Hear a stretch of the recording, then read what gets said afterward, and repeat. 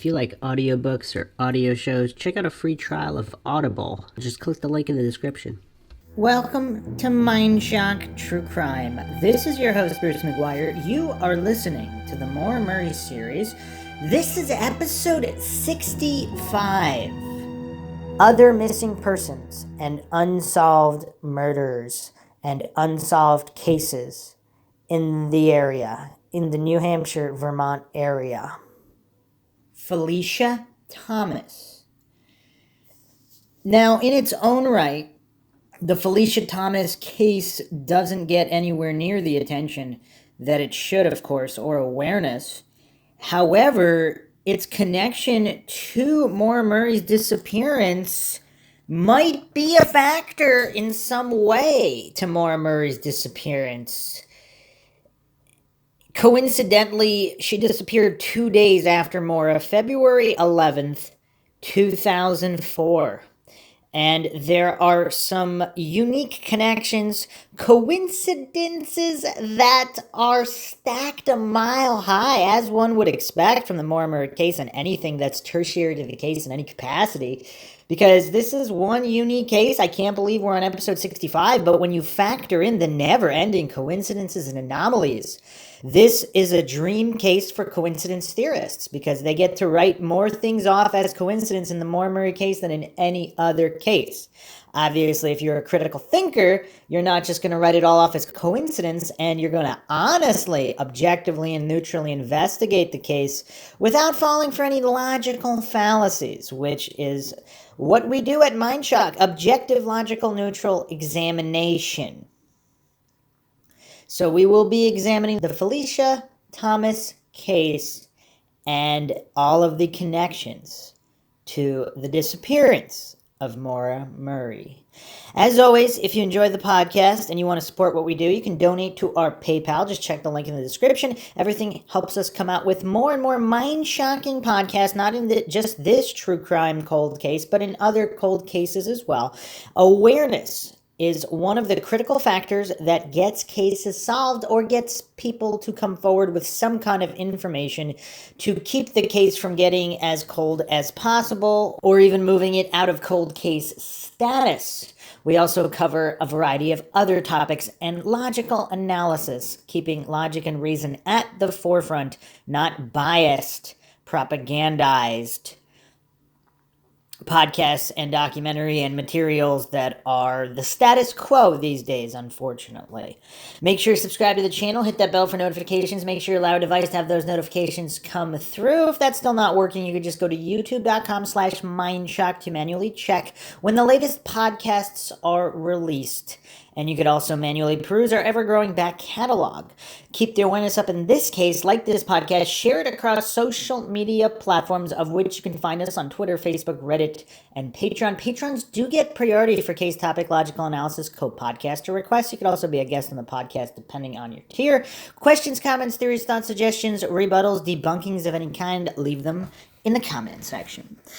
I also like to say the truth is not afraid of investigation, so it's very telling when online steerers or obfuscators desperately try to get individuals to not examine certain theories. Because if the truth is not afraid of investigation and there's nothing to hide, then what is the harm in examining other theories?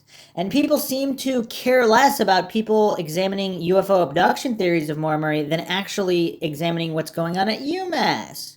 Or questioning the long line of the gigantic stack of coincidences in the direction of Bill Rausch or Aaron Larkin.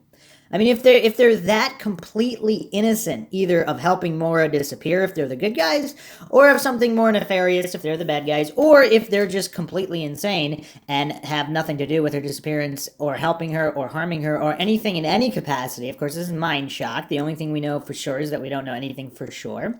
And of course, we advocate the examination of all theories because that's the opposite of steering. That's putting truth at the forefront and prioritizing it, shutting down logical conversation like they do at the so-called official Maura Murray subreddit r/Maura Murray, with these sham moderators and all of these trolls and obfuscators out in full force, shutting down any logical conversation there in order to obfuscate and steer. That's not the way to promote truth or logic or reason in any way.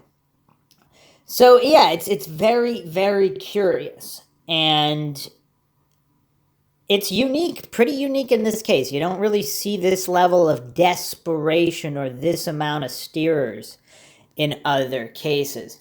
So let's look into the connections here with Felicia Thomas. So from the Unsolved Mysteries wiki, Felicia Albina Thomas, Lake Township, Pennsylvania, February 11th, 2004. Occupation, pump and pantry employee. Date of birth, January 5th, 1982. Height, 5'6", weight, 110. Marital status, unrevealed. It's a curious stat here. So, Caucasian female, light brown hair, blue eyes. And if you look at a photo of her, she does look a bit like Maura Murray's in a lot of ways. There's a photo here on this Unsolved Mysteries page where she's smiling, very, very similar facial features. Again, doesn't mean she's an exact twin, but if you saw someone at night in poor lighting, could she be mistaken for Maura Murray? Maura Murray is listed as 5'7" and 120 pounds, so within 10 pounds and 1 inch in terms of stats, and of course, same hair color, same facial features. The case rundown here, 22-year-old, and within 1 year of age. 1 inch, 10 pounds, 1 year. 22-year-old Felicia Thomas was last seen at her home in Lake Township, Pennsylvania on February 11, 2004. She worked at the pump and pantry and was dropped off by a coworker at 11:30 p.m. When she entered her apartment, she woke up her boyfriend, Ed Rudosky, and asked for a beer. He told her that it was on his ATV, and she went out to get it. He went back to sleep, and when he woke up an hour later, she had vanished. The coworker was questioned by police and cleared as a suspect. Felicia's family believes that her disappearance is related to the case of Jennifer Barzalowski, a friend of hers who had vanished in 2001. So the plot's going to thicken, of course, here. And for the people scratching their heads and wondering what the connection to Maura Murray is, just wait. The Mindshocks will blow some minds. After Jen's disappearance, Felicia had told her mother that Jen had been abducted and murdered. She also claimed that she knew who was responsible and was going to prove it. Jen's skull was located in 2010, but her case, along with Felicia's, remains unsolved. So Jen was killed or vanished 2001. Felicia Thomas vanishes 2004. 2010. Jen Barzalowski's skull located. Suspects, a person of interest in both Felicia and Jennifer's cases, is Stephen Martin. He claims to be the last person to speak with Felicia, calling her at home shortly after 11:30 p.m. He was friends with her boyfriend, Ed Rudosky. Well, that does not look good. And of course, we have to look at FBI statistics.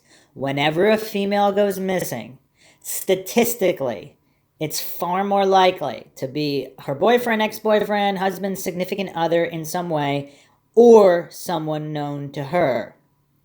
He was also the last person to see Jennifer, his girlfriend's sister, before she vanished. So Ed Rudosky, yeah, this is quite a mess. Felicia Thomas's boyfriend is Ed Rudosky. So apparently, at that time, okay, so Stephen Martin's his girlfriend's sister. Jennifer is Steve Martin's boyfriend's sister. He committed suicide while in jail on unrelated vehicular homicide charges in 2005. He was never charged in connection with either case. Felicia's family believes that multiple people were involved in her presumed murder. However, no other suspects have been identified.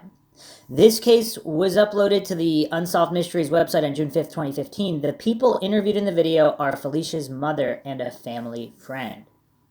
So this case has gotten some attention. Okay, here is an article from the timesleader.com, July 14th, 2020. So just this past year, Billboard intended to draw new information in Felicia Thomas case by William O'Boyle.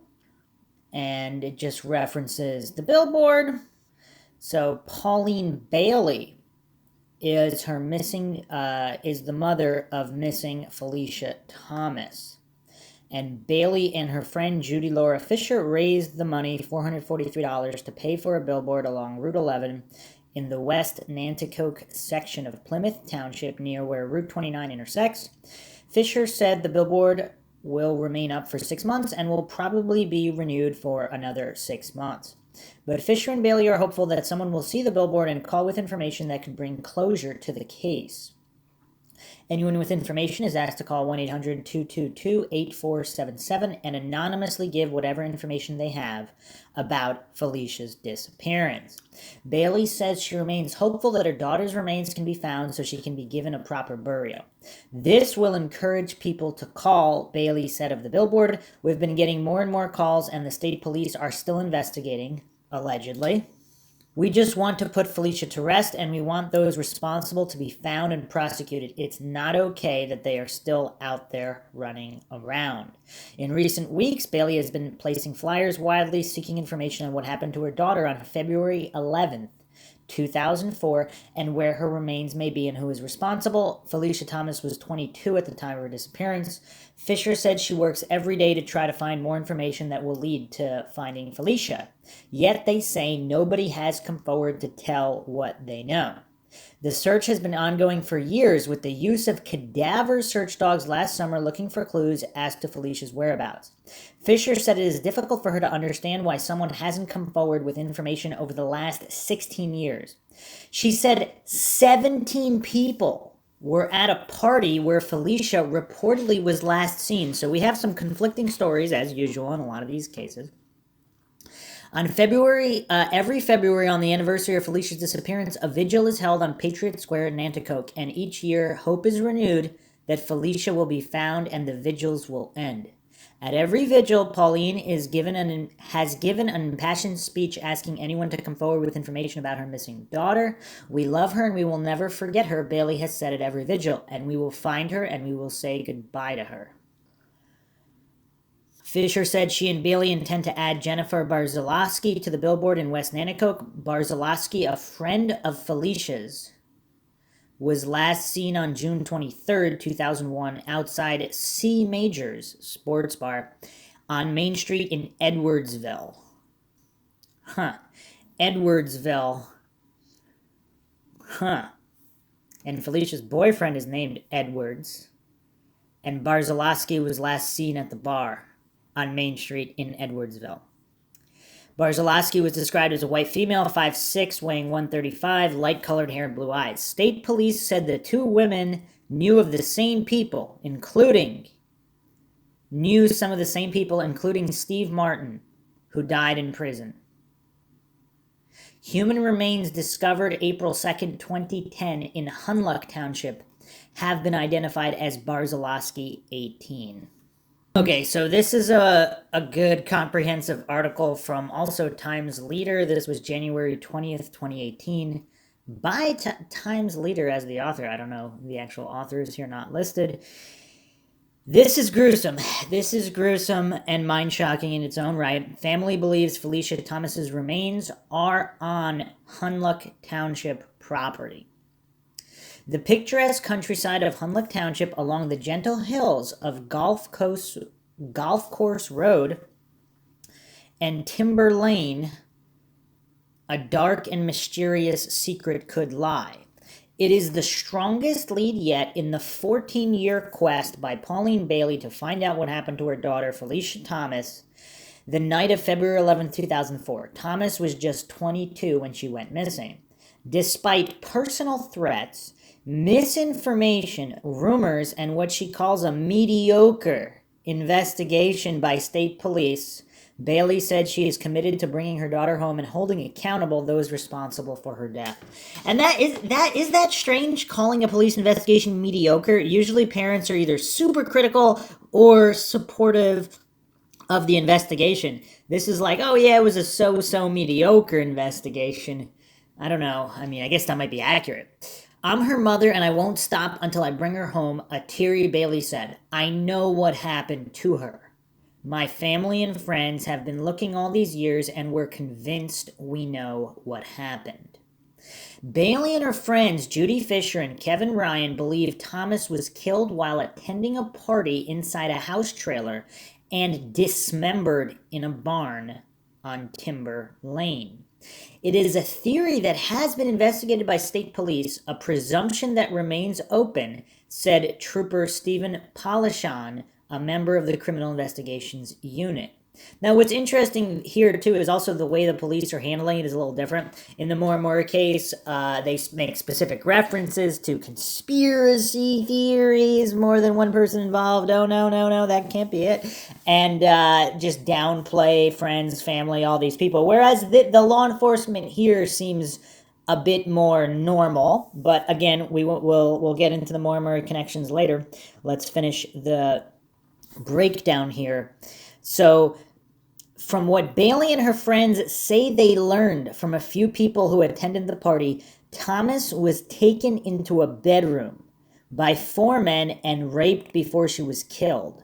The party was attended by 17 people, and 2 or 3 left when they heard Thomas's cries for help, Bailey says. I mean, that's tragic on so many levels that this was not reported immediately. Thomas's body was wrapped in a blanket and carried to a small barn that has a gravel and stone floor, where she was dismembered on a large tarp and later burned in a debris pile or buried in a vegetable garden in a field on top of a hill, they believe. All the players are there, all the answers are there, Ryan said. You can almost see it happening right before your eyes. Bailey believes Thomas was killed because she was asking about the disappearance of her friend, Jennifer Barzalowski. Now, in this case, this isn't just someone saying, oh yeah, we're going to catch the guy that did it. Apparently, Felicia Thomas was investigating adamantly. She was going around, searching, talking to people just constantly. She was legitimately putting in time and effort to finding her friend's killer, and she believed she did. She confided in her mother that she did. Coincidentally, this Stephen Martin character, apparently he had a basement that was just dirt. And then as soon as Jen Barzalowski goes missing, all of a sudden he's turning his basement into concrete within, I don't know how many days however many days it was. Apparently it was immediately after, which is curious. Again, this is the middle of winter. Again, not that you can't pour concrete in your basement in winter. It's just normally it's a little easier to do. I mean, everything from transporting equipment to everything, it's just easier to do at other times of the year. So by itself, it's not the most curious thing, but if you're doing it right after someone goes missing, someone that you know and you were last seen with, that might be seen as something more than coincidental by people who can think logically. Now, the other thing that's just screaming bizarre is that her boyfriend, Ed Rudosky, apparently was friends or somehow associated with Stephen Martin. Now, the other thing that's bizarre, so after Felicia Thomas goes missing, she doesn't pick up her paycheck. And at that point, they call her mother, wondering where she is. Her mother calls Rudosky's place, where Felicia Thomas and Ed Rudosky had resided, and Rudosky's mother picks up, says Felicia was there, everything is fine, and she's actually on her way to get to the paycheck. This is days later. And then a neighbor gets in touch with Felicia's mother and tells her, no, this is not what happened. The same night that she got back, there was all this strange activity.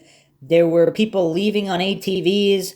I think 4 people leaving, 3 people coming back, and then coming and going throughout the night. Highly strange activity. This is not normal. So now we have Ed Rudosky's mother, some shades of Sharon Roush here, obviously different, but it's weird. Why would she lie? I guess she automatically assumed Ed Rudosky would be implicated. Again, it's usually the boyfriend. But why would you lie? You would know that why would you lie and say she's there? Eventually the police are going to come knocking and suspect the boyfriend no matter what. So it's really strange. Maybe she was just that panicked. I don't know, where she didn't think it through. So it's quite bizarre. But yeah, so the point is, this is a woman, a very young woman, Felicia Thomas, who is going around investigating her friend's death. She believes she knows exactly what happened, and she's in the process of proving it, and then she goes missing. So, continuing on with the article here, friend vanished in 2001. Bailey said that Thomas confided to her that Steve Martin was responsible for Barzalowski's disappearance. At first, Bailey said she ignored what Thomas told her, but over the years, she believed Thomas may have been telling the truth. So she ignored her own daughter? Or did she just think she was emotional because her friend died? I don't know. Barzalowski was reported missing to the now defunct Lake Township Police Department on June 23, 2001. State police would not get involved with Barzalowski's disappearance until August of that year. Felicia would not give up to find out what happened to Jennifer, and she kept saying, "I'm close to knowing," Bailey recalled. According to previous state police accounts, Thomas's boyfriend Ed Rudosky told investigators he was awakened by Thomas when she arrived home from work between 11:30 p.m. and midnight on February 11, 2004. Rudosky claimed he told Thomas there was beer outside on his all-terrain vehicle and he fell back to sleep. Rudosky reportedly never saw Thomas again, nor did he report her missing. Who reported Thomas missing? Bailey. Now, again, is that curious that her own boyfriend doesn't report her missing? That days later, the boyfriend's mother picks up the phone and tells the mother of the missing woman that, oh yeah, she was there. Everything's fine. She's on her way to get a paycheck right now. No need to worry about anything. I mean, how much time does that really buy? And if all of this was done, if the body was moved, I mean, who knows what is going on or how involved he is. This whole case is just so mind-shockingly bizarre, and that's before we even get into any connections to Maura Murray. Bailey reported Thomas missing to state police at about 5:30 p.m. February 13th, 2004, about 41 hours after Rudosky claimed to have seen Thomas walk out a door to get a beer. Bailey said her nightmare began when Thomas's employer, Pump and Pantry, a convenience store at routes 29 and 118, called her to say Thomas never picked up her paycheck. When I received that phone call, I knew something horrible had happened. As a mother, I just knew, Bailey said. Bailey, Fisher, and Ryan said a few of those who attended the party claimed Rudosky and Thomas were picked up by Martin and driven to the house trailer where John Anthony Neary lived. I don't think Felicia would get into the truck with Steve Martin if Ed Rudosky was not with her, Fisher said. Once inside the trailer, the mother believes Thomas was lured to a bedroom followed by 4 men. Efforts to reach Rudosky and Neary were unsuccessful last week. Okay, so this whole thing is so bizarre because apparently the boyfriend, Ed Rudosky, made up the whole scenario with the beer. Because, okay, people who attended the party claimed Rudosky and Thomas were picked up by Martin. So where is this party? Now they're going from the party to a different location? Or is there more than one party? Or are they just claiming, is this phrased strangely? It's not that they were picked up by Martin specifically, but they arrived with Martin to John Anthony Neary's trailer where a party was being taken place. So why is Rudosky lying about this, particularly if there's so many witnesses that can verify that they were at this party? And it's also strange Thomas is, regardless of whether she's with Ed Rudosky and whether she trusts Ed Rudosky or not, what does she think of her own boyfriend being friends of the man that she thinks she murdered her friend, and it's possible that he did? I don't know. A lot of this does not quite add up, and if she truly believes Martin is the killer, at this point, it doesn't seem like she would enter. I mean, I don't know. And if she really wants to gather some kind of definitive evidence, perhaps she would. But if her boyfriend and this guy and other people are setting her up, I mean, a lot of this doesn't make sense, because why would they do this where there's 17 other people there? Or whatever, 13, 14 other people there, if that number doesn't include these individuals. That's a lot of people to keep tabs on. That's a lot of people to threaten and intimidate not to say anything. It's kind of weird, especially if it's an even mix of men and women of various ages, all relatively young. So these might not be older, hardened criminals. These might be lower level drug offenders, or possibly just random fun-seeking, thrill-seeking individuals just out on a regular party. Why would they keep their mouths shut?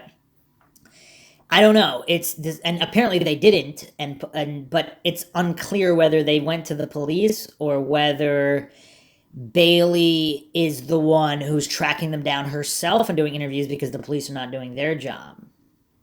So it's just, this whole thing is so tragic. Even reading this article, Bailey believes Thomas was lured to a bedroom followed by 4 men. Now, it's not explicitly stated. Is Rudosky one of the 4 men? Is Stephen Martin even one of the 4 men? Is it possible Stephen Martin is innocent, but he knows a lot of shady individuals and they're guilty? I don't know, but nothing with Rudosky's story makes any kind of sense at all. Focus shifts to Martin. State police almost immediately focused their attention to Martin, 32, who lived at 302 Golf Course Road, less than 1/2 mile from the house, trailer, and barn on Timber Lane. 4 days after Thomas was seen, Martin was questioned and his house searched. Although never charged with the disappearance of Barzalowski and Thomas, Martin was accused by state police of supplying drug and alcohol to teenage girls and making sexual advances towards the girls on numerous occasions during a 2-year span. Okay, so this is a shady older individual, but why would all these people cover for him?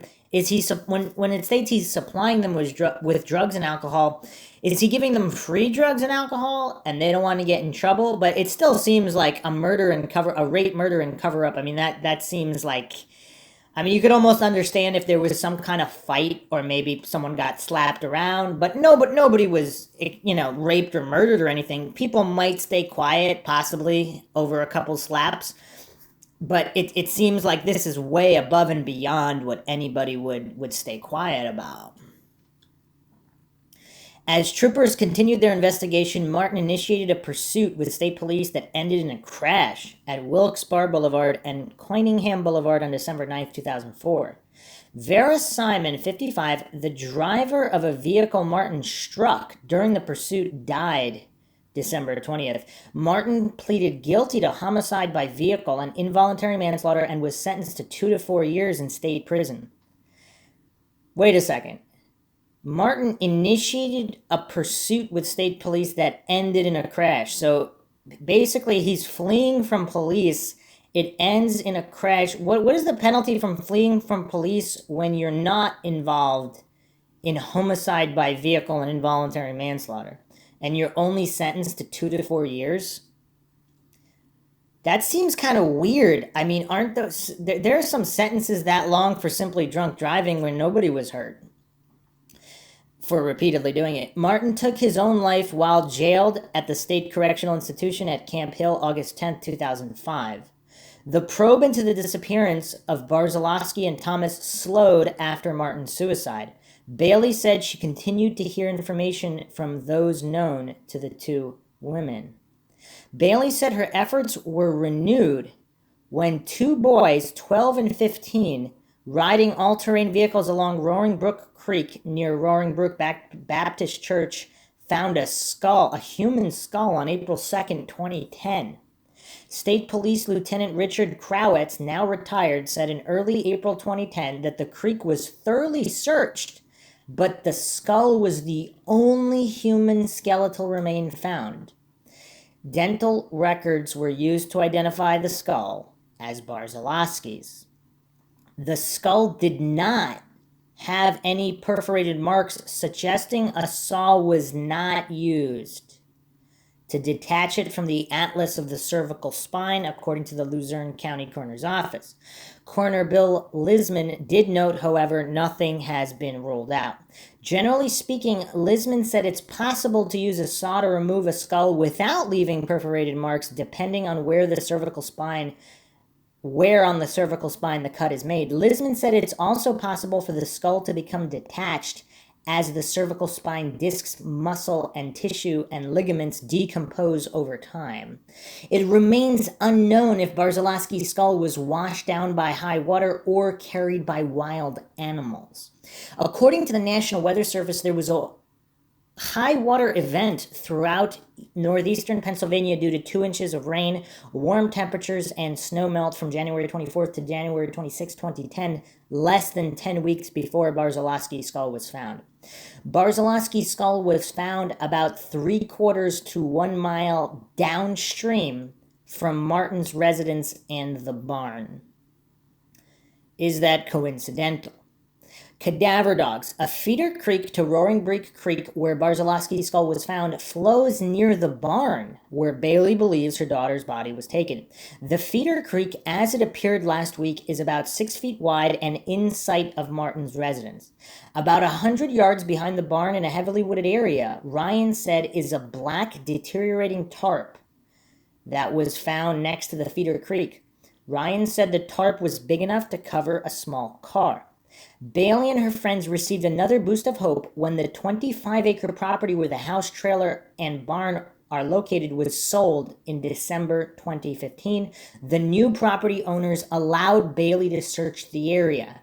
Fisher arranged to have cadaver dogs from Search and Rescue Dogs of Pennsylvania, based in Malvern, search the property August 20th, 2016. According to 2 reports from Search and Rescue Dogs, 2 cadaver dogs made favorable hits. One dog and its handler located the deteriorating tarp under brush and leaves and gave it an indication. And it gave an indication at the debris burn pile in the open field.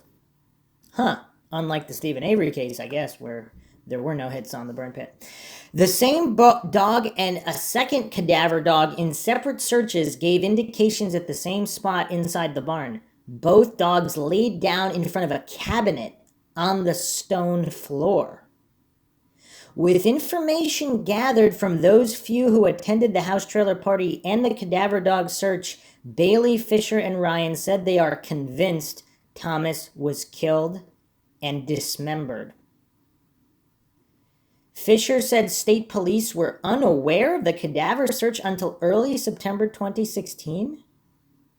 Trooper Polishan said he could not discuss the investigation because it remains open. However, he did say the same cadaver dogs from Search and Rescue Dogs were used when state police searched the property over 2 days.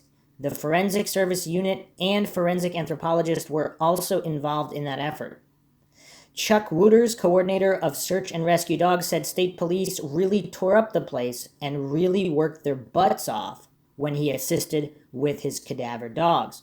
Wooters acknowledged that his cadaver dogs gave indications at certain areas of the property when he conducted the private search with Bailey, Fisher, and Ryan.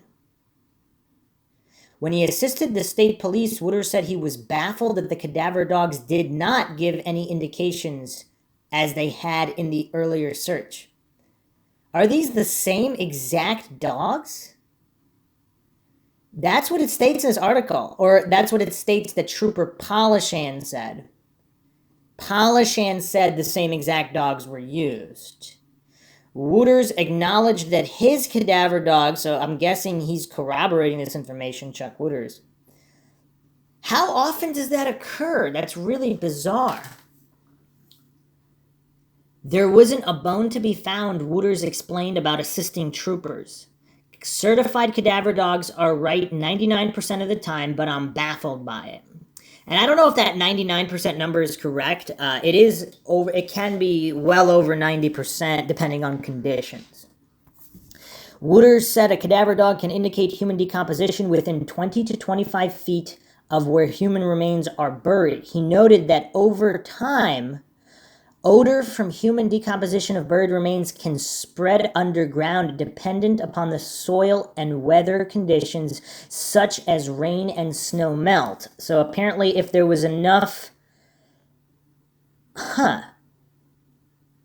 So there could have been scent spread through moving water that wasn't there before. That's still curious that it wasn't there initially. Okay, scent lingers. When Wooters did his search with Bailey, Fisher, and Ryan, he said the cadaver dogs had a, quote, a big interest, end quote, inside the barn.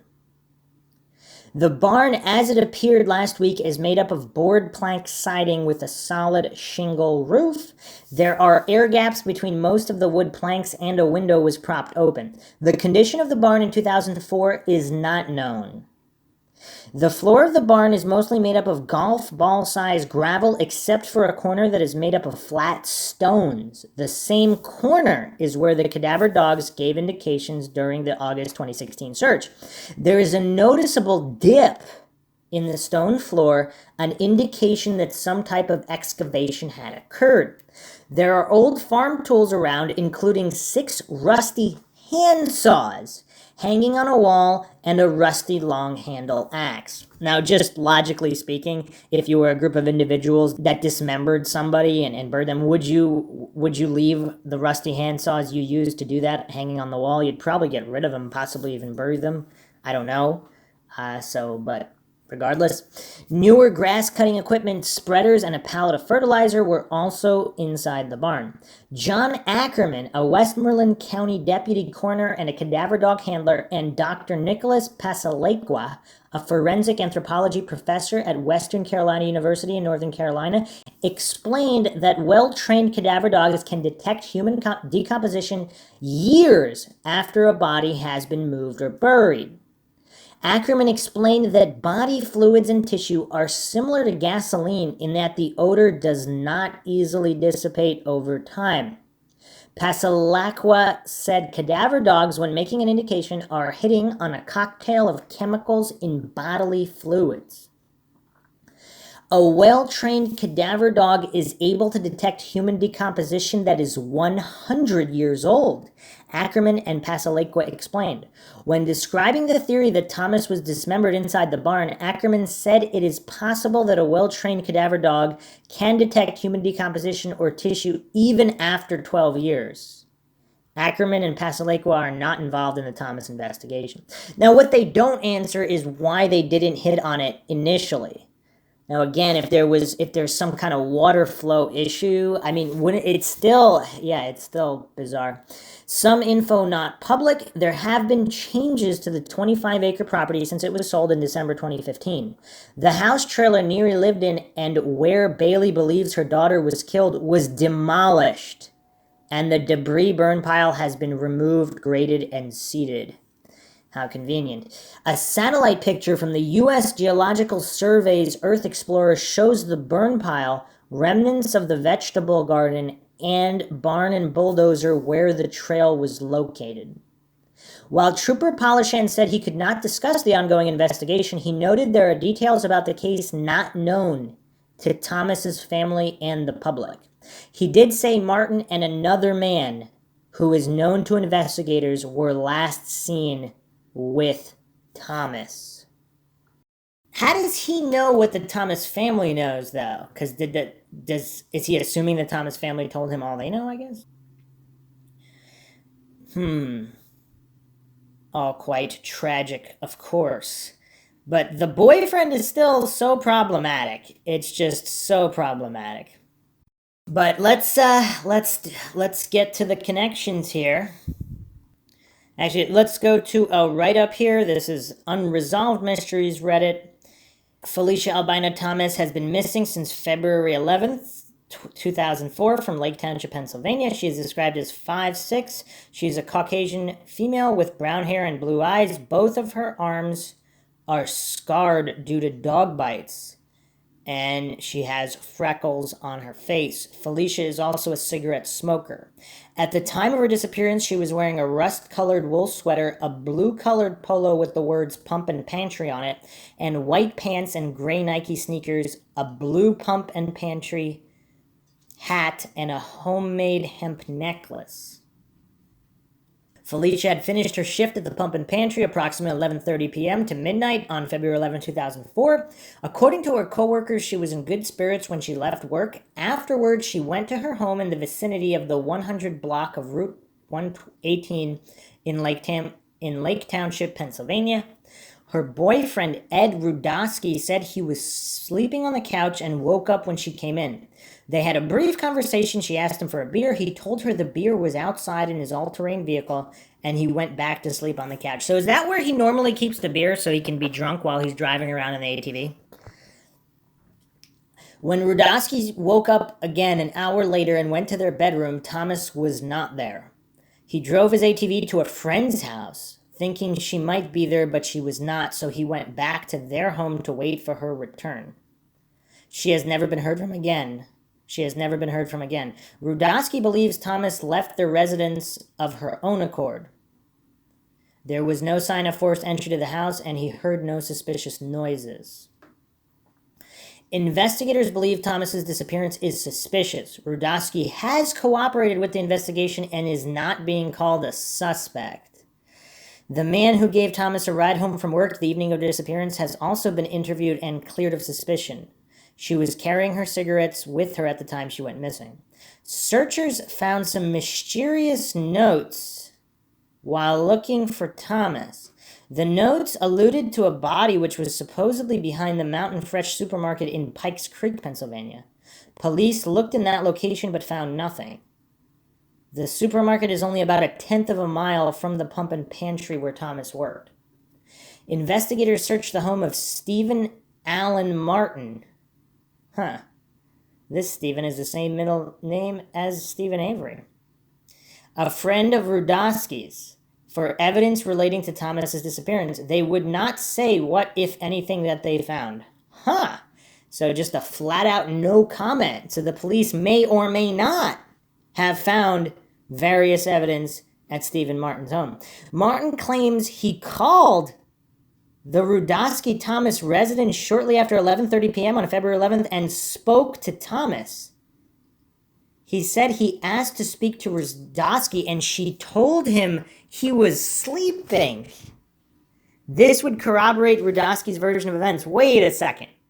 So the man that Felicia Thomas thinks killed her friend called her house at approximately her last known whereabouts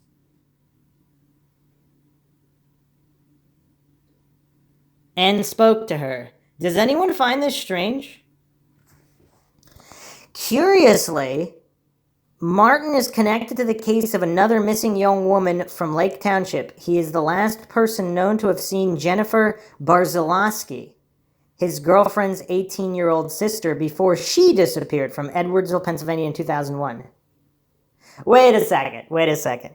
So he's the last known person to speak other than Rudosky. He was one of two last people to speak to Felicia Thomas and the last known individual to see Jennifer Barzilowski.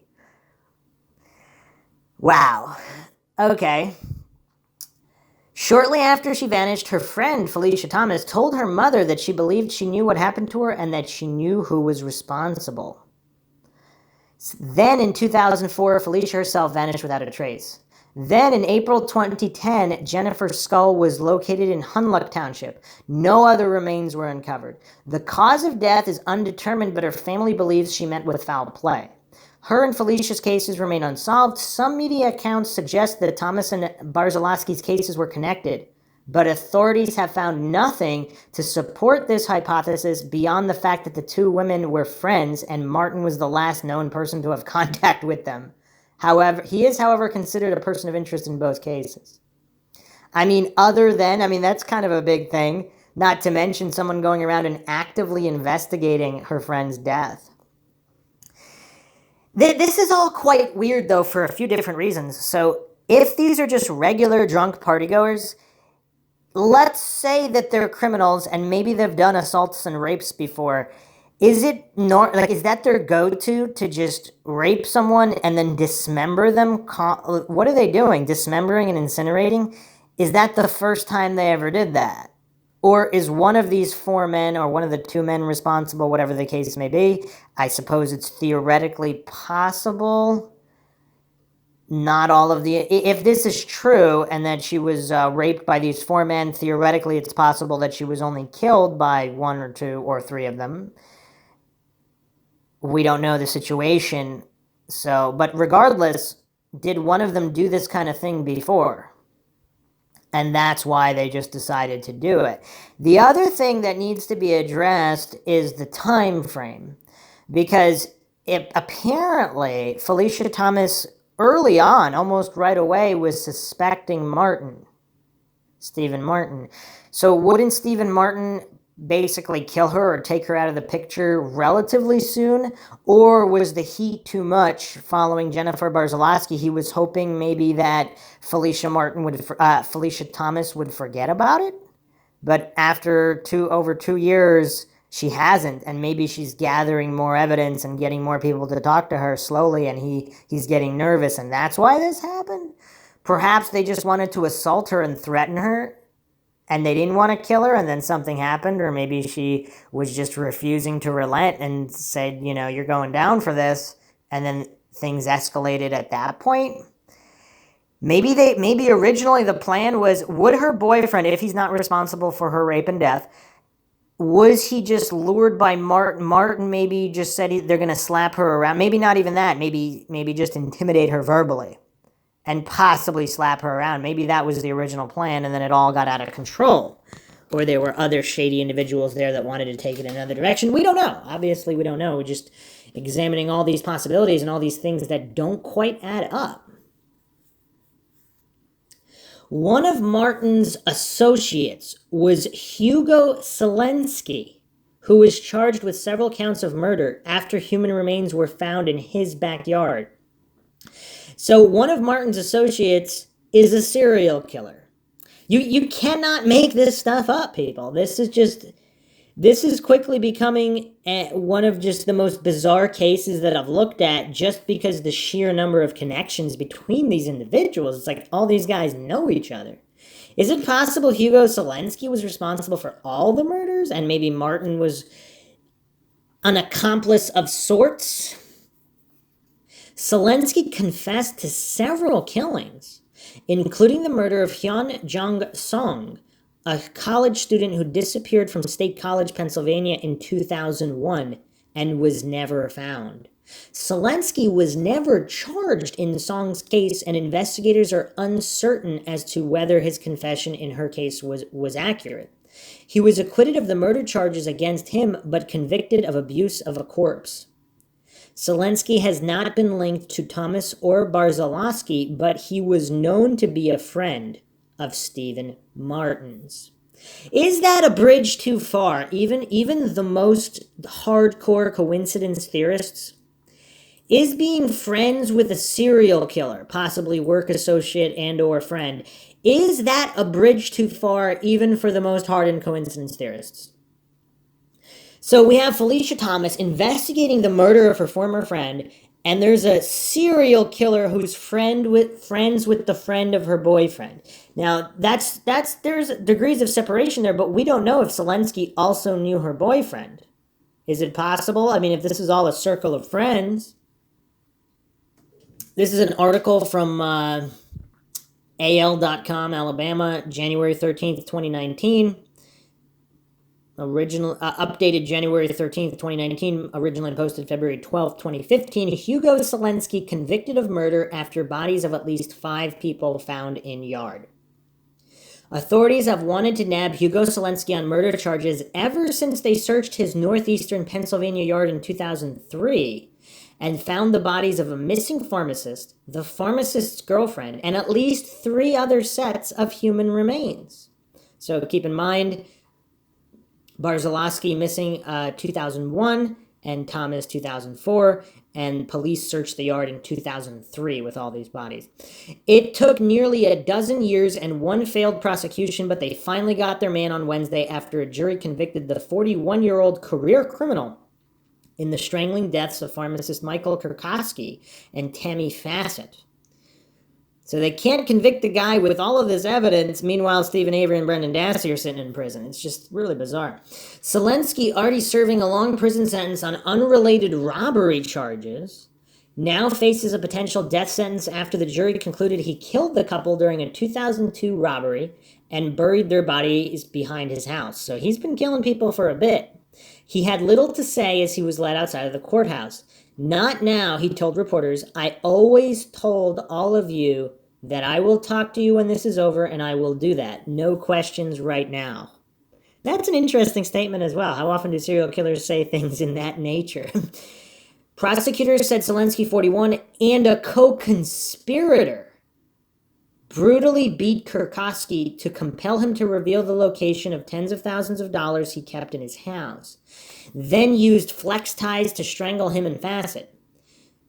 Authorities found their decomposing bodies on Selensky's property about a year later. A few months after his 2003 arrest, he escaped from prison using a rope fashioned from bed sheets and spent 3 days on the run before turning himself in.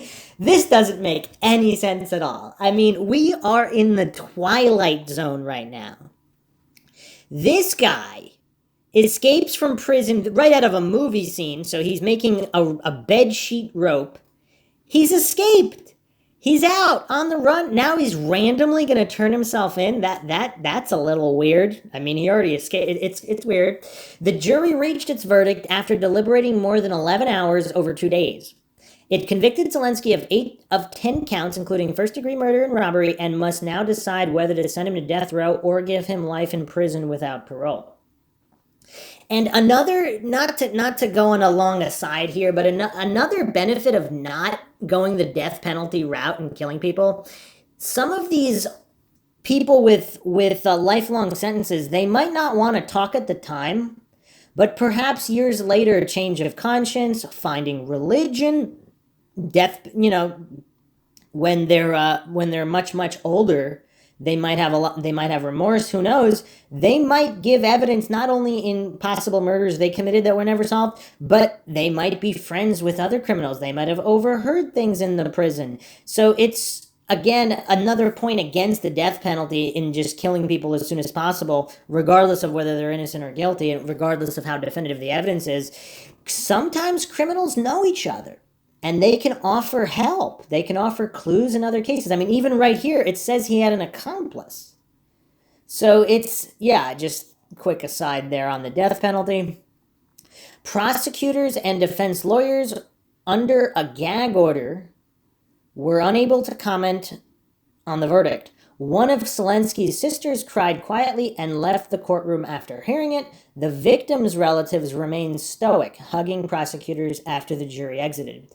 13 years murdered Kurkowski's mother, Geraldine Kurkowski, who had testified against her son's killer and from the witness stand, ordered him to wipe the smirk off his face.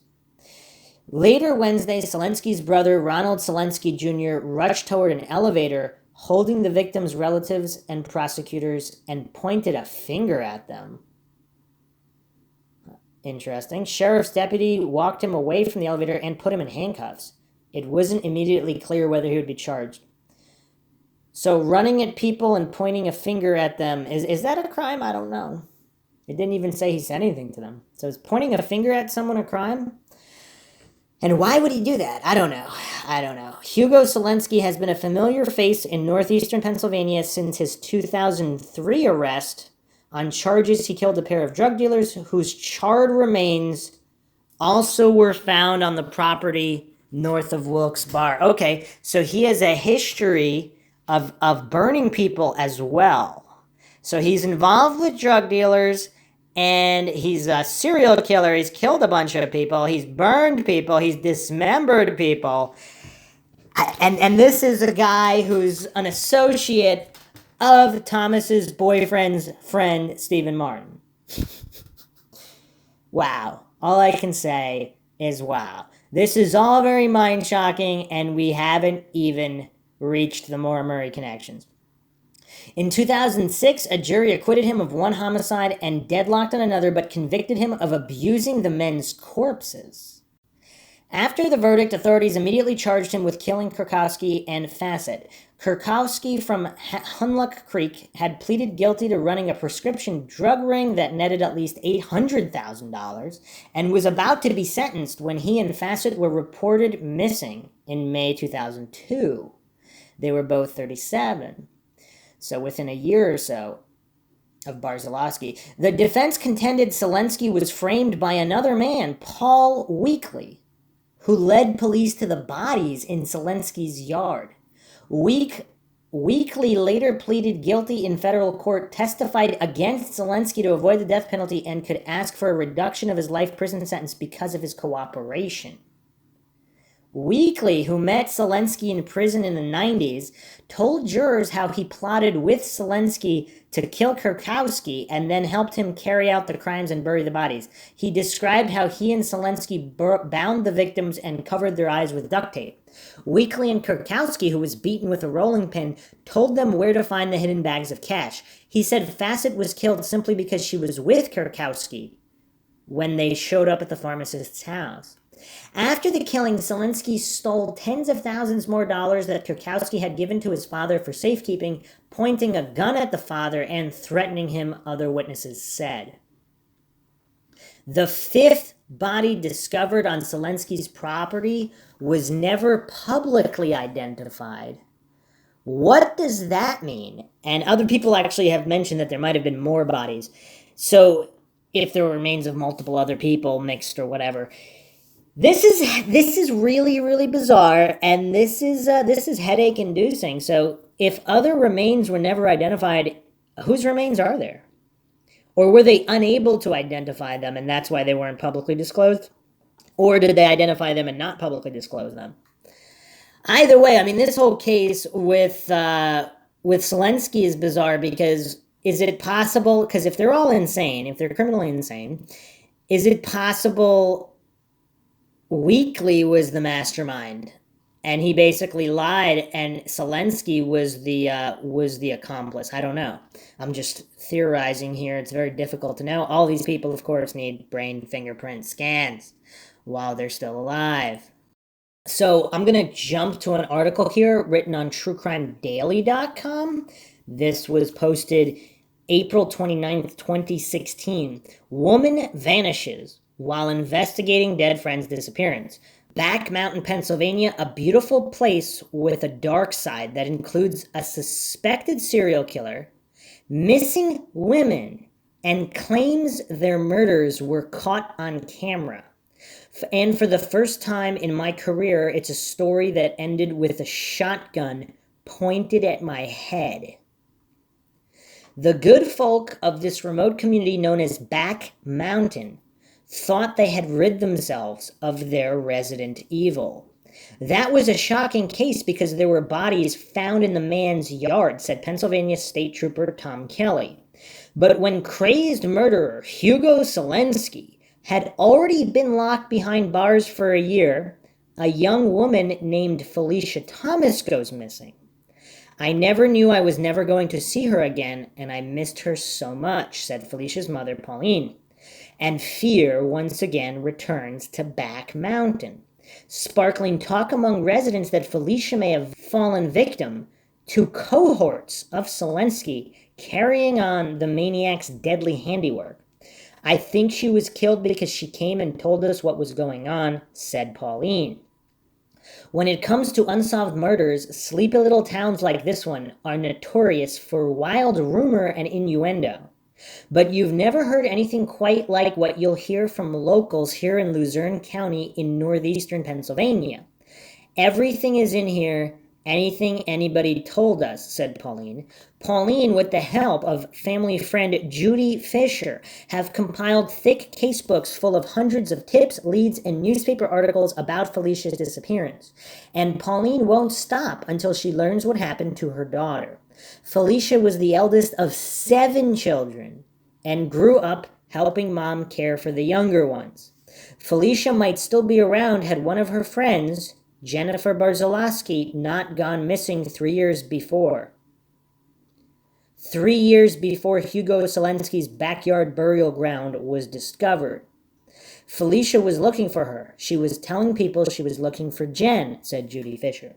Felicia became obsessed with finding Barzalowski. She would not let it go, said Pauline. And while playing amateur detective, Felicia may have learned too much for her own good. She says, I think Steve Martin killed her and buried her in his basement, said Pauline. I said, Felicia, that's so crazy. People don't just kill people and bury them in their yards, basements, and get away with it. Stephen Martin was the boyfriend of Jennifer's sister and said to be a friend and neighbor of Hugo Selensky. A friend and neighbor, so he's living very close to Selensky as well. And if he's this older drug dealer, they were probably involved in other criminal activities as well. He was definitely a person of interest in Jennifer's case, said Trooper Kelly. Right from the start, he was the last person to be known to be with her the day she went missing. Then up to 12 bodies were found buried on Selensky's property. And authorities thought Jennifer and another missing girl, 18-year-old Cindy Song, might be among them. It was a case that shocked this area, said Trooper Kelly. Even though Selensky would admit he killed Cindy Song, she was not counted among the victims because the bodies were burned so badly that police couldn't even say exactly how many of them there were. So this is gruesome on so many levels, but at the same time, is it possible that Barzalowski could be among those bodies? Some of them were in a burn pit where the bodies were burned to almost a powder, said Kelly. Forensics experts were only able to identify 2, and Jennifer was not either one of them.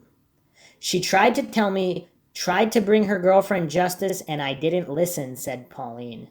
Then, the year after Selensky's arrest, Felicia Thomas goes missing too. So they're basically admitting that it's a possibility that Barzalowski could be among the bodies because they were only unable to identify 2 definitively. And this is from 2016, but in the other updated article, it said apparently they did identify other ones. But either way, there are unidentified remains as well, so it's unknown who those belong to. On the night Felicia vanished, police said she had left work at a convenience store between 11:30 p.m. and midnight. She went home and her boyfriend was on the couch sleeping, said Trooper Kelly. She woke him up, asked him if he wanted to do anything, if he wanted a beer. He told her there was some outside on his ATV and that's it. He went back to bed and she was never seen by him again. He was interviewed several times, said Kelly. He's been cooperative with the investigation, so truly no one is ruled out as a suspect at this time, and everything he said to us was checked out and appeared to be true. Officer Kelly says Felicia went to a party that night. When she left the party, she left with Steve Martin and another male. The other male was dropped off, and her and Steve Martin continued on their way. Felicia Thomas was never to be seen again. This is bizarre. So this is coming straight from Officer Kelly now. So is he alleging that Felicia Martin was by herself with Martin? And now, if that's true, the only way I could see that happening is if Stephen Martin was supposedly confessing to Felicia and taking her to the remains of Barzalowski. Now, she must have been thinking it could all be a trick. I don't know. But if she really wanted to know that badly, would she go along? I don't know. Steve Martin was also the last person to see Jennifer Barzalowski before she vanished. What a coincidence. So wait a second. According to Steve Martin himself, so this is testimony, or basically these are the words of Officer Kelly saying that Steve Martin admitted to being with Felicia Thomas last? So Felicia went to a party after leaving her boyfriend, and is Officer Kelly alleging she was not with her boyfriend as other party goers have said they arrived together? But is Officer Kelly telling us that Stephen Martin's own testimony is that he dropped the other male off, supposedly not her boyfriend, because otherwise they would have mentioned him, and so that would make Steve Martin the last admitted individual. Admittedly, is Steve Martin admitting he's the last known person to see both Jennifer Barzalowski and Felicia Thomas, and nobody finds this strange? And he's buds, business associates, and neighbors with a serial killer, and nobody who has unidentified charred remains on his property. You can't make this stuff up. Stephen Martin was also the last person to see Jennifer Barzalowski alive before she vanished. I think there's a lot of peculiarities, said Kelly. Like Steve Martin was the last person to be seen with both people. Both people ran with the same circle of friends. A massive search is launched, but it appears right from the start to be an impossible mission. She went missing in June, which is full of bloom for our trees in this area. Heavy canopy, very dense wooded areas, caverns, ravines, creeks, dams, said Kelly. This gives you a sense of just how complicated the search has been for Felicia's body. The focus has been on these wooded areas and forests punctuated by vast swamplands and muddy creeks. Hundreds of people came out, said Pauline. They came out on quads. They came out on horseback. Everybody was really trying to help. And when the official search is called off after 2 months, Felicia's family keeps going out on their own looking for her. Then, just by accident, a grim discovery by a pair of teenagers out riding ATVs in a ravine. One of them observed what he believes to be a skull. Okay, so if this skull of Barzalowski was not part of the buried remains that were charred and could not be identified, is that because it did not come from Hugo Selensky's murder yard? I don't know. When a young woman goes missing in the wilds of Pennsylvania, her friend Felicia Thomas is determined to find out what happened to her. But then Felicia vanishes too, and many suspect it was because she knew too much and was closing in on the killer.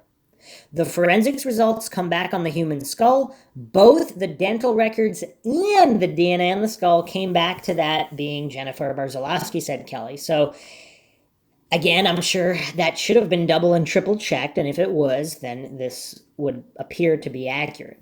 Police had hoped to find more evidence at the location.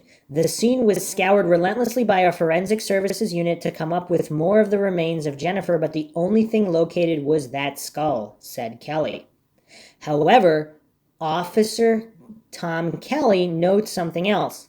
I will say that skull was found within 1 mile of Stephen Allen Martin's home, said Kelly. You'll recall that Stephen Martin was the last person to see both Jennifer and Felicia before they disappeared.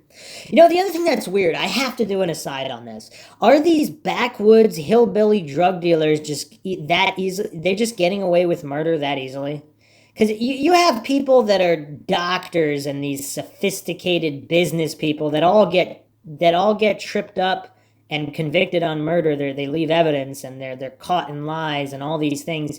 And meanwhile, is this because police officers in this area are also Keystone Cop type individuals? But it just seems strange to me that there could be this much anomaly and coincidence, and these guys or whomever killed it's really weird.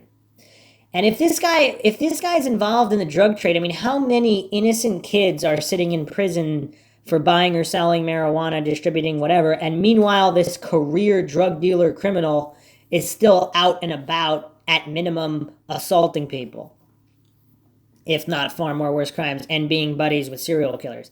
It's bizarre. It's bizarre. Now Pauline suspects Felicia may have been made to disappear because she knew too much. Police have also considered that theory. For me to say how close she was getting, I can't officially say that because we don't know, but it's definitely something that's been tossed around. That she had information, said Kelly.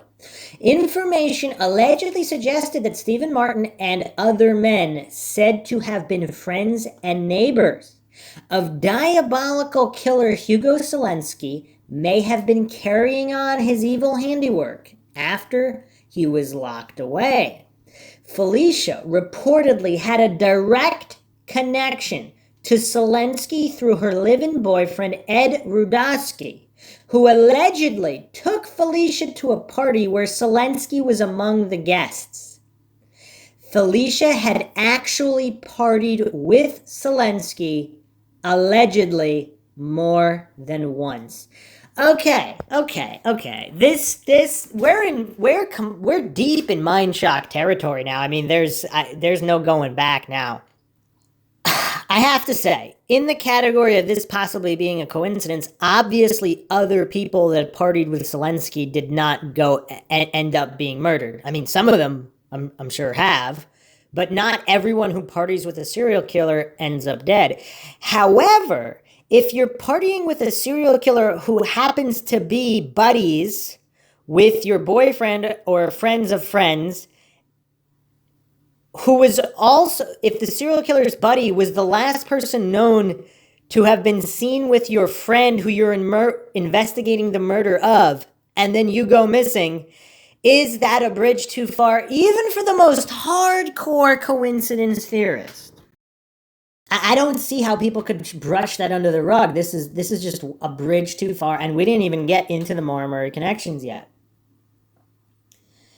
The only connection between them is Ed and Steve Martin. They were all friends, said Judy. The only connection? I mean, how many connections do you need? Said Judy. Felicia used to go to the parties that Hugo was at, Steve was at with Ed. From all leads and tips coming in to Judy and Pauline, there emerges one common story.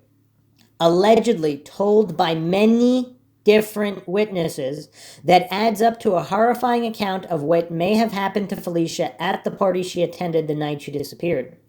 One witness reportedly told Judy, quote, Steve Martin was there, and a couple of other guys were there, and they talked Felicia into going into the bedroom to smoke, and she went, and she said soon there was screaming coming from the bedroom, and the man that was in the bedroom had a camera.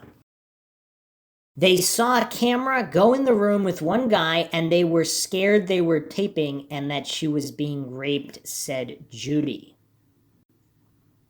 Several others also allegedly told Judy they heard Felicia screaming, one claiming that he got afraid the cops were going to come because of the screaming. He left because he was scared. He thought they were beating her up. Okay, so, I mean, this guy might be a career criminal afraid of the cops as well, but, I mean, come on. At least call the cops anonymously instead of, like, as you run away. Judy says several witnesses said Felicia's boyfriend, Ed Rudosky, was also at the party and in the bedroom, despite his telling the police he went to bed after Felicia had left their house. Again, a lot of these people are still alive. They all need to be brain fingerprint scanned. I mean, come on. I've said this before, too. All of these billionaires out there that claim to care about humans and humanity, why not donate some money? Would these drug dealers or some of these witnesses offer them $100,000, $1 million? I mean, whatever. There needs to be a consortium of billionaires.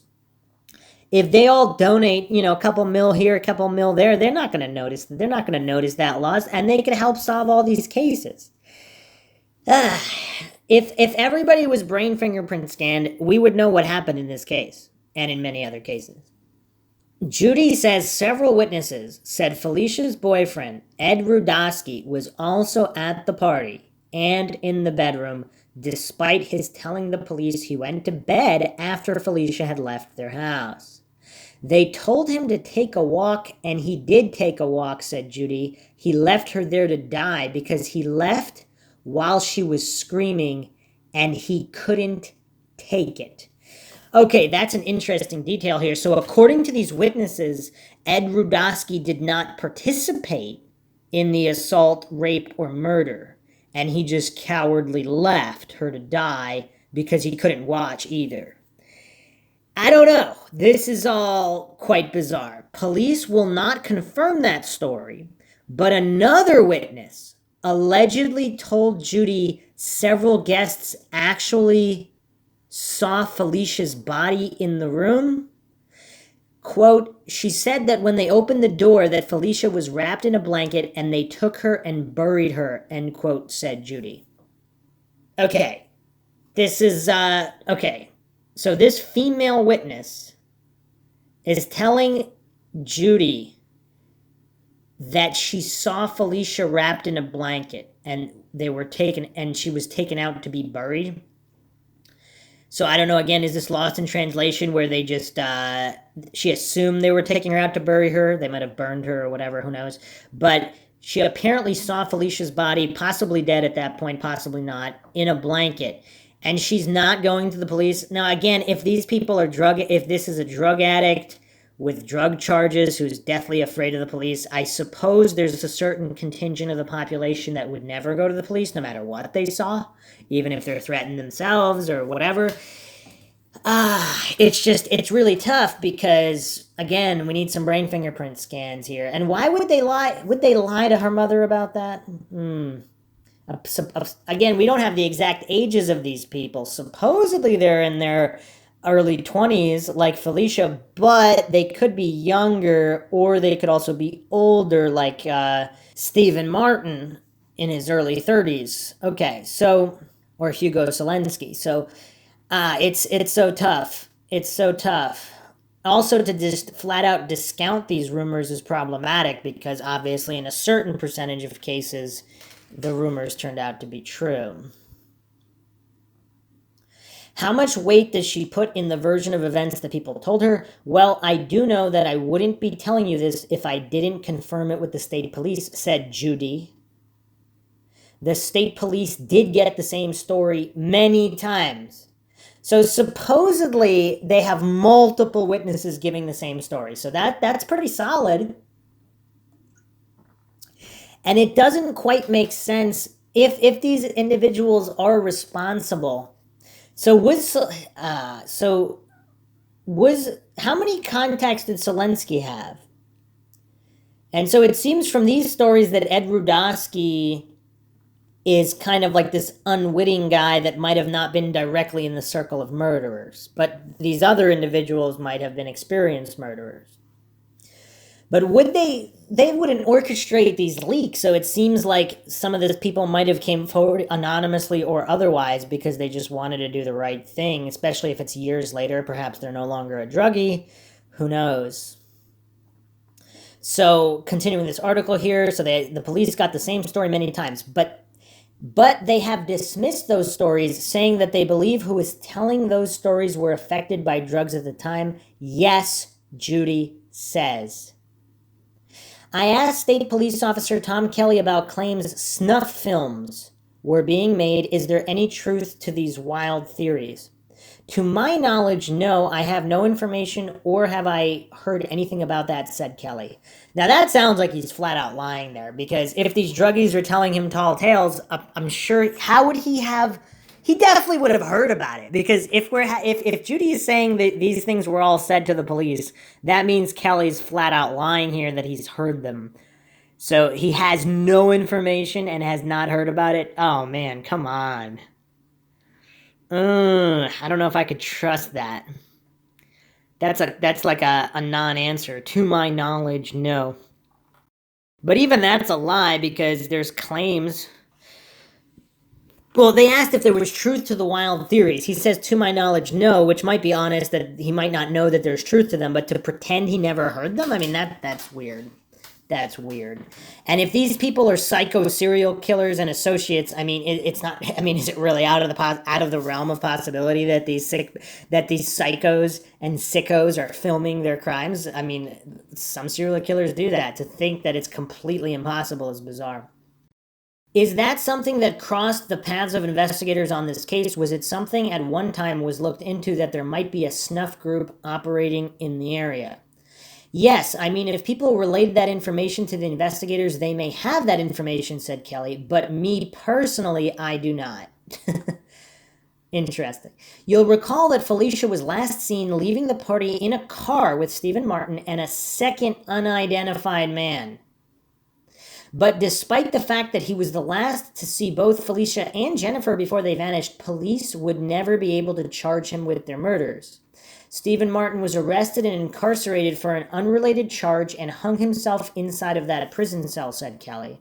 So there's a lot of signs and inferences that can say maybe he was our guy, but officially we don't have a confession, and right now it's still unknown. But what about Felicia's boyfriend, Ed Rudosky? Could he be that second unidentified man in the car with Martin and Felicia? So if I were to suggest to you that that person might have been Ed Rudosky, you wouldn't be able to confirm or deny it. That's correct, said Trooper Kelly. Ed Rudosky has not been charged with any wrongdoing in Felicia's disappearance and has cooperated with the police. Crime Watch Daily visited Ed Rudosky's mother. Did Ed have anything at all to do with Felicia's disappearance? No, no, no, she said. Getting a door slammed in your face is nothing compared to what happens when I go into an auto shop to talk to some of Ed's neighbors. Good morning, sir. How are you? Sorry, we've been rolling around the back of your property. I apologize for that. I wasn't sure. You're lucky because my daughter-in-law had the gun aimed at you, said a man at the door. That's her job. She called me and told me she was all ready to bang. I said, hold off. Well, I'm glad you said that. We're working with Felicia Thomas's family. I don't know nothing about it other than what I read in the paper, he said. No idea. It doesn't look like we're going to get any answers about Felicia's disappearance from Ed Rudosky and his neighbors. But even though she's been missing 12 long years now, her family won't rest until they learn what happened to her. We really need her, said Pauline. We need to find her and we need to know these guys go down so other girls and families don't have to go through this.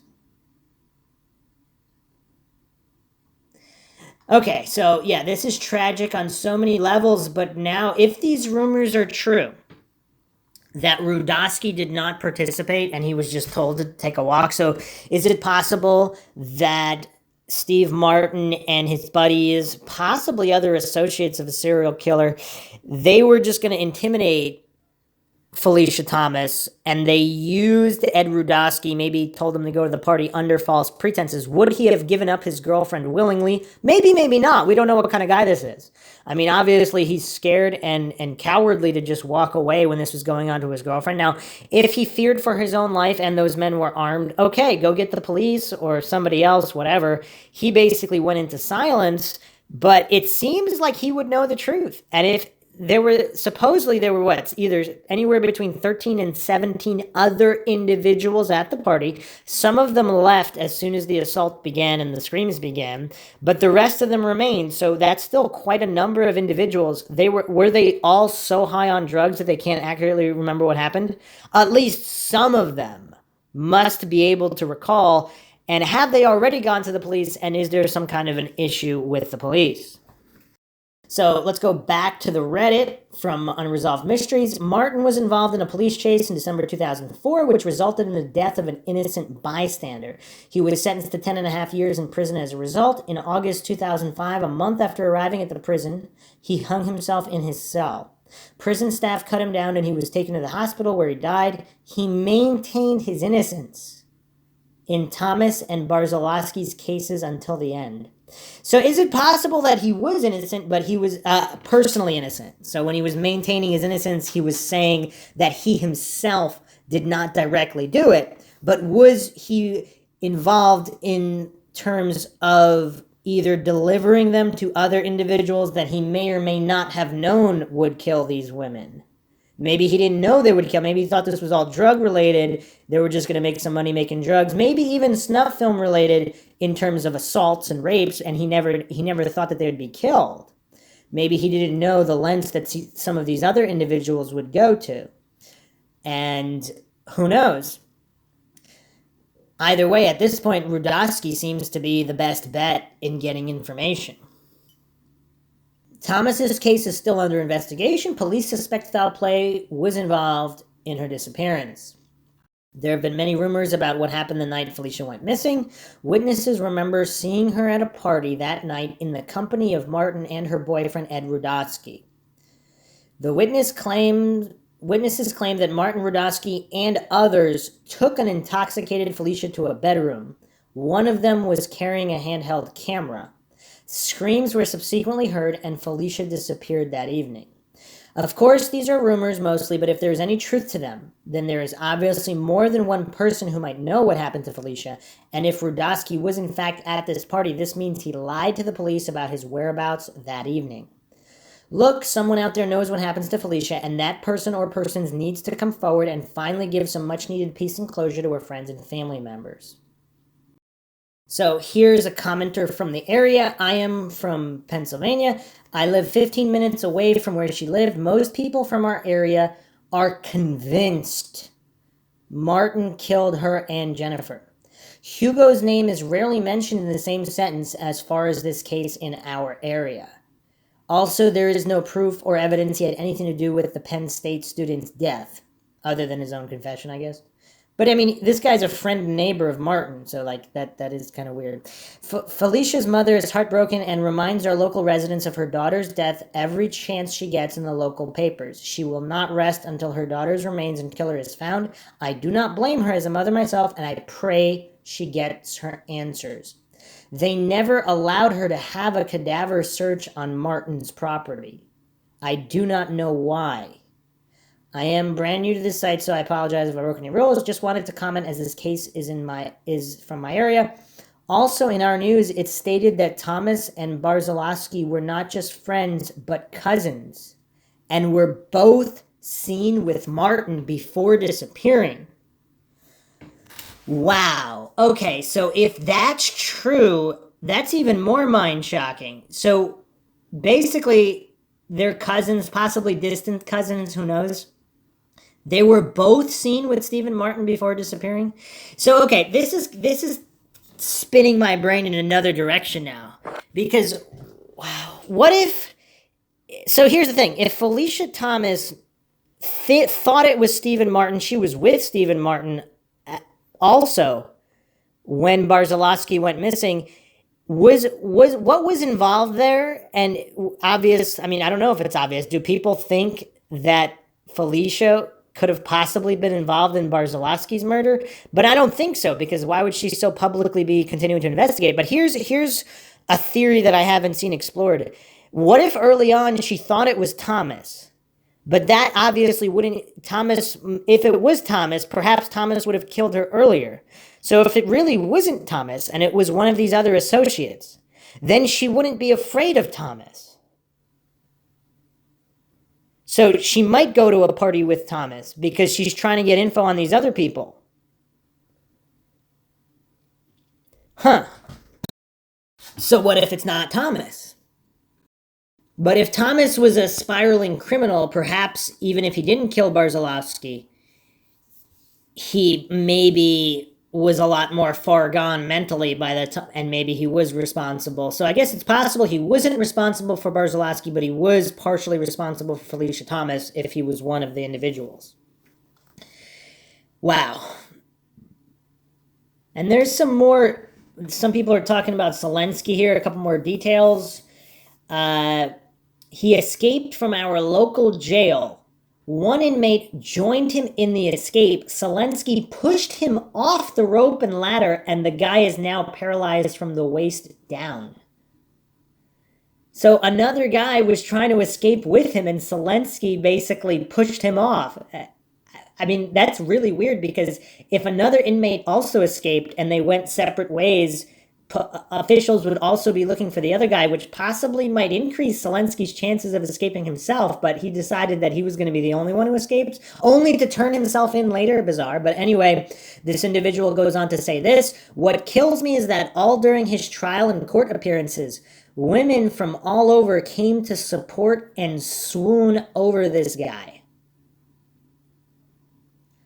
Not only is he unattractive, but who the hell swoons over a thief, killer, liar?" You get the picture, I'm sure. And again, this is going into the groupie phenomenon, where apparently a certain percentage of individuals do that. Some claim that Selensky's confessions were actually fake confessions, and that others committed the murder and he was the fall guy. A group of others, not just one individual. So some other local rumors here. Selensky and Martin were in a snuff film cult where they would take women off the street, do what they want with them, kill them, and bury them in his backyard.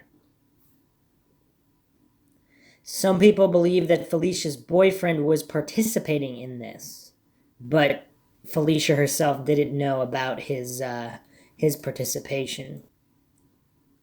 What's weird, if this is his long-term girlfriend, it seems like he would not be okay with them doing this to her. So that one witness who said that these other men told him to take a walk and he left if he really couldn't handle it. To me, that seems like there could be a ring of truth there, in which case he wouldn't knowingly set her up. But maybe he would if they threatened his life and threatened to expose him to the police if they're involved in this ring. Now, here's the other thing. This is Mindshock. We have to go down all the rabbit holes, no matter how deep. If there are law enforcement also involved in this snuff ring, that possibly could explain why certain avenues are not investigated. And if Felicia Thomas was on to maybe one particular officer or law enforcement official or someone in local government, if they were involved and she found out, that could be an issue as well. So here's another comment from another commentator. It was not Zelensky and Martin. The two were not connected in this case. The rumor of snuff tapes was with one of Zelensky's co-defendants, who was arrested with him in the murder of the pharmacist and girlfriend, but no evidence was ever mentioned in our local newspapers. As I said in a prior comment, in this case is from my area, but I do not claim to know every single thing about it. Every year, on the anniversary of the deaths of Jennifer and Felicia, the newspaper talks about the case. Hugo's name is never mentioned as a suspect. Only Martin's name is mentioned in connection with both women who are cousins and were both seen with him before going missing. He killed himself in Luzerne County Prison. That is about a 10-minute jog across the bridge from my house. I am not an expert in the case, just throwing my 2 cents in as it happened where I live. Okay. I'll say one more thing before I get into the Maura Murray connections here. Someone posted this in a YouTube comment about the case. What the hell, with so many people that heard what was going on, why didn't they help her? I would have given my life to save her life from that. This is referring to the party rumors. A response here, because it's a town of generations of expletive people. The police are clearly in on it after so many bodies, after so many years. It's a town ruled by sociopaths, and it is very common. That's why it's much easier to solve crimes in big cities. Nobody knows each other, so no cover-ups. Obviously, there are some cover-ups, but yes, the gist there is quite interesting in the differences between how neighbors or townspeople would react in a small town where everybody knows everybody's secrets and where all the bodies are buried and who's willing to kill who over what, as opposed to a big city where nobody knows anybody, so they just tell the police whatever they saw, in most cases. And actually, a couple other people said, I agree, I think it's snuff, and I believe her boyfriend was involved, as well as town authorities. Now, the thing about roping in these conspiracy theories that just, more than one individual is capable of crimes, so if officials or law enforcement are involved, that does explain why something like this wouldn't be solved unless there was some kind of an FBI intersection with another case or something major, something disconnected from all of this, because it seems like with a town like this, there would be a fair amount of people that would probably know exactly what happened. Just based on the fact that supposedly this is more than one individual involved. If it's more than one individual involved at these parties that all these people frequent, everybody knows everybody in this small town, it just seems very likely that there are quite a few people that know exactly what happened. And there's quite a few people who might have heard rumors that could give the right information to find out exactly what happened. Another commenter on YouTube made the point that the police don't want to believe that this is possible regarding like the snuff and all this stuff. That's an interesting point too, because if the department, so again, coincidence theorists always love these hasty generalization and false dichotomy logical fallacies where either the whole department is in on it or nobody's in on it. Just all this craziness. If, let's say, some members are in on it, the others are not, you're generally not going to, if you're a small town police officer, you're not going to want to believe other fellow officers, particularly high ranking officers, are involved in something like this, or even town officials. And even if you have reasons to suspect that they are, how would you go about it if you're this low ranking officer, especially if you're going to be afraid for your own life? So, yeah, it's interesting if there is some kind of circle operating there and they made an example of what they do to people who ask questions. It's rough. It's really rough. It's haunting. And of course, there is justice delayed is justice denied. So let's move on to the potential connections in the Maura Murray case. So here's a few comments from topics. Some people believe it's just a cesspool, but there's been a lot of good information shared on topics over the years as well. This was from a thread from May 2010. I was reading on the Amherst, Massachusetts topics about another young female who disappeared just 2 days after Maura did from PA, I believe. She looked like Maura and curiously matched the first bolo. Also, she was a cigarette smoker. A few suspects' connections and such made me wonder if she stood in as Maura and then taken away when the job was done. One reason for thinking such a far-off thing was because that young female knew and was friends with disappeared to sometime before she herself did. The main suspect was someone who knew them both, removed by being friends of friends. So right off the bat, that seems very unlikely because, again, what was her work schedule? We're talking about a relatively great distance here. So seems unlikely from the get-go. Other people are asking, has anyone ever tried to connect Maura's disappearance to the strange and bizarre disappearance of Felicia Thomas, which happened 2 days later? She literally vanished into thin air. It was close to where I live near State College, PA. The more I read about it, seems very odd, and I could somehow think Hugo Selensky could shed a lot of light on a lot of missing persons cases. People like him, Selensky, should be killed at birth. This is what a commenter is saying. It is very strange and just a possible theory. Total speculation, but all in all, it seems very, very likely that this girl, Maura, did in fact kill herself. Her suicide was probably planned before her Route 112 accident, but maybe not. Maybe just the getaway was planned and she wrecked and totally lost it and decided to leave this earth. And again, this is this is quite a few years ago now, before all of this new information has been available. Obviously, Maura Murray might not have even been in New Hampshire. So more discussion here. I don't think I've ever said anything negative about anything anyone has posted on here. I never said Maitland's case was solved, but police and certain PIs believe they know what happened.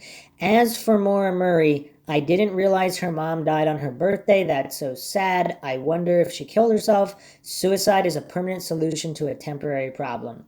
If nothing else, these cases of Bree and Maura make you want to hug your kids tonight and not get so mad at them for making trivial mistakes. I'm sure that is what haunts Fred Murray to this day, but I think he needs to let it go. I pray for him and hope that he can find peace someday. I talked to a woman near me who lives near me. Her daughter, Felicia Thomas, vanished 2 days after Maura Murray. She is a mess. Her family has been destroyed because of this. All things point to foul play and drugs. No one deserves this. No one. I don't care if a person my age made some bad choices with drugs and hanging around the bad crowd. They still don't deserve this. Keep the topics alive. Never stop asking questions. Could Maura Murray have been abducted by an alien spacecraft? Stranger things have happened. I wouldn't rule anything out. Okay. So we'll get a little bit more interesting here. So people were speculating that Felicia Thomas and Maura Murray had a mutual acquaintance. I don't know if there's anything to this. Of course, State College is not far. There was that other missing individual from State College.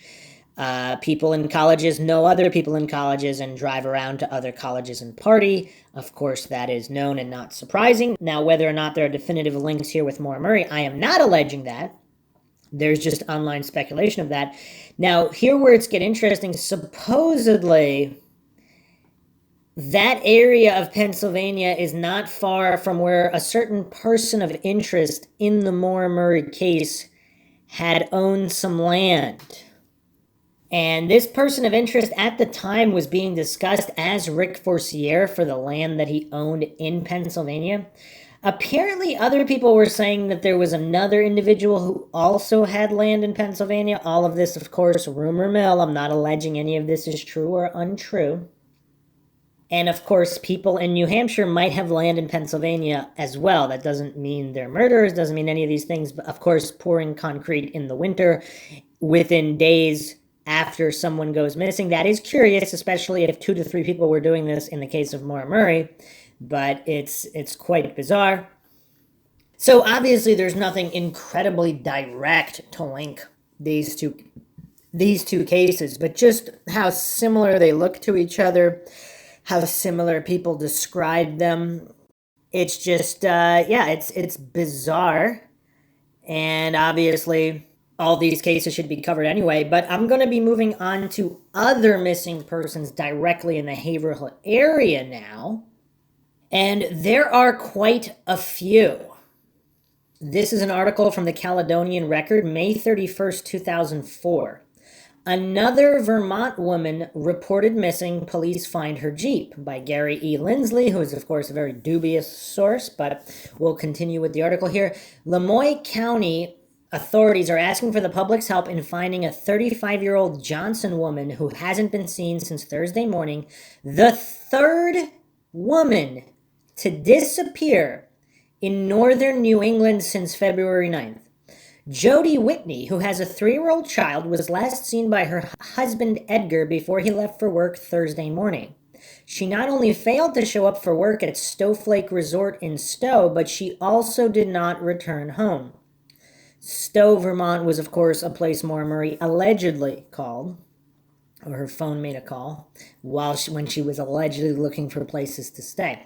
Like the other women who are missing, Whitney is described as a petite woman. On February 9th, 21-year-old University of Massachusetts at Amherst nursing student Maura Murray disappeared after she was involved in a minor one-car accident on Route 112 in the town of Haverhill, New Hampshire. Of course, later the New Hampshire League of Investigators and Frank Kelly, all of them, they found that it was a staged accident and all these things, but we won't get into that now. A little more than a month later, 17-year-old Brianna Maitland of Sheldon, Vermont, disappeared after she left work at the Black Lantern Inn in Montgomery late the night of March 19th. Maitland's vehicle was found about a mile from the Black Lantern Inn, partially ensconced inside an abandoned building. Sheriff Roger Marcoux said Whitney's white Jeep Cherokee was found within a 5-mile radius of her home by a citizen Friday afternoon. Marcoux is not releasing where the vehicle was found because it's part of the ongoing investigation.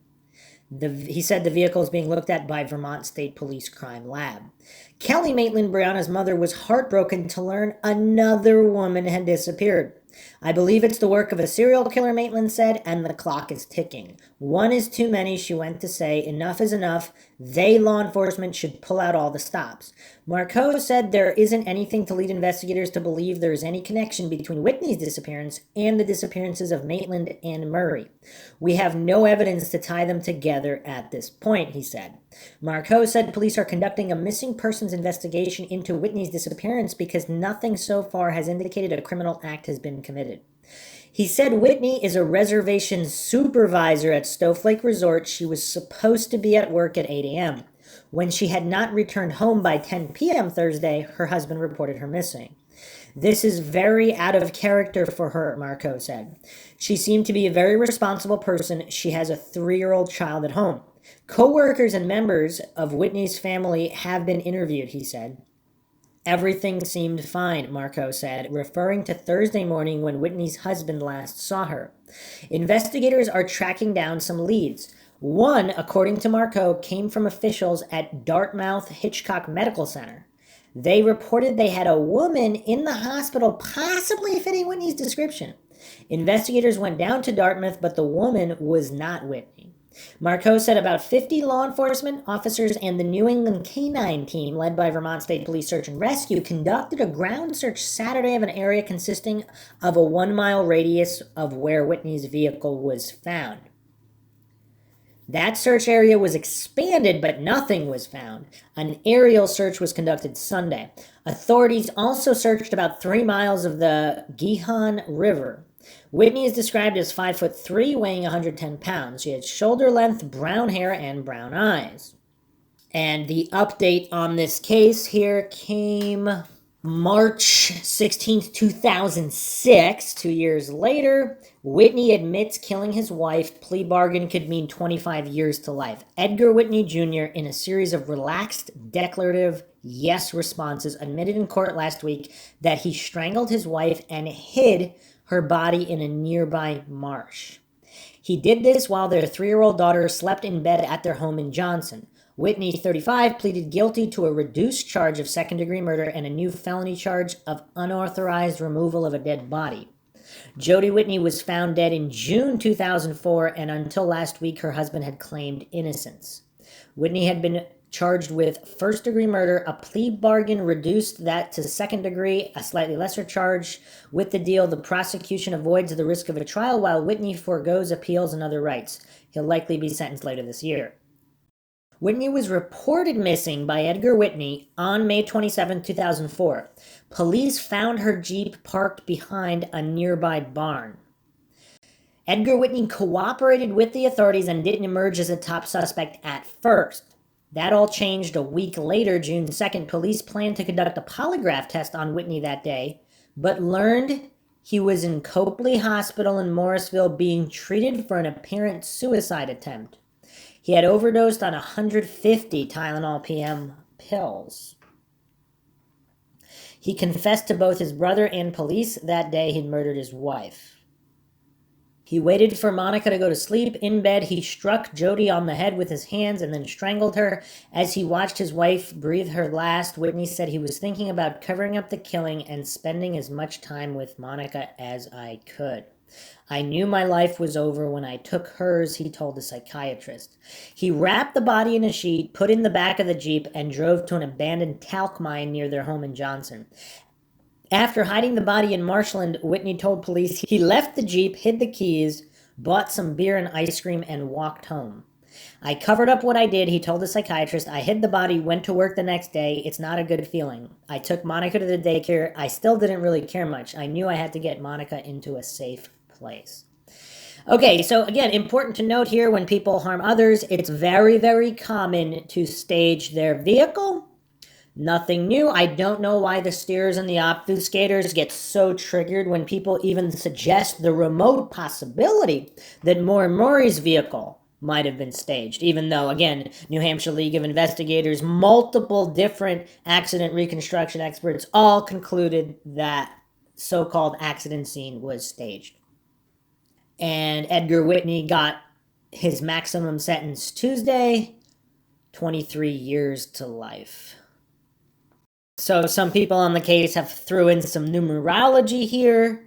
So Maura Murray, February 9th, 2004. Brianna Maitland, March 19th, 2004. Jody Whitney, May 27th, 2004. So there's 40 days between Murray and Maitland. 70 days between Brianna and Jody. And between the disappearance of Brianna and Jody is exactly 2 months and 9 days, 209, the date of the disappearance of Maura Murray. And between Maura and Jody is exactly 3 months and 19 days, which is Brianna Maitland's disappearance, March 19th, 319. So, yeah, it's just, it's... Again, not to say that this individual who murdered his wife was responsible in any way, just that there might be something weird going on.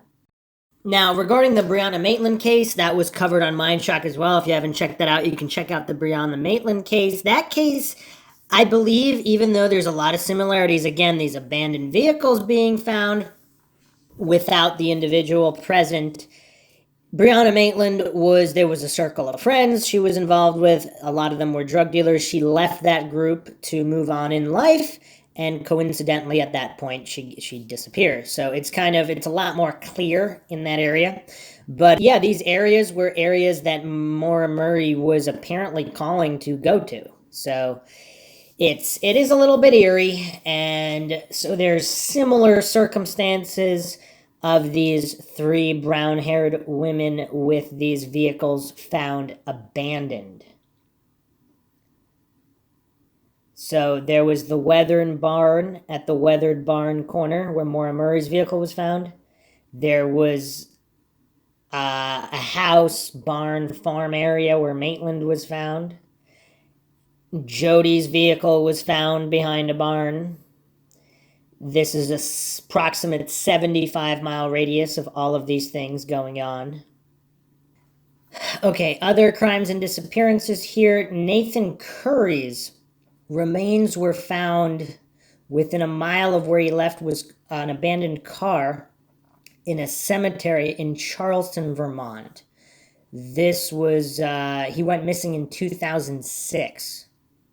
Apparently, Brianna Maitland's mom also stated that the Vermont State Police were looking into Brianna Maitland's and Nathan Curry's disappearance as possibly being related. Some people believe that both Brianna and Nathan Curry's disappearances were gang related. So here's an article in the Rutland Herald. This was originally published December 5th, 2008, updated October 17th, 2018, 10 years later.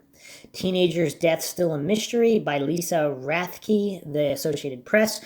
Charleston, the discovery of skeletal remains in a swampy area last week helped solve a long-running missing persons case in northern Vermont. But it doesn't explain what happened to 18-year-old Nathan Curry. The bones were found by a hunter about a mile from where Curry's car was discovered abandoned at a West Charleston cemetery in July of 2006. On Wednesday, the state's chief medical examiner's office confirmed they were Curry. After he disappeared, police scoured the area near the cemetery on foot with dogs and did aerial searches, and the family organized other searches, including of the field and cedar swamp where the remains were discovered, but found nothing, said Vermont State Police Detective Lieutenant J.P. Sinclair.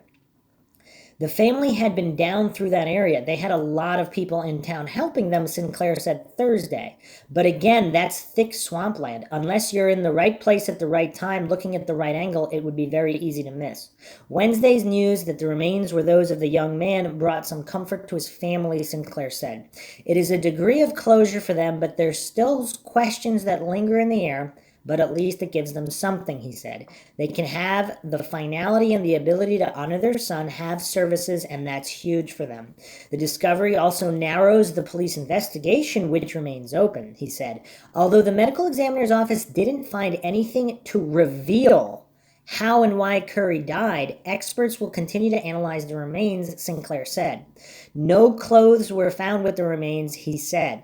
Since Curry's disappearance was over 2 years ago, police have received many leads about the case, but how and why he died remain unknown, Sinclair said. Right up until the day he was found on Friday, we were still looking at a number of different angles in the case, he said. Some of these roads we were going down were clearly not right, and we can instantly push them aside now, and it really helps with the focus. On Thursday, people in the small rural community, many who know the family, didn't want to comment on Curry's death. I was hoping the kid just ran away, said Matthew White, 15. At the East Charleston store, clerk Kathy McIntyre said the discovery of the remains gave the family some closure. He's no longer missing, she said, but many wondered if police would ever find out how he died. I hate to think of that possibility, Sinclair said. We will always keep this case open until we come to the answers. That's the only time we will close out investigations like this. The Currys did not return a phone call seeking comment. And on the Charlie Project, details of the disappearance missing since July 23, 2006, West Charleston, Vermont. And he was 18 at the time. Curry disappeared from West Charleston, Vermont, July 23, 2006. In December 2008, a hunter found his skeletal remains in the woods near where he was last seen. That is very, very strange. Curry's death is under investigation. An autopsy didn't reveal the cause or manner of death, but police are treating his case as a homicide, which is also interesting. So here's a post on Reddit on the Brianna Maitland subreddit. Link between Brianna Maitland and Nathan Curry. I've been aware of cases of Brianna and Nathan for years, but just recently made a connection that they were both active crack cocaine users in the Northeast Kingdom, the most rural area in Vermont, comprised of the 3 most northeastern counties. In that area, many towns send their kids to the same central high school, and it's common for everyone to know everyone else, even if you are from several towns away. Nathan lived and disappeared from West Charleston, about 1 hour away from Montgomery, only 2 years after Brianna. I can't find any information linking the 2 cases at all, but I feel like if there was foul play involving the buying and selling of crack, it's entirely possible they were targeted by the same person or people. Nathan's body was found in 2008, but the murder has never been solved. Would love to hear your thoughts. So there's, of course, these are rumors that they were drug users and whatnot. And also, I will postulate this. Let's say the same people are not responsible for their deaths, but they might know each other. And that's where cases can be related by orders of degrees, because if criminals, not necessarily bragging, although it could be bragging as well, I mean, these criminal-minded murderers, they might be discussing notches on their count, notches and whatnot. They might know of others who killed who, or at least who was rumored, that could lead to some investigation. Someone commented here, I am from the area. My understanding is that Brianna Maitland went to Enosburg and not NC where Nathan went. I was just discussing this all with my mom tonight. Thanks for making the connection. It's possible that people don't go over J Peak, especially with all the border patrol. Also, technically, Brianna Maitland was not from the Northeastern Kingdom, as that is a different county than Orleans, Essex, and Caledonia. I would see the Ennisburg people heading to St. Albans before Newport, if that makes sense as far as cities go, but really interesting connection. From other discussion on other boards, the cases were looked at and authorities think there is no link. And regarding just some background info on Curry, which there actually is not a lot of information. This was an article July 21st, 2007 by Daphne Larkin, Times Argus. 1 year after Nathan Curry disappeared from his home in far northern Vermont, police say they are still looking for the young man and have followed up many leads, but would still like more information from the public. I've personally worked on this case almost every day since it came to us, said Vermont State Police Detective Sergeant Jason Letourneau. This case is still active and we're still working on it. Police said Curry, then 18, was last seen in the Dane Hill area of West Charleston on July 23, 2006. Wearing a black t-shirt and jeans, he is 6 feet tall, weighs 170 pounds. His car, a blue Chevy sedan, was found at a nearby cemetery with the keys in it, according to police. Curry's family told reporters a year ago that their son's girlfriend broke up with him and he turned to drugs. Asked last year what his son was last seen doing, his father, Michael Curry, reported bluntly, crack cocaine. I didn't have a clue they had that expletive here.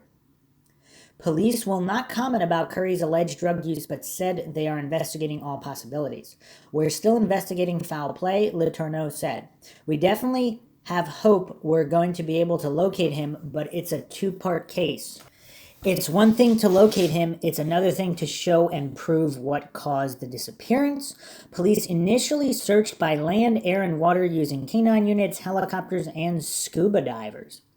Curry reportedly lived with his family until the beginning of July 2006 when he moved into an apartment.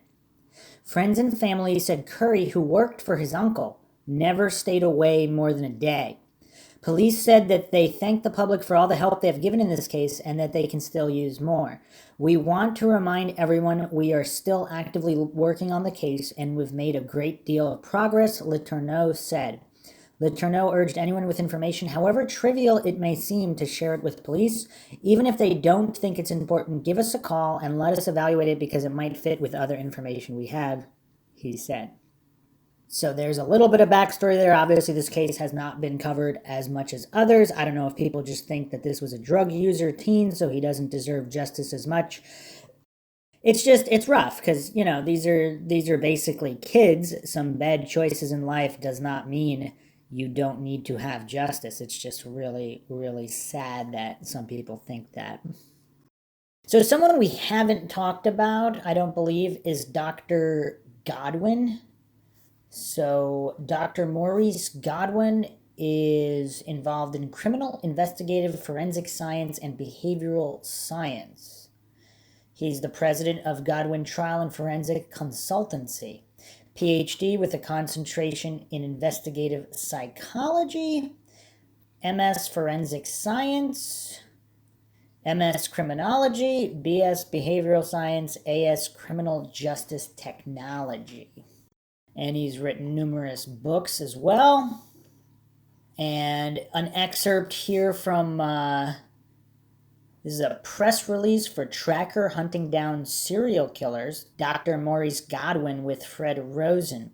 Tracker presents former police officer Maurice Godwin as method of psychological and geographical profiling, which is revolutionizing the way police track and capture serial killers.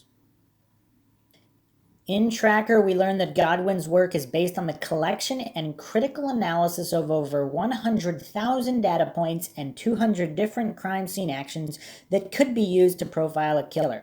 Godwin explains, instead of relying on interviews with murderers, I studied specific pieces of behavioral information available from the crime scene or case to develop a psychological profile of the killer and to pinpoint where he lives. As Godwin further states, I'm more interested in getting in the killer's shoes rather than his mind. Okay, so in relation to the Breonna Maitland case, Dr. Godwin has stated that the person responsible for Breonna's disappearance was someone who knew her. Again, this coincides with FBI statistics. Godwin stated that the person responsible for Maura Murray's disappearance was a stranger who had done it before and will do it again. Supposedly, Weeper, aka Frank Kelly, confirmed this statement from Dr. Godwin. However, it's unknown whether Godwin was working with assumptions like Maura Murray was actually at the staged accident scene or where in time, whether it was established that it was staged and Maura Murray was even there, of course, because if she disappeared from UMass, then that throws that out the window. There are also some other curious coincidences, we could call them. So we have Pauline Clark, Audrey Grote, Pamela Webb, and Louise Chaput went missing or were found murdered near the Weathern Barn Corner in the approximate vicinity. Pauline Clark was found 1 month later within yards from the A-frame. And it's actually kind of hard to find information on Pauline Clark. There were some forum posts from back in 2005-ish that there were at least a dozen unsolved murders in the area over the previous 20 years. One woman, Pauline Clark, was found in a very small brook drowned. And as the crow flies, for all intents and purposes, less than a mile apart from the Weathered Barn Corner. Audrey Grote's case is a curious one as well, from the Charlie Project. She's been missing since August 21st, 1993 from Montpelier, Vermont. 41 years old at the time, 5'6", 120 pounds, Caucasian female, blonde hair, blue eyes, scar on her right knee. Investigating agency, the Vermont State Police. Grote was last seen in Montpelier, Vermont on August 21st, 1993. She spent time shopping and drinking beer with her boyfriend. Then he dropped her off at a park and ride commuter lot at 10 p.m. so she could get her pickup truck. Grote has never been heard from again, and her truck was found at the park and ride after her disappearance with the keys locked inside. Her purse was in the bushes nearby. She left 6 daughters behind. 4 of them were under 18 and still lived at home. Grote's boyfriend was at one time considered the prime suspect in her disappearance. He admitted having sex with a minor relative of hers and was convicted of lewd and lascivious conduct in connection with this, but he denies any involvement in Grote's disappearance. He is no longer the focus of the investigation. Several searches for Grote's remains have been conducted over the years, but no evidence has been located. She resided in Northfield, Vermont in 1993, and some agencies state she disappeared from there. Grote was declared legally dead sometime after her disappearance and has a gravestone in a cemetery in Middletown, Connecticut, where she grew up. Her daughters describe her as a dedicated mother who worked hard to provide for her family. Foul play is suspected in her case, and she is presumed to be deceased. So from Vermont State Police website, it states that there were reports that human bones were discovered May 2012 at a construction site near where Audrey may have been, led to an additional search of the area. The remains found appeared to be over 50 years old, and it does not appear that they are of Audrey Grote. There are no further leads to the whereabouts of Audrey. That's really weird. Can't they definitively rule her out?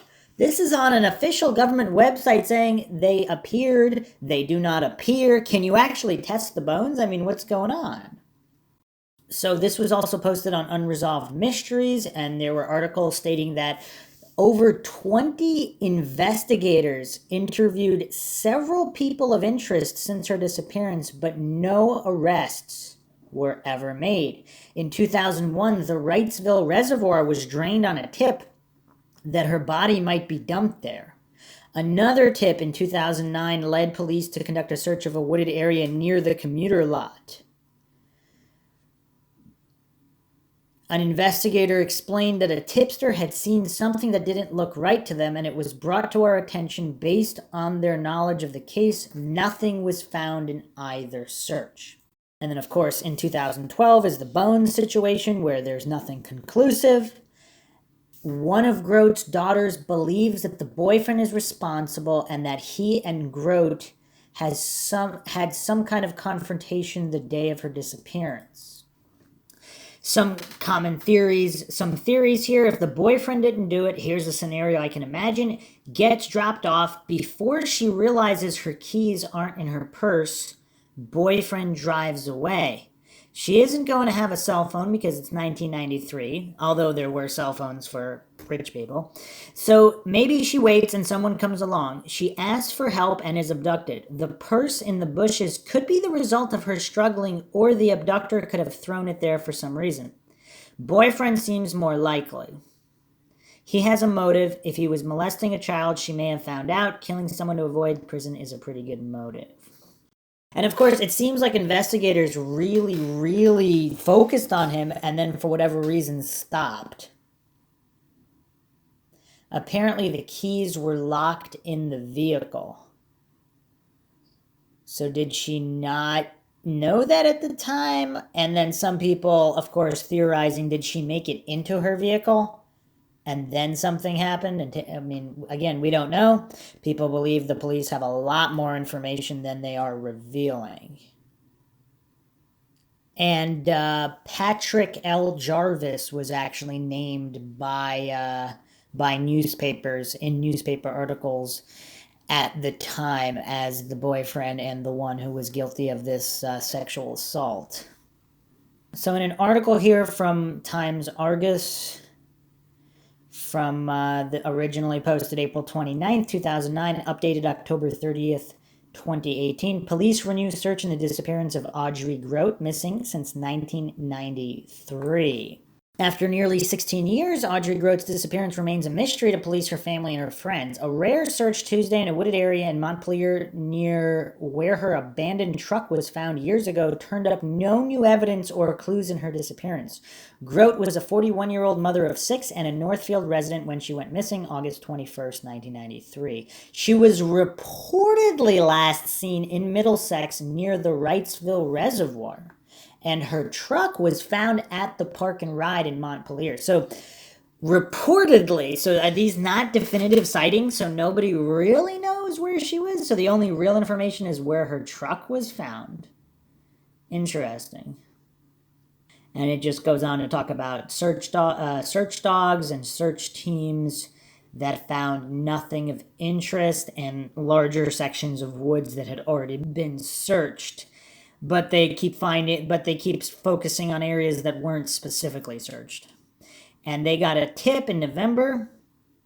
They would not say what the tipster had seen in the woods, but the tip was in November. But investigators decided to let the snow melt before bringing in the search team. See, this is a mistake because, again, with the snow melts, depending on the currents of, when the snow turns to liquid, it could get carried. So whatever was spotted perhaps wasn't there, or animals could have moved it. Who knows? You don't ever delay searches. That's kind of messed up. That might have been the break in the case. The last major search was in 2001 when police drained the Wrightsville Reservoir as they searched for Grote's remains, an effort that also revealed nothing. Every August 21st, Grote's friends and family members gather at the Park and Ride where police found Grote's truck soon after she was reported missing, Cote said. That's when she did not show up to pick up her kid, or did not show up to the babysitter. Okay. Leto believes the information to solve the mysterious disappearance exists. There's someone out there who knows something, and for whatever reason, they haven't come forward, he said. We're hoping that they do. So then we also have Pamela Webb. This is an unsolved homicide from 1989, Franconia. This is from newhampshire.gov, Department of Justice.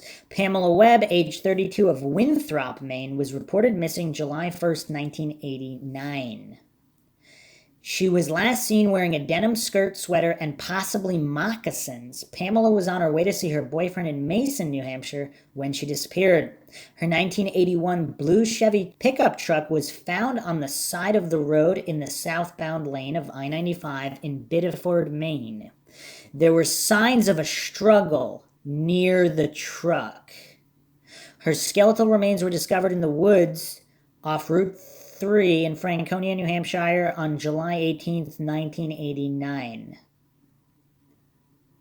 So she was reported missing the 1st, and on the 18th, her remains were discovered. The medical examiner concluded that her death was the result of homicidal violence of an unspecified nature.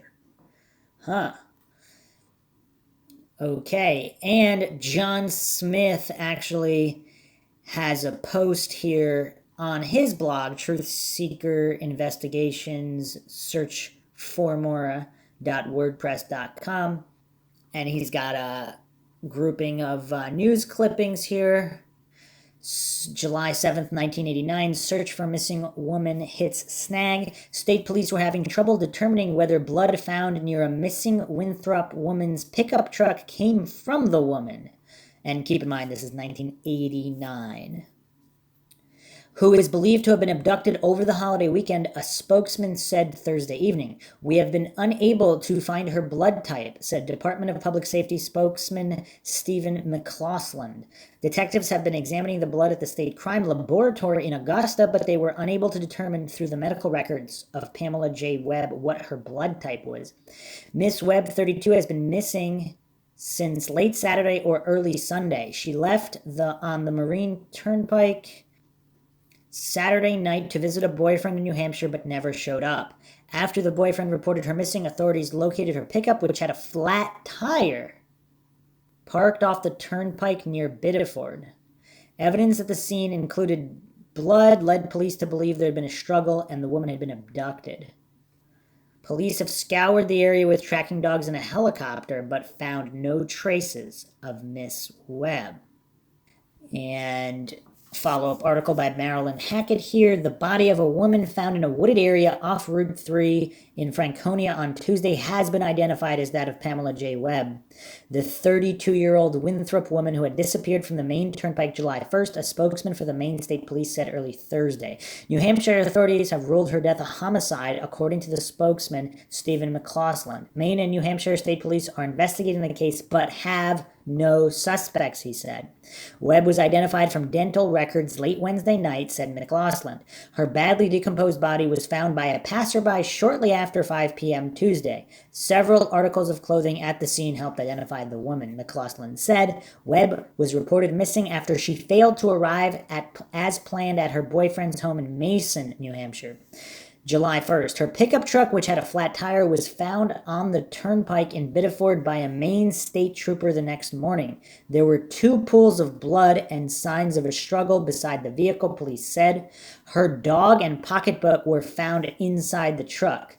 Police had no idea where Webb had been since July 1st, McLaughlin said. An autopsy would be performed, he said, but he wasn't sure when. Another article here from July 26, 1989. Mourners pack church for Pamela Webb funeral. Josh Cloud was her boyfriend, the last to leave the burial site of the homicide victim after her funeral in Winthrop on Tuesday. Webb was en route to visit Cloud, her boyfriend, when she disappeared from the side of the Maine Turnpike July 1st. Hundreds of mourners filled the largest church in this central Maine town Tuesday to pay their last respects to Pamela Webb, the victim of an unsolved homicide whose body was found in New Hampshire more than 2 weeks after her abandoned pickup truck was found on the Maine Turnpike. The Reverend Glenn Metzler, pastor of the old Mennonite church that the 32-year-old woman attended, told about 500 people gathered for the funeral. Pam knew God personally, adding that he wasn't surprised that police found the woman's Bible among her personal effects in the vehicle. That's Pam. She knew her Bible well. And now imprinted in my mind is the picture of her Bible lying on the truck seat, Metzler said. That to me is a symbol we should take comfort from God's love, as Pam did. Metzler said that he heard Pamela's sister say if Pam were here, she probably would forgive her abductor. And I believe that to be true, Metzler said. Webb disappeared July 1st from the side of the Maine Turnpike, where investigators presume she was changing a flat tire on a pickup truck. See, this has a lot more signs of a crime of opportunity than, for example, the Maura Murray case, which has 1,001 coincidences, anomalies, and various bizarre oddities. Her personal belongings were untouched, but police found signs of a struggle outside the vehicle. Blood was found on the pavement, but crime specialists have been unable to conclusively establish it was hers. Her body was found 17 days later in a wooded area off Route 3 in Franconia Notch, New Hampshire. An autopsy failed to establish the cause of death. Investigators say they have a few leads in the case, but they are analyzing evidence seized by Vermont officials from Randolph Jacobetz, 30, a Vermont trucker accused of a highway kidnapping and rape in that state. We're trying to determine if it has any relevance whatsoever to this case, Department of Public Safety spokesman Stephen McLaughlin said. Before the service, the victim's mother explained that the funeral was held at St. Francis Xavier Catholic Church in anticipation of a large turnout. Okay, a couple other religious things there. So those are the articles, and John Smith here has a map posted on his blog here. Quotes here, the Webbs have alleged the following. Haas was a Maine State Police trooper assigned to patrol the turnpike. On July 1st, 1989, Haas went on duty at 11 p.m., entered the turnpike in gray, and drove south. At approximately 11:35 p.m., he observed a disabled pickup in the southbound breakdown lane near mile 30 in Biddeford. Haas did not see anyone around the vehicle and observed that the truck had a flat tire, a spare tire was on the pavement, and the truck's tailgate was down.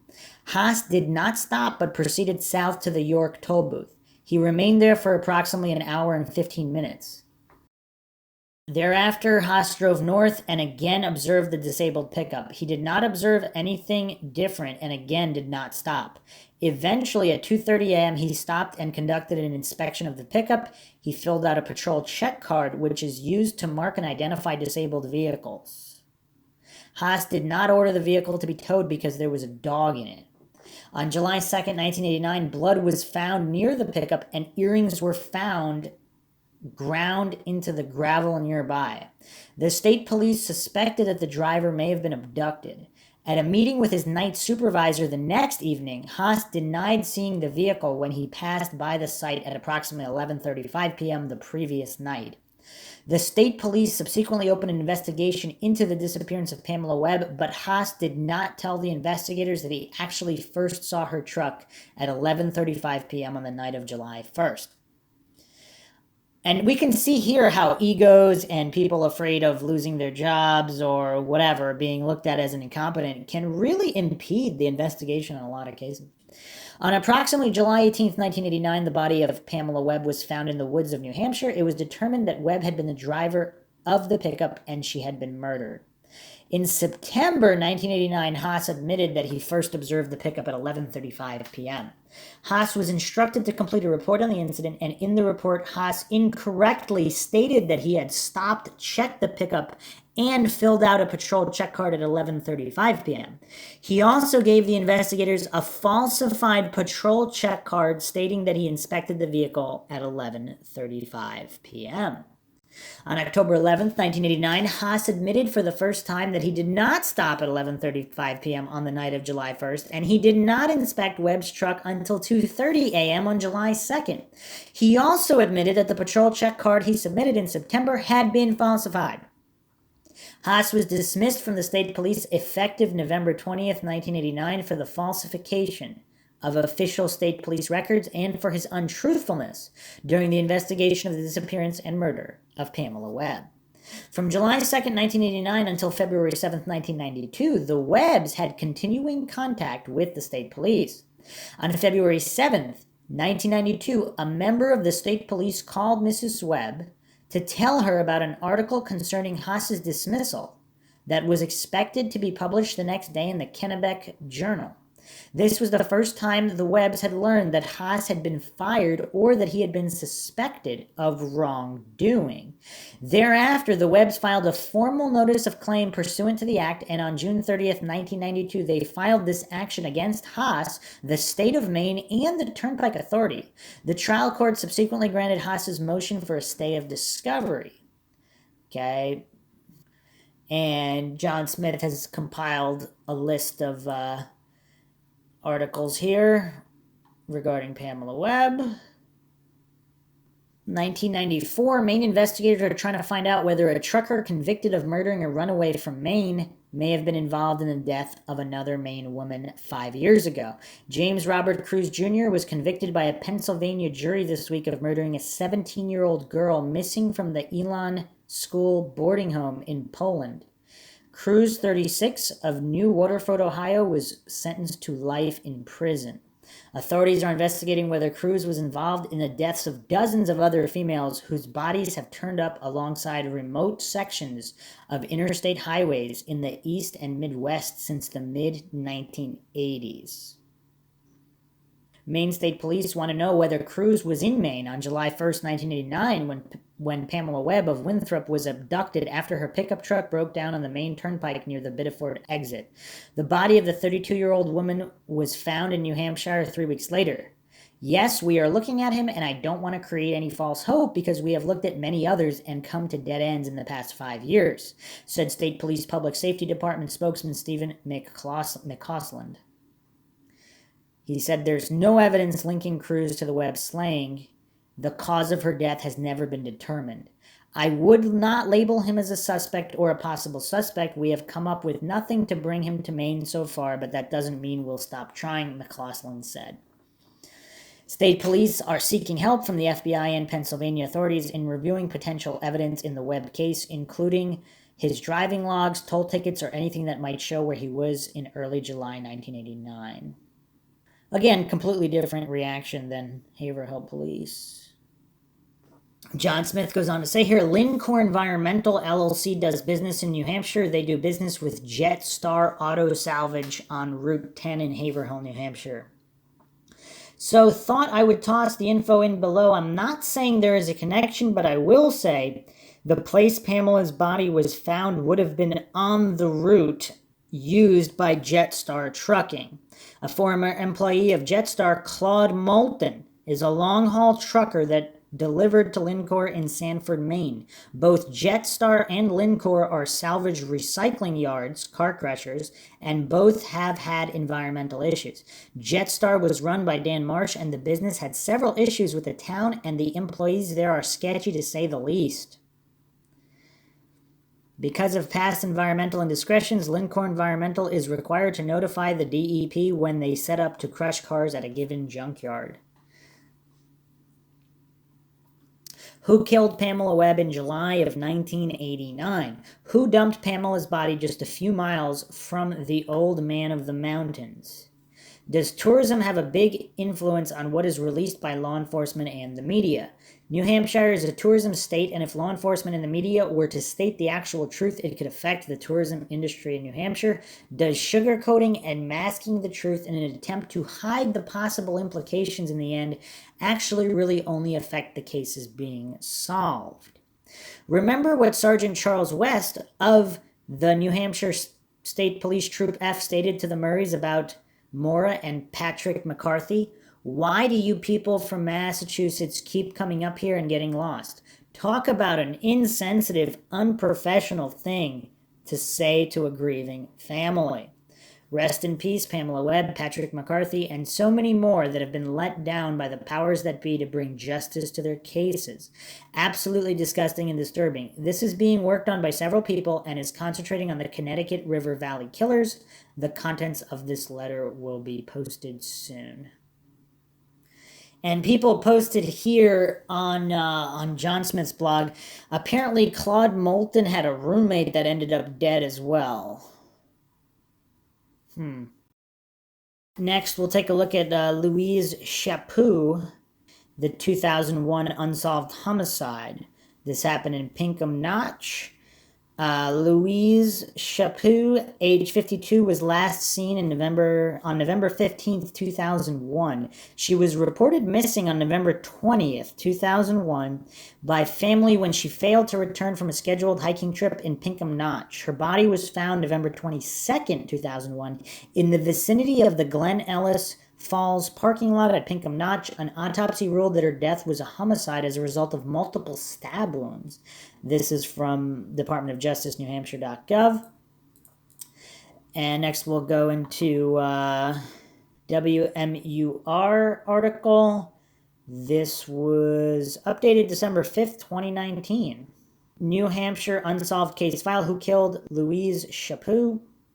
2001 fatal stabbing of Canadian hiker in Pinkham Notch remains unsolved. On November 15th, 2001, Louise Chaput, 52, drove from Sherbrooke, Quebec, Canada. And coincidentally, that's where sightings of Maura Murray or reports of Maura Murray living came from. Where she had been reserved a room at the Joe Dodge Lodge at Appalachian Mountain Club Visitor Center for a long weekend in the mountains. Chaput loved the outdoors and hiking and was particularly fond of the Mount Washington Valley. I tell her, be safe and don't make things dangerous. And she tells me, no, don't be afraid, I will be okay. And if I'm not coming back Monday, you can call the police. But that was a joke, her daughter Corrine told WMUR in 2004. With daylight fading when she arrived at 3 p.m., Chaput asked an AMC worker at the Pinkham Notch Visitor Center for directions to a short hike that would get her back before dusk.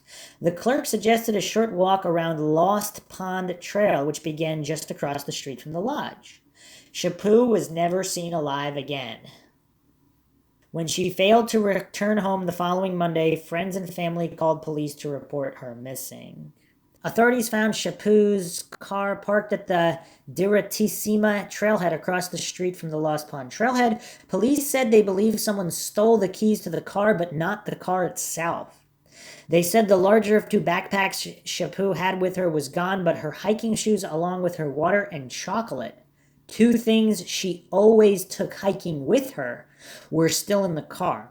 Her body was found with multiple stab wounds on Thanksgiving Day, a short distance off the Glen Boulder Trail. I was thinking it was like a bad dream or something like that because for me it was not reality, her daughter said.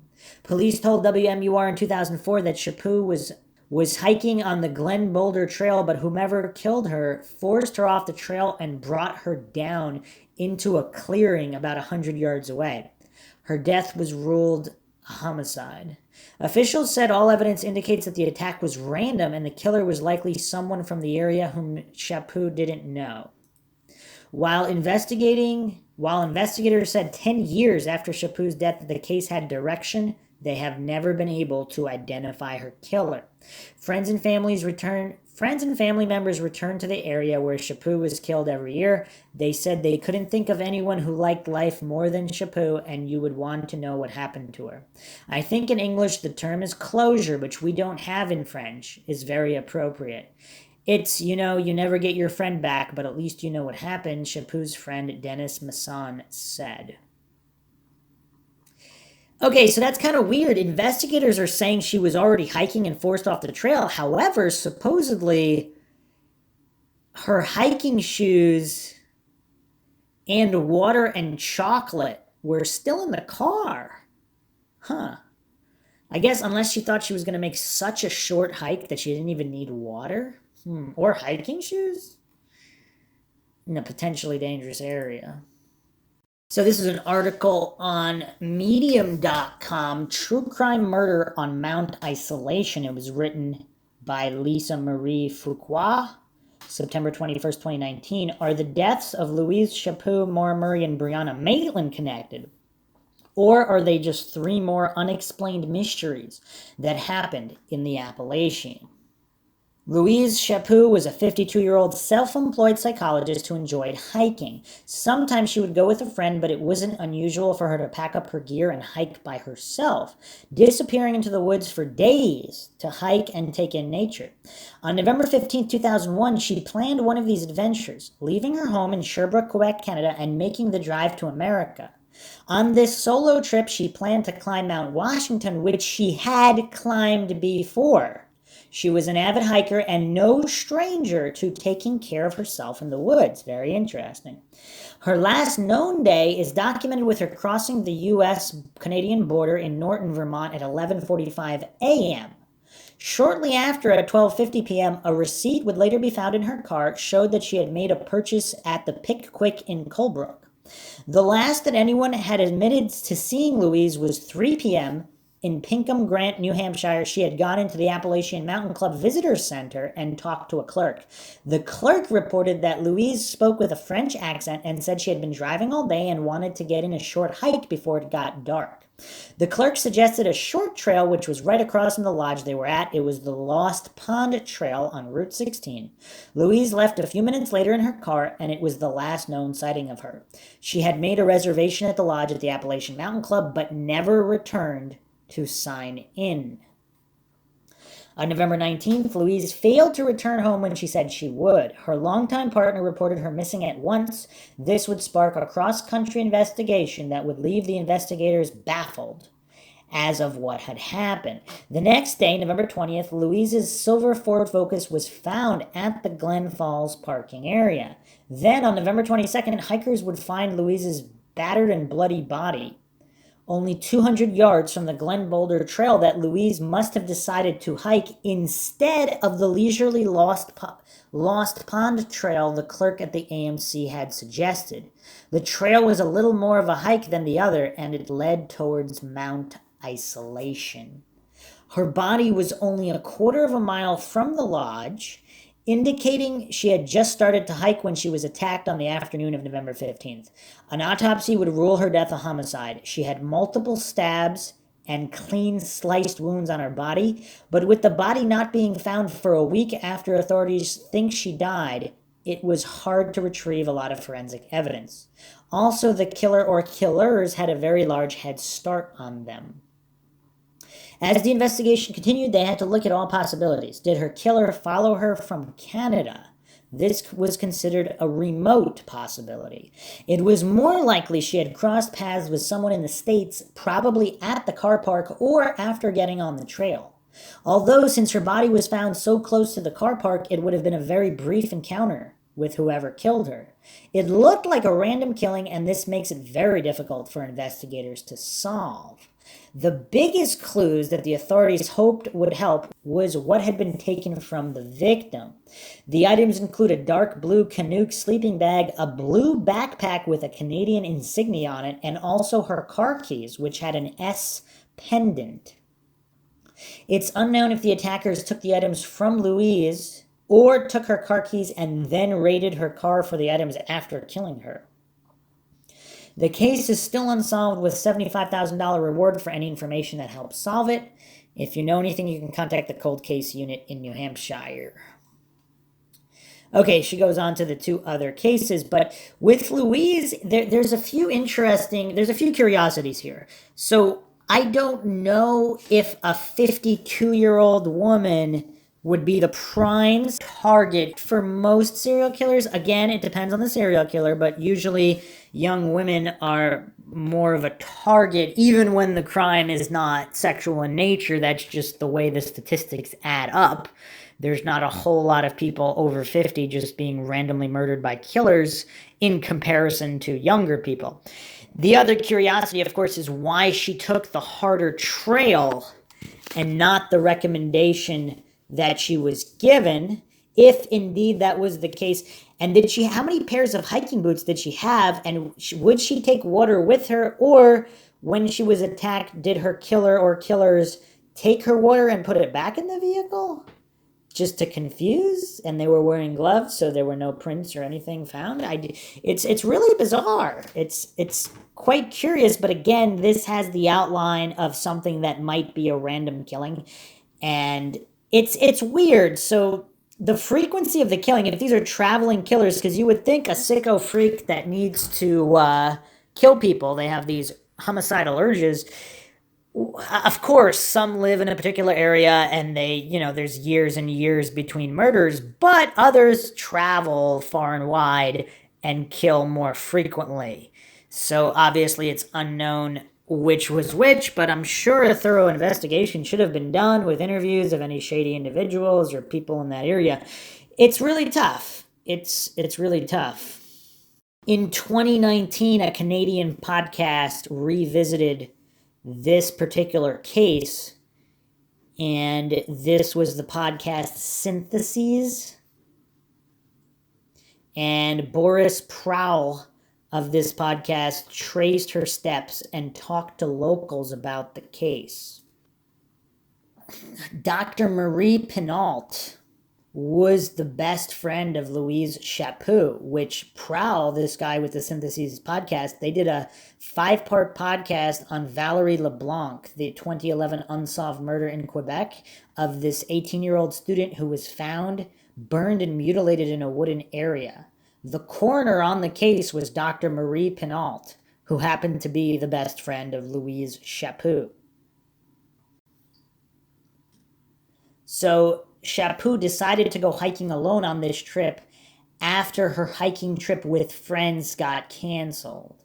And of course, Chaput had hiked the White Mountains and Mount Washington specifically before as well.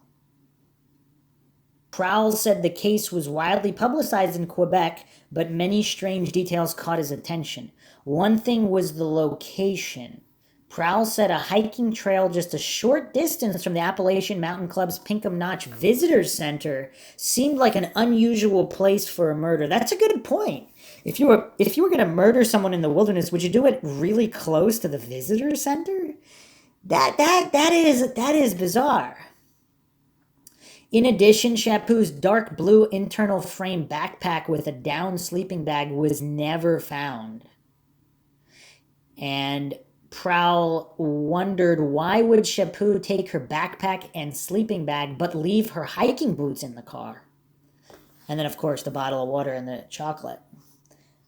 The keys to her silver Ford Focus station wagon were also missing, although the vehicle itself remained in the parking lot adjacent to the visitor's center. So this is really close by the visitor center.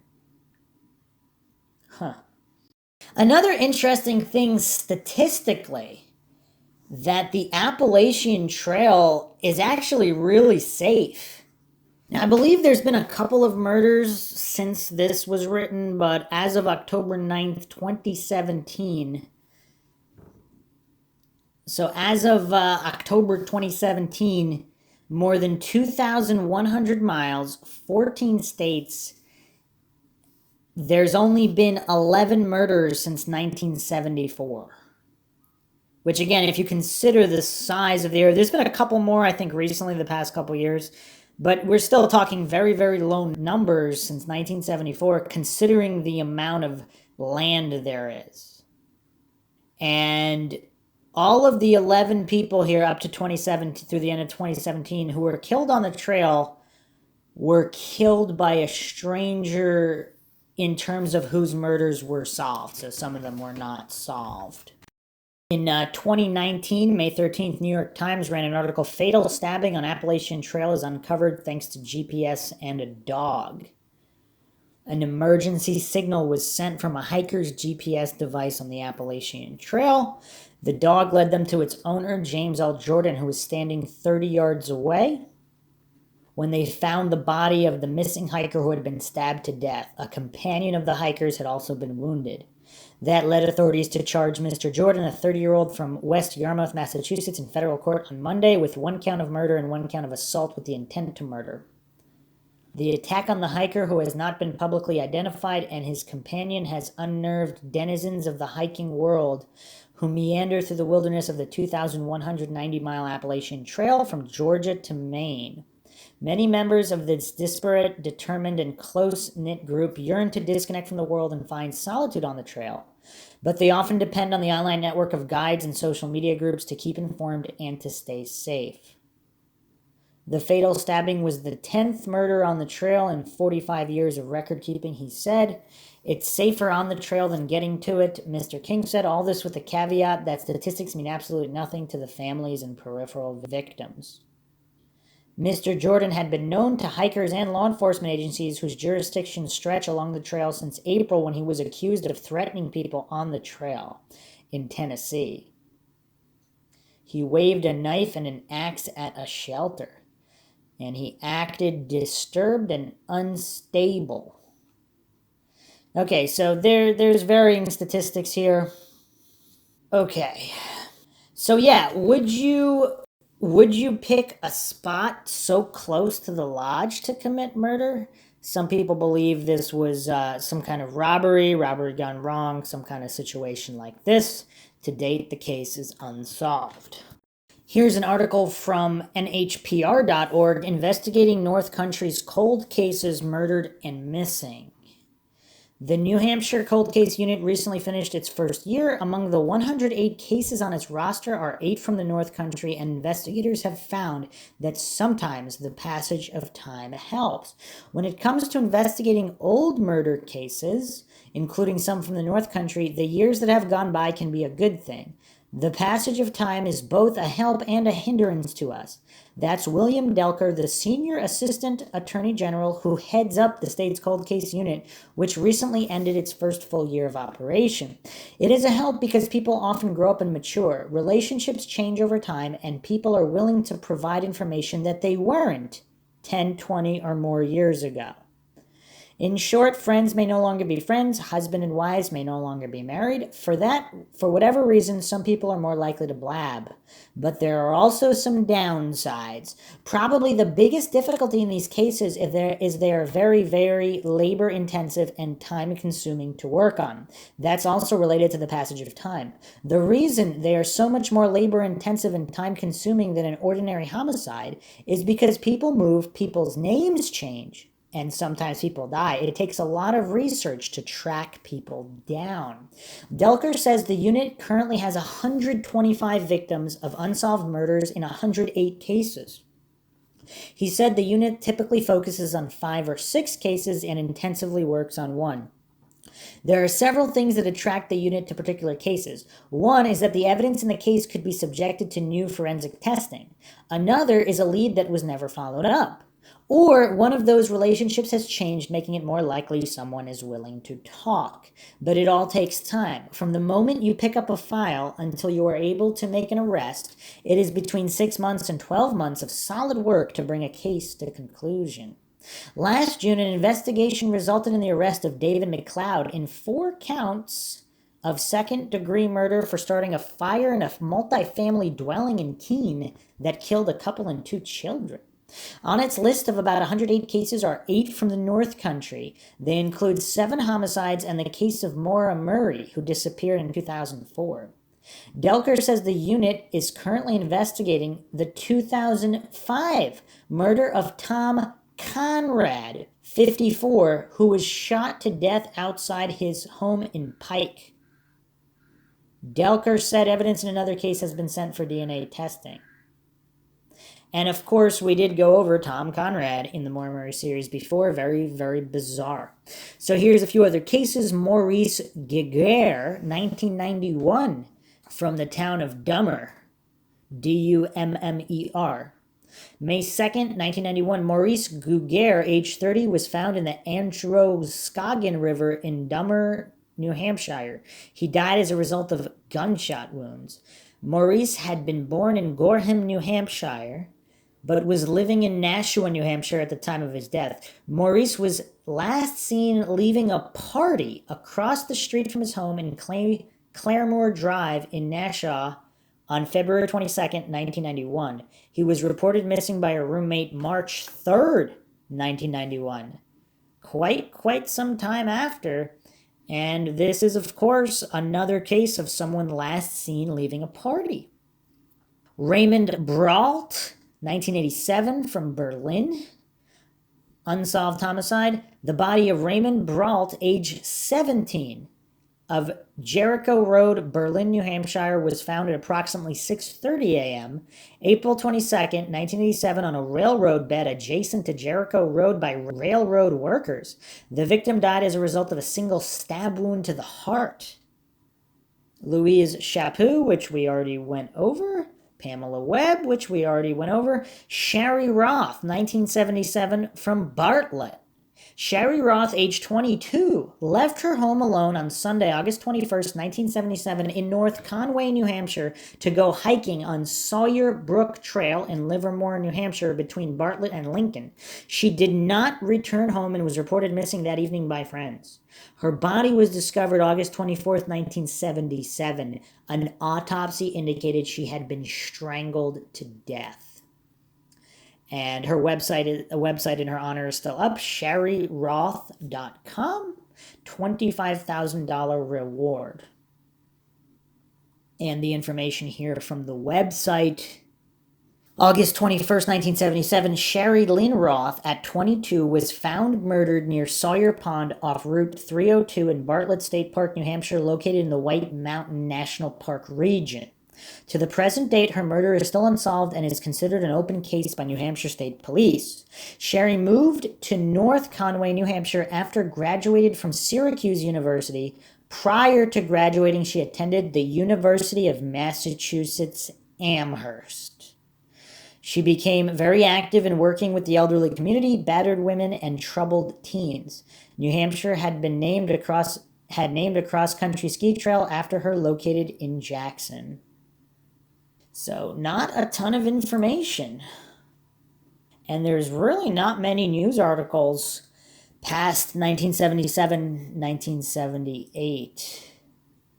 And most of these articles just talk about her and her life, not really the details. 2 weeks from the day she was killed, she was to leave for Wisconsin and a camping trip with a friend. She had just become a full-time director at the Women's Health Services Clinic only 2 weeks before her death.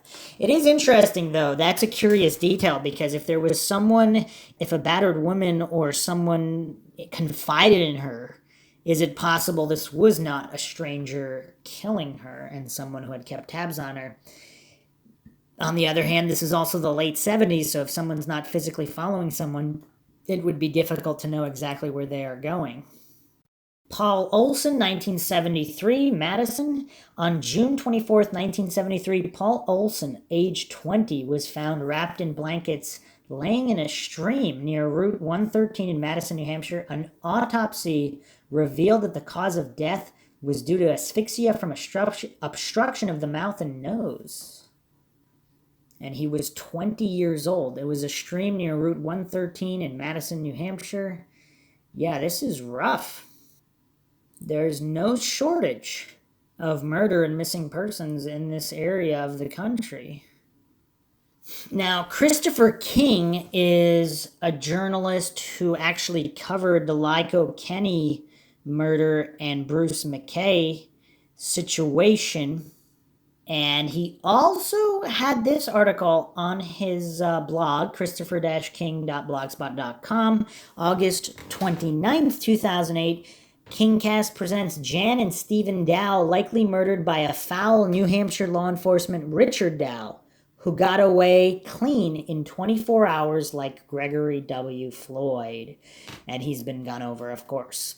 The same sort of government malfeasance and cover-up is raging 25 years later today in New Hampshire in the Franconia shooting tragedy and the Michael Addison, Michael Briggs shooting potential murder and anything else that crosses New Hampshire Attorney General Kelly Ayotte's palm. Okay, so the Dow, he has a link here to the Dow Murders website, dowmurders.com, which is no longer up. But you can go on Wayback Machine and find it. So this is the breakdown here. Discovery, December 10th, 1982, in the town of Thornton, New Hampshire, the cover-up of 2 murders began. A mother and son had been coldly murdered in their home, and a fiery motor vehicle accident had been staged. Does that sound familiar to anybody? Staging accidents? Responding officials used the staged accident as the underpinning for their official report. So again, I'm not saying this is an MO of corrupt law enforcement or state officials. However, if you look at the Stephen Avery case, check out the Mindshock podcast on that, particularly Coincidence County, where there seems to be a history of frame-ups and planting of evidence. It's completely mind-boggling. It's completely mind-boggling. So I'm not saying that occurred here, but let's see what information is brought forth. Responding 1982 officials deliberately and willfully mishandled this investigation. A murderer was left unchallenged and allowed to continue walking the streets of our society. This murderer believed that by virtue of his law enforcement background that he was in a protected class. He believed that he could get away with this murder. After the 1982 state police investigation concluded, he knew his belief was in fact reality. He was allowed to get away with murder, and he continued on further endangering other lives. This cover-up began to unfold before dawn, 15 days before Christmas 1982. Following is a chronicled account of how this incident began to unfold. In the early morning hours of December 10th, 1982, an explosion was heard. Moments later, a former firefighter, John Sperling, left his home heading for work. Turning right at the end of his driveway, he entered onto Route 175 in Thornton, New Hampshire. Glancing into his rearview mirror, he noticed a bright orange glow piercing the darkness. Thinking fire, he stopped, popped his vehicle into reverse, and quickly backed up the road. Approximately 500 feet back, on his left, he discovered the source of an orange glow. A vehicle, burning furiously, was off the roadway.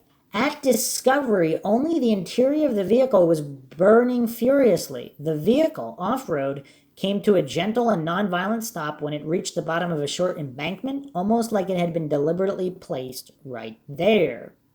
There was no impact as the vehicle had not collided with anything. There was no one about. There were no signs of life, no screams for help. Sperling exited his vehicle, mindful that the burning vehicle might explode, cautiously but hurriedly approached the driver's side. Through the furious flames, he could barely discern a body slumped up against the steering wheel. The body was already acutely charred, the person clearly dead.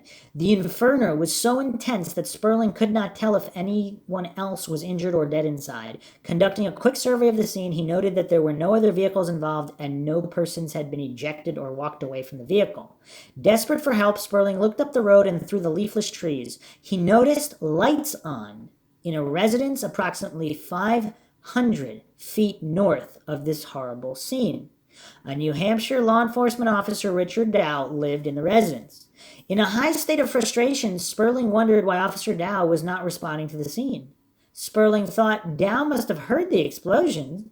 He must be aware of the fire. Why wasn't Dow responding to the scene? Jumping into his vehicle, Sperling raced to his own home, just yards away, to notify authorities. Authorities arrive at the scene. In total, the fire burned approximately 25 minutes before it was extinguished. Firefighters quickly arrived. One of the firefighters was Alfred Burbank. Burbank was also a captain for Waterville Police Department. Thornton's police chief, Walter Joyce, arrived. New Hampshire State Police were notified. The fire was quickly extinguished. Looking into the rubble, a firefighter discovered a second victim. The second victim's legs were bent behind the body and lying prone, appearing like a person in a sleep position. Both bodies were so severely and acutely burned that the New Hampshire State Police identified the remains as being indistinguishable and unidentifiable. The second victim was lying prone across where the rear seat would have been. The victim had at least one broken leg, the bone visible to the eye.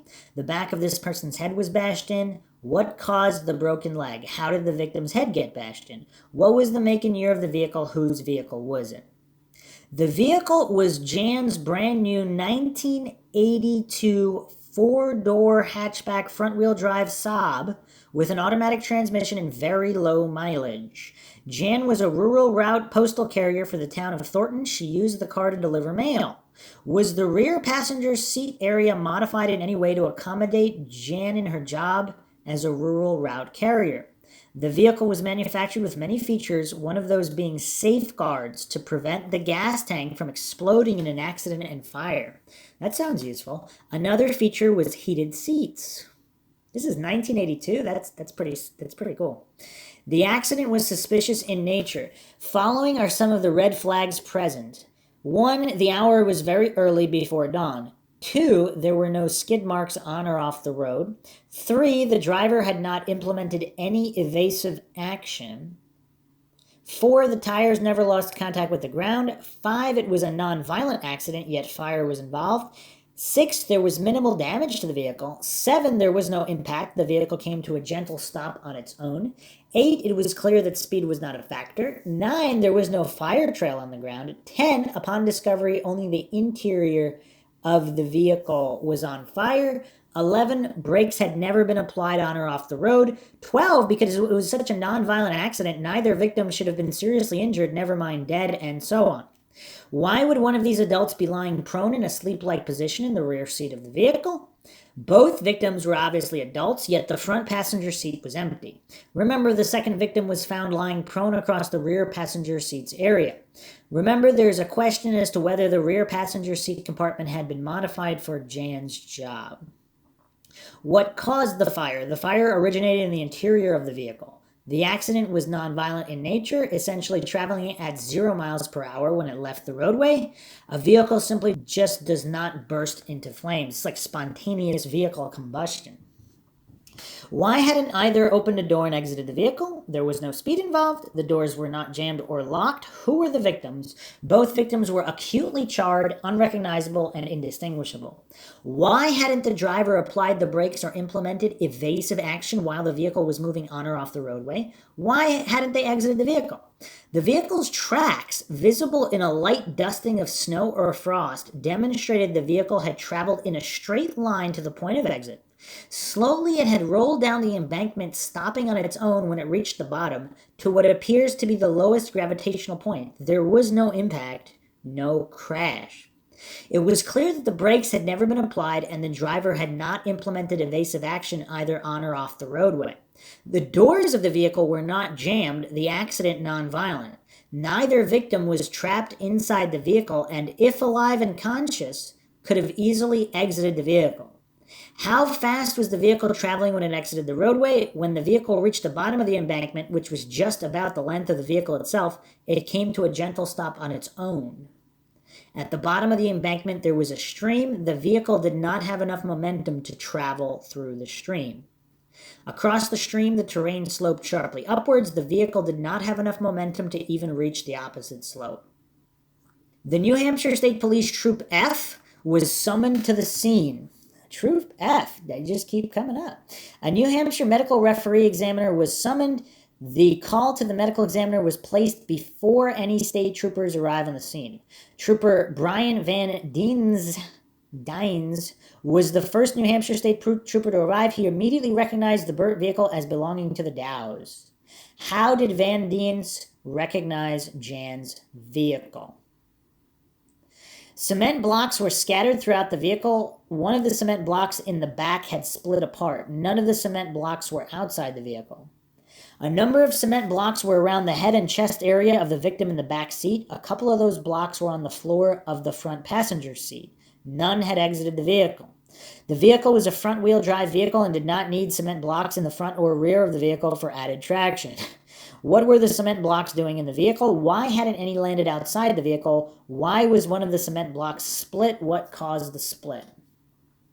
According to the state police report, the bodies were so badly burned that they were unrecognizable and indistinguishable from each other.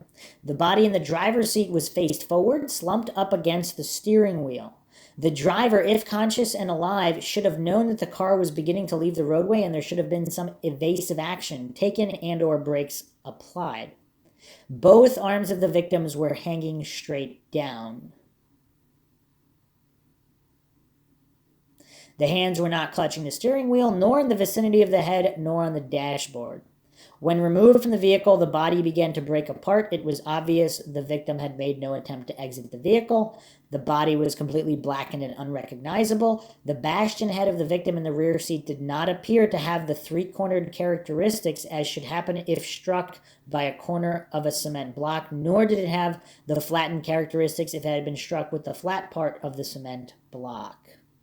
This victim was lying prone, almost in a fetal position, across where the passenger seat would have been. The legs of the victim were bent. The body was too long to lie straight down across. A broken bone was protruding out from the upper leg. The body was also acutely charred and unrecognizable. All the glass windows in the vehicle was gone. No glass was found on the ground outside the vehicle. Sperling, the former firefighter who had discovered the vehicle, heard through the crowd of officials present that glass had been found on the roadway just north of the scene. There was no fire trail on the ground, demonstrating the gas tank had not ruptured, spilling gasoline, and exploded. Despite the fact that when discovered, only the interior of the vehicle was engulfed in flames, the fiberglass gas tank had completely melted. The gas tank was located above and protected by the muffler. No collision was involved, headlights still intact. What was the temperature and weather that morning? By all accounts, the temperature was bitterly cold that December morning. At the time of the accident, there was no precipitation. The vehicle was discovered before dawn, approximately 6 a.m. Route 175 was and is a rural, quiet country road meandering through forest, mountains, and country towns. It was and is primarily residential. Authorities were looking at an accident scene that made no sense. A vehicle simply does not burst into flames from just rolling off the road, down a short embankment, and without colliding with anything. Investigating officials recognized from the characteristics of the scene that the driver was either unconscious or dead before the vehicle even stopped. Additionally, authorities recognized that the accident was so minor, at least one should have survived. Instead, both were dead. Investigative conclusions were to be based on facts, not fabricated facts or innuendo. Policy and procedures were in place, which officials were obligated to follow. One of those procedures was to contact the fire marshal whenever there was a fire involved in a fatality. Other procedures include 1. Investigate the accident scene. 2. Document the facts and details at the scene. 3. Substantiating and supporting conclusions based on info gathered from standard operating procedures. 4. Conducting acceptable forensic and medical analysis. 5. Conducting a 24-hour background check for each of the victims. 6. Interviewing all witnesses, and so on. Investigating authorities, New Hampshire State Police, Thornton Fire Department, and a New Hampshire medical examiner knowingly and willfully discarded required procedures. Crucial and basic fatal accident investigative procedures were knowingly violated. Crucial facts were omitted, substituted with manufactured facts and/or innuendo. Officials approached the Dow residence. After the fire was put out, the first New Hampshire State Trooper had arrived, and a preliminary examination of the scene had taken place. And the Dow's residence was approached. Foul play was in the minds of the 1982 officials. At approximately 7 a.m. on the morning of December 10, 1982, New Hampshire State Police Trooper Brian Van Dynes and Captain Butch Burbank of Waterville Police Department approached the Dow residence, and it was impossible to visually identify the victims, and because they knew the vehicle belonged to the Dows, they surmised that the vehicles were two of the Dows. Neither had any idea who would answer the door, if anyone at all. Richard Dow answered their knock. Captain Burbank noticed what appeared to be blood on the jeans of Dow. Upon notification that it was believed that his wife and adopted son were dead, Dow's reaction was off. Dow was asked who was in the car with Janet. He told them it was Stephen. Dow was informed that both his wife and son were dead. He made no attempt to go to the accident scene where his wife and adopted son lay dead. He did not ask crucial questions. Instead, he had demonstrated that he already had an understanding of what had happened. He began to offer explanations as to why he hadn't responded to the scene of the fire. He offered that explanation as to what caused the accident, fire, and deaths, and as to what occurred, and as to what caused the accident, fire, and death. Now, was he asked to offer that, or did he just randomly start offering it? The 1982 investigation. When authorities went to the Dow resident, Richard Dow answered the door. When Dow was notified that the two individuals thought to be his wife and adopted son were dead, Dow's reaction to the news was off. He didn't ask questions. He made no attempt to go to his family, to go to the scene right outside his doorway. Instead, Richard began to explain why his wife and son were dead and why he had not responded to the scene. Procedurally, it was required in any fatal incident that a commanding officer be summoned to the scene to oversee and to ensure the investigation was thorough, complete, and competent. Ranking New Hampshire State Police officers began arriving. Motor vehicle fatalities were extremely serious in nature and were to be responded to in a serious manner. Lieutenant Richard Tuck, commander of Troop F, Sergeant Thomas Kennedy, second in command of Troop F, Sergeant Frank Donahue, and Corporal Roger Hartwell arrived. Lieutenant Tuck and Sergeant Frank Donahue went to the residence. Sergeant Kennedy and Corporal Hartwell headed to the accident scene. Trooper Van Dynes left the residence after his commander's arrival. Captain Butch Burbank stayed in the residence. Lieutenant Tuck was the officer in charge of the investigation. State police and fire procedures required that the fire marshal's office was to be called to the scene of any fire involving a fatality. The fire marshal's office was not contacted. A number of other veteran New Hampshire state troopers arrived. All had received training in basic accident investigation, had utilized that training, knew how to gather evidence and produce reports. This was all the background needed to investigate this incident in a professional and competent manner, although most, if not all, had received advanced accident investigation. Commander Tuck and Richard Dow knew each other very well. As a state trooper, Dow had worked under Lieutenant Tuck's command from approximately 1978 to 1982. Both knew a great deal about each other's activities, both professionally and personally. Richard Dow was very familiar with Lieutenant Tuck's conduct as commander of Troop F.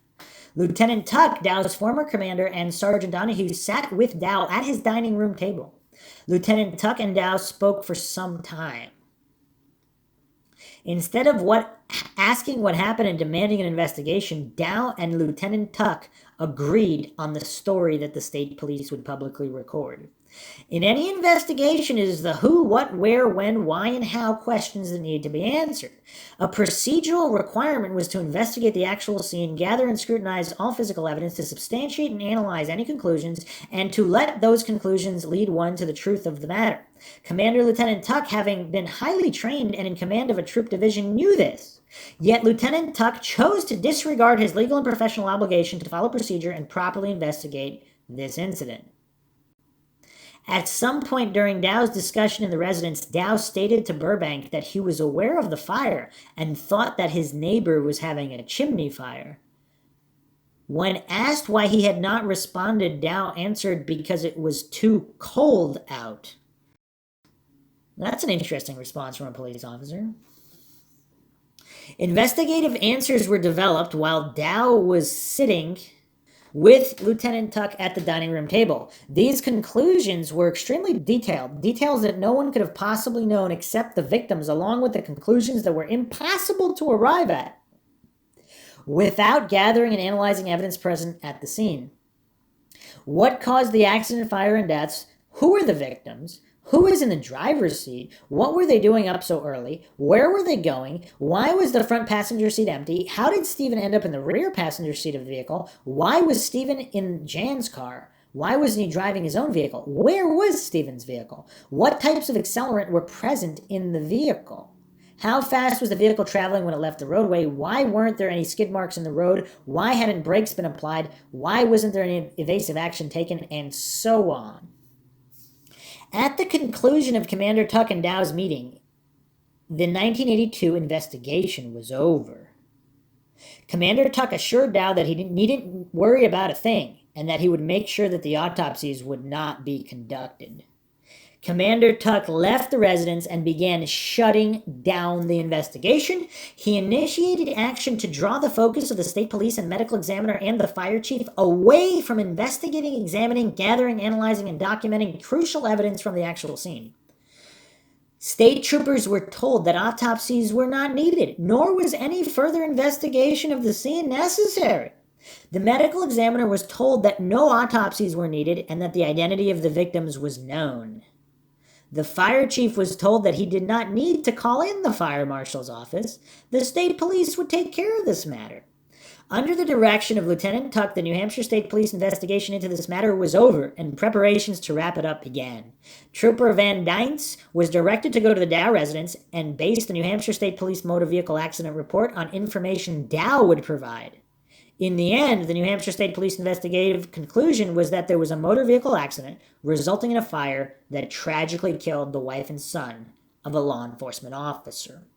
All officials involved followed Lieutenant Tuck's lead and turned their eyes away from the red flags that were present and recognized. Discussion about conducting autopsies ceased.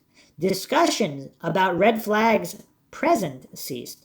Clearly, Lieutenant Tuck did not want this incident investigated nor supported with actual facts gathered from the scene. Lieutenant Tuck was directing that this incident be professionally mishandled. It is believed that not one official present objected. All officials involved ended up complying with Commander Tuck's apparent desire to disregard all the red flags, to wrap it up, and to turn it into an incomplete and/or fabricated reports. Lieutenant Tuck left the residence and utilized his rank, authority, and position as officer in charge to ensure that the New Hampshire State Police fatal accident investigative conclusions match the conclusions generated by Richard Dow. Corporal Hartwell, the troop's accident specialist and photographer, took photographs that would, at a cursory glance, support the desired conclusions. Other crucial photographs that would have contradicted the desired conclusions were not taken. Sergeant Kennedy, second in command of Troop F, was the superior officer responsible for reviewing and accepting the accident report as having fulfilled state police fatal accident investigative procedures. Sergeant Kennedy willingly and knowingly put his acceptance signature on the state police accident report. Sergeant Kennedy's signature signified that 1, he had scrutinized the report, 2, all the conclusions generated had been arrived at through the utilization of acceptable and required fatal accident investigative procedures, tools, and techniques. 3, the state police investigation was complete, thorough, competent, and accurately reflected the actual scene and facts regarding this incident. 4, that the report was competently put together and all conclusions soundly substantiated. Even an untrained eye can discern the New Hampshire State Police report was filled with manufactured facts, innuendo, and just about all conclusions that were unsound and left unsubstantiated. It is apparent that this investigation was willingly and knowingly mishandled under the direction and lead of the highest-ranking trooper from Troop F. What did Richard Dow know about Lieutenant Tuck? What other improper activities had gone on out of Troop F under the direction of its commander, Richard Tuck? The New Hampshire State Police released their planned investigative findings to the general public. In summary, the New Hampshire State Police report states the following. Stephen was working on his vehicle out in the yard late the night before because he was having trouble with his carburetor. It's always the carburetor. He removed the carburetor and placed it in an open container of gasoline. He had been working on his car so late that Janet had woken up well after 11 p.m. to call him into the house. Then Jan and Stephen both woke up very early and both got up to let the dogs out. Then Jan and Stephen were both in Jan's car because she was giving him a ride to the garage so that he can continue working on his carburetor. Stephen had placed the carburetor in the open container of gasoline into the rear of Janet's brand new Saab. As they were leaving the driveway, Richard Dow could tell that Jan was upset because he heard her accelerate. Then the gasoline in the open container began to spill over. Then Stephen climbed over the front seat into the back seat to steady the open container of gasoline that was spilling in the vehicle.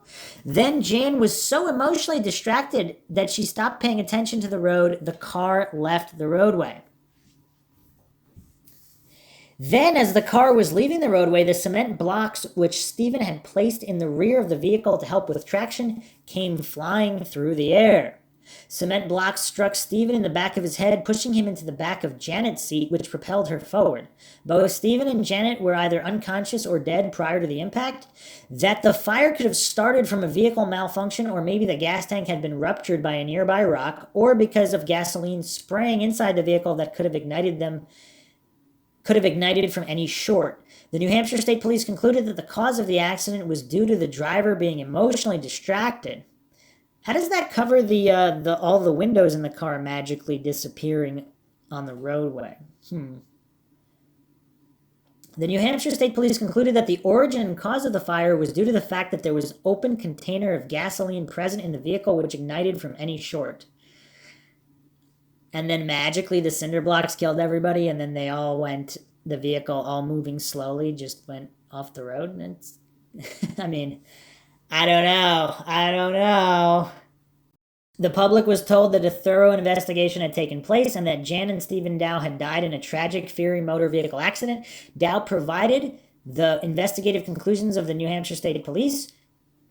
The New Hampshire State Police, under their commander's direction, let Dow be the investigator, forensic specialist, medical pathologist, and fire investigator. The 5 primary New Hampshire State Police officials involved in the 1982 investigation were 1. Lieutenant Richard Tuck, commander of Troop F, 2. Sergeant Thomas Kennedy, second in command of Troop F, 3. Sergeant Francis Donahue, commander of the Hazardous Waste Unit, 4. Corporal Roger Hartwell, patrol supervisor, troop photographer, and troop accident specialist, 5. Trooper Brian Van Dynes. Other officials directly involved in the 82 investigation: 1. Dr. John Bentwood, New Hampshire State Medical Examiner, 2. Mr. Martin, Chief of the Campton Thornton Fire Department. The LaFontaine Funeral Home arrived, removed the bodies, and was released to transport the bodies to Concord for cremation. Man, this is shady. The vehicle was towed from the scene. Shortly afterwards, it was sent off to be scrapped. After the scene was cleared, Dow had the towing company tow away Stephen's car. Dow sold the car.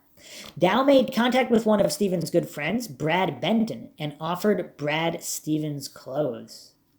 Dow had a friends and family gathering at the house. Stephen's girlfriend went to this gathering. She asked Dow if she could retrieve letters she had written to Stephen. Dow brought her into her room. She could not find the letters. The next day, she went to Stephen's vehicle to see if the letters were in his car. They were not. Missing from Stephen's vehicle were his stereo system and fog lights. Dow gave away most of the photos of Jan and Stephen. The photos he kept were primarily of the dogs and pictures of himself in uniform. What does that tell us? 1982 medical examiner's response. New Hampshire medical examiners went only to the scenes of suspicious deaths. Suspicious characteristics present at this scene: 1. Apparent absence of speed. 2. Apparent lack of awareness of the driver. 3. Nonviolent accident that involved fire. 4. Absence of skid marks, evasive action and braking. 5. Placement of the bodies, and so on. 1982 responding police and fire officials clearly recognized the red flags as evidenced by their call summoning a New Hampshire medical examiner, Dr. John Bentwood, to the scene. Further evidence that in 1982 responding police and fire officials had recognized red flags that clearly raised strong suspicions that this accident was no accident can be demonstrated by observations made and questions presented by Captain Butch Burbank to Dow. The burning vehicle had been discovered around 6 a.m. A call made to Dr. Bentwood around 6:30 a.m. Dr. Bentwood arrived at the scene approximately an hour and a quarter later, around 7:45 a.m. Dr. Bentwood was more than qualified to be a medical examiner in the state of New Hampshire. He was and is a medical doctor, a surgeon. Comments and questions made by Dr. Bentwood at the scene demonstrate that he also picked up on the suspicious nature of this accident. Dr. Bentwood made comments such as the accident appeared so minor in nature that no one should have ended up dead or even seriously injured. He also questioned why neither victim had not just simply opened up a door and exited the vehicle. He wondered if the doors were jammed. The doors were not jammed. Dr. Bentwood was also quoted making another interesting comment. If it weren't for the fire, both would have survived. This is particularly interesting because the back of Stephen's head was bashed in, and he had at least one broken bone in his leg that was visible to the naked eye. Dr. Bentwood, by law, direct or implied, was obligated to 1, to conduct a detailed examination of the scene and bodies, 2, to faithfully record those details, 3, to determine the cause of death and identities of each victim through implementing acceptable medical procedures. Dr. Bentwood's detailed examination of the scene and bodies ended up being a mockery. It consisted of walking down the embankment, peering through a window, and conferring with ranking state police troopers. Dr. Bentwood was not some backwoods country boy who didn't know any better. He was a highly educated medical doctor who was a surgeon. 1, Dr. Bentwood could see that both victims were unrecognizable, indistinguishable, and unidentifiable through visual means. Both bodies were completely scorched and blackened. It was impossible to identify either victim through visual means. Yet in his report, Dr. Bentwood disregards these facts. Instead, he records the victims were burnt to an almost unidentifiable degree and were reportedly that of Janet and Stephen Dow. So they were unidentified, but they were these people. This means that Dr. Bentwood knowingly recorded an untruth. By publicly recording that both victims were burned to an almost unidentifiable degree and were reportedly that of Janet and Stephen Dow, Dr. Bentwood is stating that both victims could be positively identified and were positively identified. But how can one visually identify two acutely burned bodies? Not to mention no autopsy, no confirmation of anything. Weird. Dr. Benton does not record how these two victims were identified, nor does he record who identified them. Dr. Bentwood does not substantiate his conclusion that the victims were that of Janet and Stephen Dow. For all anyone knew, this was a sophisticated insurance scam, with two people other than Jan and Stephen Dow being the victims. Perhaps Jan and Stephen were waiting at some other location for Richard Dow, who would join them after collecting all insurance monies. 2, the back of the head of the victim in the rear seat area of the vehicle was bashed in. A broken leg was visible to the eye. The body was lying prone across the rear seat with legs bent as if in a sleep position. These details are not recorded in Dr. Bentwood's report. Dr. Bentwood records that the body in the driver's seat was pushed up against the steering wheel and that the front seat was pushed forward. That was the third point. Dr. Bentwood does not record whether the body of the victim was facing forward or whether the victim was partially ejected through the windshield. The body shows no visible fractures or skeletal damage. Dr. Benton does not record this in his report. 4, recognizing the accident was nonviolent in nature and that nothing added up, questions regarding what caused the deaths of these two people came up. Conducting autopsy was an issue that was discussed at the scene. After conferring with ranking New Hampshire state police officers, Dr. Bentwood decided to disregard the red flags. He recorded autopsies were not necessary to establish the actual cause of the deaths. Dr. Bentwood then invented the cause of the deaths. He invented the same cause of the deaths for both victims, recording that both victims had died by burning to death. When questioned years later as to the basis for his medical conclusion that both had burned to death, Dr. Bentwood stated that, quote, "It was obvious. Both bodies were severely burned." When it was pointed out to Dr. Bentwood that, yes, bodies do burn in a fire, and then re-asked how he had arrived at his conclusion that both victims had burned to death, Dr. Bentwood was silent. It was an absolute necessity to obtain the cooperation of the medical examiner and the fire chief in order to be able to record and publicly present the prearranged scenario that Jan and Stephen had died in a ferry car accident, as agreed to by the New Hampshire State Police and Richard Dow. In 1982, Dr. Brentwood clearly made a decision to cooperate with the New Hampshire State Police. He wrote up a manufactured report so it could be portrayed that these two had undoubtedly died as a result of a violent motor vehicle accident. Dr. Brentwood decided to disregard his legal, moral, and ethical obligation to ensure that positive identification had taken place through acceptable methods. He disregarded his obligation to establish the cause of death for each victim independently and through a detailed examination utilizing acceptable medical procedures. He did not record the actual condition of the bodies, he recorded untruths. It is clear that Dr. Brentwood chose to ignore his obligation as a New Hampshire medical examiner. It is clear that Dr. Brentwood's overriding concern was not what caused these two inexplicable and therefore suspicious deaths, but rather was more interested in pleasing the New Hampshire State Police. In order for the New Hampshire State Police to assume complete control over all aspects of this investigation, fire, medical, and enforcement, it was absolutely necessary to elicit and gain the cooperation of the medical examiner, Dr. Brentwood, and Fire Chief Martin. Both of these supported independent entities, independent in quotes, needed to shrug off their own obligations to the residents of the state. Both compliantly did just that. And that's another interesting point there, because the coroner wasn't even allowed on the scene in the Stephen Avery case to examine the burn pit where there's an alleged murder victim. Because is it possible that all the corrupt framers didn't think they could get her to go along? Because she was the only one without an obvious conflict of interest. Okay, let's move on here to Dow's alleged admissions. In the fall of 1989, Richard Dow and Karen Safian, although separated, still maintained a relationship. It was during this time frame that Dow revealed to Karen that Jan and Stephen had not died in a car accident as publicly reported. The following was reported to the New Hampshire State Police by Karen Safian. It was late at night. We were both sitting in the living room on opposite sides of the room. My son was sleeping at my parents' house. We were not arguing, nor were we speaking about Jan and Stephen. Neither of us had been drinking. Out of the blue, Dow suddenly began asking me questions. He began by asking, "How did Jan and Stephen really die? How do you think they really died, Karen?" She responds, "They died in a car accident." Dow says, "Why did the accident happen so close to the house?" "Think, Karen, why do you think the accident happened so close to the house?" Karen says, "I don't know why it happened so close to the house." Dow says, "Why weren't there any skid marks in the road?" Karen says, "I don't know why there weren't any skid marks in the road." "Think, Karen, why weren't there any skid marks on the road?" "I don't know why." "You're not thinking, Karen. Think. Why weren't there any skid marks in the road?" This is playing out. If this is accurate, as Karen is alleging, this is playing out. It's like some kind of scene from a horror movie with a psycho serial killer ranting. I mean, it's really bizarre. Karen says, "I don't know why. Do you know why?"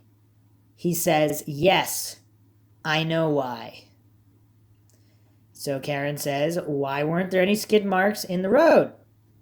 Dow got up and began to move. I stood up. He went over to a shelf where we had pictures of Stephen. Dow picked up the picture, held it up in my view, my direction, looked at me and shouted, quote, "Because this expletive shot his mother. That's why," end quote. Dow threw the picture in my direction. It flew past me and crashed into the kitchen cupboards, fell on the floor, and I heard the glass break. I stood still, so still, just looking at him. I remember feeling horrified, so horrified that time seemed to stand still. I felt like I had just entered into a surreal world. Karen asked, "Stephen shot his mother when? While she was driving the car?" "No, that doesn't make any sense. While she was driving the car? Why would he shoot her while she was driving? What do you mean? How do you know this? He shot her while she was driving?" Dow stated, "No, not while she was driving the car." Dow sat back down on the couch, arms resting on his legs, hands clasped together.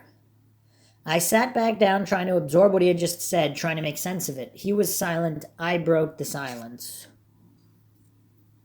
Then what? When did Stephen shoot her? Before? No? When did he shoot her? How do you know he shot her? Dow says, well, you see, it was late at night. I had just finished working. I worked part-time for 2 different departments back then. I was sitting in the living room relaxing before bed. Everything was quiet. I decided that it was time to go to bed. I got up and went down into the cellar. You see, we had a coal stove, and I went down to put coal in the stove for the night. While I was down there, I heard a gunshot. Karen, gunshots are loud. You think they are, like they are on TV, but they're not. I heard a pop sound. That's all, just a pop. I knew it was a gunshot.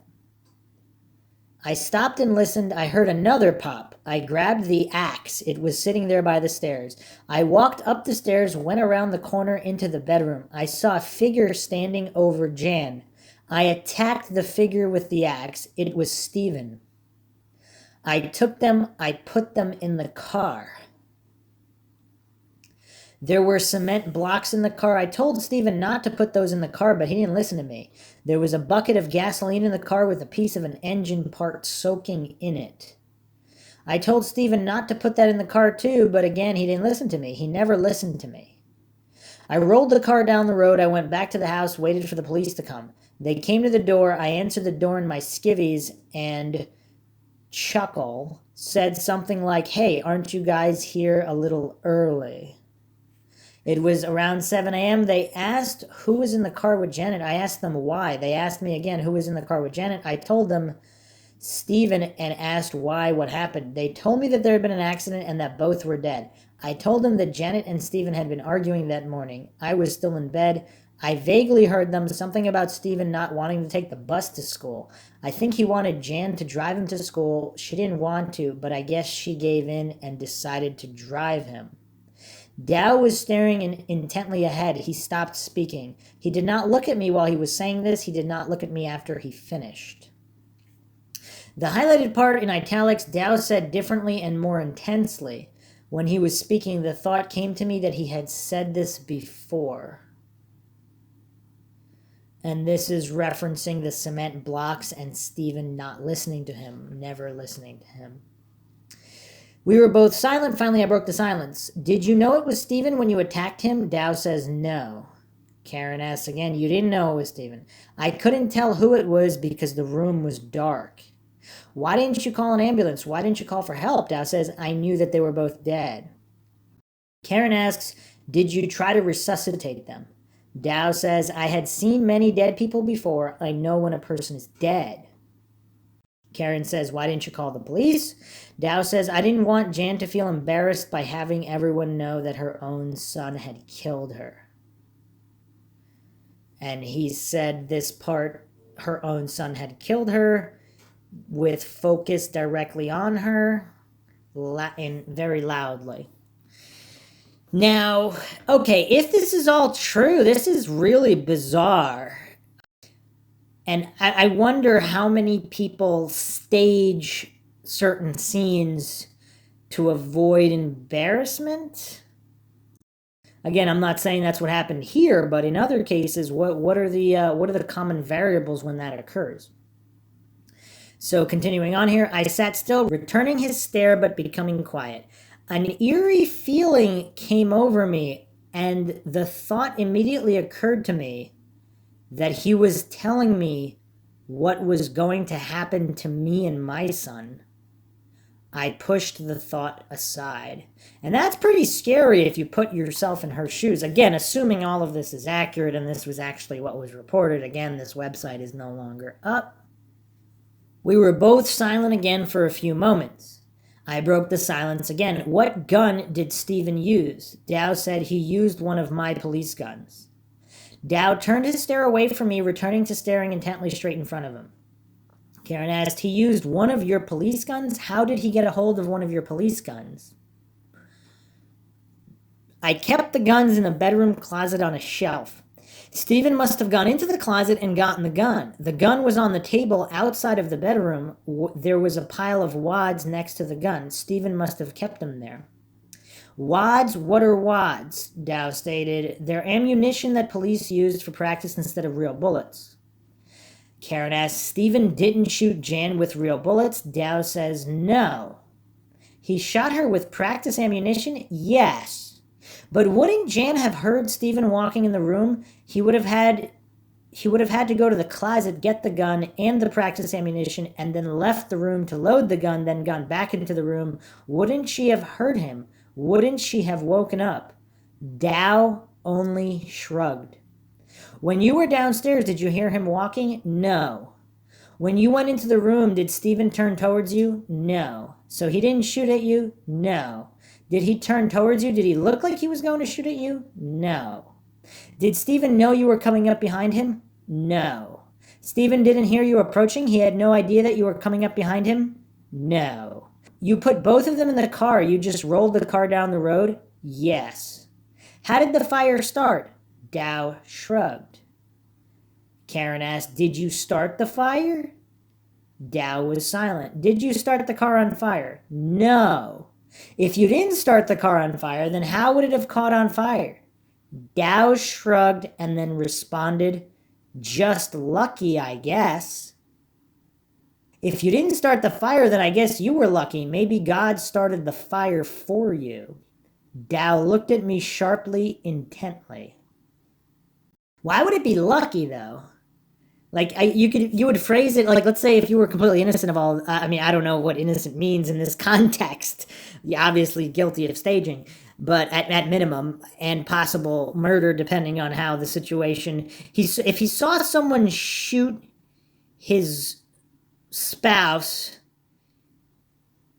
and he had an axe in his hand, and he's just reacting, but he hacked the person from behind, I don't know. What is that classified as? That's not specifically self-defense because he's stating that this figure did not turn around and attempt to shoot him. He's witnessing this figure shoot someone else with practice ammunition, and he's hacking them. He might have not known it was practice ammunition at the time, whatever. But he just hacked them in the spine and killed them as he's seeing them shoot somebody else. I don't know. That's a tricky situation if that's what happened. Like legally, what does all that entail? Well, God must have started the fire for you, huh? If you didn't start it, then God must have looked down and said, I don't want Dow to get caught. Of course he would know what happened, and so he started the fire because he was protecting you, because he knew that if there wasn't a fire, when the police came, they would see the blood and stuff, and that would have been visible, very visible. And so if it wasn't your fault, then God must have started the fire to protect you. What do you think? Dow didn't say anything. He was staring at me intently. I began to feel extremely nervous, edgy. I looked away and dropped it. I then came back with another question. But the bullet holes, why didn't they discover the bullet holes in Jan? Dow shrugged. Wouldn't the gunshot wounds have shown up in the autopsy? Dow shrugged and then responded, I don't know. We were both quiet. I was lost in thought. I remembered wondering if this was what the root of his rage is and what appeared to be intense self-hatred. This time, Dow broke the silence. When the state police came to the house, they brought Butch Burbank with them. I don't know why they brought Butch with them. Maybe they thought Butch was a close friend of mine or something. I couldn't figure out why they brought Butch with them. Was Butch a good friend? No, not really. I really didn't know Butch that well. Again, we were both silent. I broke the silence. Do you remember the night you were riding around with Richard Hansen? It was right after Jan and Stephen's death. Do you remember? Yes. You said to him, I can't keep this to myself anymore. I have to tell someone this. And then you guys met up with some other state troopers or something and you were interrupted. Dow was looking intently at me. He began to slowly nod in the affirmative. Was this what you were going to tell him? Dow was still looking at me. He hesitated. I just waited. He finally responded, yes. At this juncture, I just started to repeat myself, revisiting the areas in which Dow's explanations made no sense. You didn't know it was Stephen? No. I don't understand how the fire could have started. Dow broke down into what appeared to be deep sobs. There were no tears, just deep breaths, dry, deep breaths. I immediately stopped asking him questions. I looked at him. I wasn't sure what to do. I stood up and slowly walked towards him. When I reached him, I placed both of my hands on his shoulders.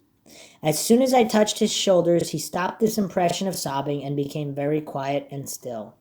I stood like that for a few moments. He didn't say anything nor do anything. He just sat there with his hands still clasped together and silent. I felt like it was safe to do so, I removed my hands and sat down beside him, but behind him. My back was up against the couch. He was still sitting on the edge of the couch. I replaced my hands on his shoulder. We both sat there silently. After a few moments, Dow spoke. He continued staring intently ahead of him. If you ever tell anyone what I just told you, if you ever tell anyone this, then I will. Dow was silent and kept staring resolutely in front of him. I kept my hands on his shoulders. I didn't dare move. After a few moments passed, I spoke quietly in an even, firm tone. What will you do if I ever tell anyone this? Dow didn't respond. A few moments passed. Dow still hadn't responded. I wanted to know how he was going to end this sentence. I needed to hear him finish what he had begun. I leaned forward far enough so that I could look directly at his eyes, knowing that he would see me watching him. Quietly but firmly, I asked him again, what will you do if I ever tell anyone this? Dow slowly turned his head and looked at me straight in the eyes. We held eye contact for what seemed to be an eternity, but it was only a few moments. My eyes did not waver or turn away. He broke eye contact and turned away, shrugged his shoulders, and stated in a nonchalant but firm tone, I'll just deny it. Slowly, I removed my hands from his shoulders. I brought them down and rested them in my lap. We were both silent. He remained sitting on the edge of the couch with his hands clasped together, eyes staring straight ahead. It was at this moment that I began to realize that Dow did not feel any sense of sadness, torment, guilt, remorse, etc. How he had ended this revelation seemed to be incongruent with any of those emotions. And if you ever tell anyone what I just told you, then I will. Shrug, I'll just deny it. Where was the guilt, the sorrow, the torment, the remorse? There was no fear in that statement, in his voice or in his body language. It was a matter of fact. How could he just deny it? What did this mean? I instantly became wary. I calmly asked, why would you say that? I'm not going to write out and tell anyone this. You know me better than that. I hardly talk to anyone about anything. You know that. Dow responded, I'm tired. I want to go to bed now.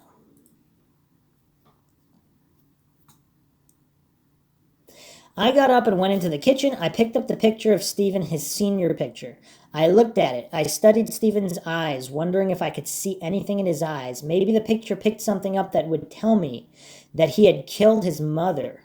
I didn't see anything. I threw the picture away. I picked up the glass. We went to bed. He slept peacefully. I didn't fall asleep for a long time. I watched him sleep. I listened to him sleep. I wondered if he would be restless or if this would torment him in his sleep. There were no signs of either. He slept serenely, like he did after his explosions at night. I kept thinking about what he had told me, going over and over it in my mind. So much of it didn't make any sense. If it had happened as he said, why had he covered it up? The morning arrived. I waited to see if he would bring this up. He didn't. He behaved as if the night before had never happened. His usual response, as if what he had revealed was as insignificant as if he announced the night before that it was dark outside. I waited until early afternoon. I finally brought the subject up. I had absolutely no doubt that Jan and Stephen had not died in an accident as publicly reported. I asked him questions. There was a number of things that didn't make sense. How could Stephen have been unaware of Dow coming up behind him? Stephen must have known Dow was home and heard him downstairs putting coal in the stove. The house wasn't that big. Why would Stephen be only focused on killing Janet? Why wouldn't he have been on guard against Dow's approach? Why hadn't he taken care of Dow first, as Dow would have been the bigger threat? How could Dow not have known it was Stephen he was attacking? Dow had said that the room was dark, but he could see a figure standing over Jan. Dow had also said that he had been in the living room watching TV before going downstairs to put coal in the stove. Dow hadn't gone to bed yet. The cellar light might have been on. Lights on the main floor must have been on. The master bedroom was on the main floor, and it was a very dark room even during daylight hours. A light source must have been lighting up Stephen's form. How could Dow not have recognized Stephen? Dow must have blocked the light source at some point. How could Stephen not have reacted to this alarm? How could Stephen not have been expecting Dow and been prepared? How could Dow not have heard Stephen walking down the stairs or on the floorboards right above him? Why would Stephen have used practice ammunition instead of real ammunition? Why would Stephen have brought out a pile of the practice ammunition and placed them on a table outside of the bedroom? Why wasn't the gun in Stephen's hands? Why was it on the table outside of the bedroom next to the pile of ammunition? Why hadn't the bullet holes shown up in the autopsy? A car doesn't burst into flames when it's just rolled off a road. Why was Dow not being straightforward about how the fire started? What else was he not representing honestly? Why would Stephen kill his mother? I began to ask Dow questions. Following are some of those questions and his responses. Why would Stephen want to kill his mother? I don't know. Was he angry with his mother a lot? No. Do you think that Stephen wanted to kill both of you? I don't know. Why would Stephen kill Janet while you were home? Do you think that he thought both of you were sleeping and the second shot was meant for you? I don't know. Did Stephen use drugs? No. Do you think that maybe he had started to use drugs and was high at the time? No. Who did Stephen hang around with? What kind of kids? The Bentons, not bad kids. Didn't Stephen know that you were home? Wouldn't he have heard you come in? I don't know. When you were downstairs putting coal in the stove, did Stephen hear you walking on the floor? No. Wouldn't you have heard him walking? Dow shrugged. Did Stephen watch a lot of TV? What kind? Music? What kind? Dow shrugged and said action movies, but didn't have an answer for the music. Stephen didn't hear you coming. He didn't know that you were coming up behind him. No. I finally asked him about the mattress. Was Janet killed on the same mattress? The mattress that you had? You know, the one with the stain on it? The one that you had when I met you? Remember the one that I kept asking what the stain was from? Yes. I began to visibly react to this. I didn't want Dow to see my reaction. I was having a hard time controlling it, and he probably did see the beginnings of it. I looked away and was silent. I looked back at him. He was watching me in a focused manner. He said, "Let's go get something to eat." I left to go back to Claremont. I was convinced that Jan and Stephen had not died in a car accident as reported. But so much of what Dow represented didn't make any sense to me. I wasn't sure what to make of it or what to do. I was scared. I wondered how much of a threat I was to him and was very concerned that my son's life and my own were in danger. I instinctively knew that I needed to institute actions so that Dow would think I was not a threat to him. Based on everything I knew about Dow, it would not have been wise to be assertive or confrontational at that point. It was necessary to backtrack from any past confrontations, hoping to dissipate any grudges or resentments built up against me. It was important to appear as if I wholeheartedly believed the scenario he had presented to me until I had a chance to look at him through a new set of eyes and decipher who he truly was. For the time being, I needed to appear weak-minded and controllable. I needed to institute a non-direct approach in my response to Dow. I had to portray that I was enamored, that he didn't need... I was so enamored that he needn't worry. Over time, I learned that it was important to stay one step ahead of him, which meant I needed to observe and discover the way he thought. I had to learn the pattern to his logic, in essence, to learn how to think like he thought before I could respond to him. I wondered just whom it was I had committed myself to. I wondered just what that commitment required of me. I didn't know if the man I had fallen in love with was real. I wondered if he had ever been real. I needed to find out. I needed to immediately institute safety actions without him knowing I was doing so. I needed to know who Richard Dow truly was and knew that this would surface over time. I needed to let the truth surface and not fight it. The reality of Dow would surface on its own in a natural setting in its own time. Questions kept swirling around and around in my mind. Why had he covered it up? Why wouldn't he tell me how he started the fire? Why wasn't there a gun in Stephen's hands? Was this what was at the crux of his explosions, or was it something else? How could he have continued on in law enforcement? What was I supposed to do with this information? What were my moral and legal obligations? Who could I talk to in order to find out? So much was going through my head. What was the right way to respond to this? Most importantly, was the question, how would God want me to respond? I wanted to believe what he had told me, although I didn't know if the scenario he had presented qualified as self-defense. As horrible as the scenario he had related was, it would have been much better to deal with him if he had actually killed his wife and his adopted son. The questions kept swirling around and around in my mind.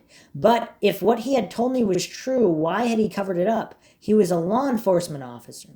I needed time to think, to keep Tao at bay and feeling safe, to protect my son and myself, to learn what my obligations were. I needed guidance.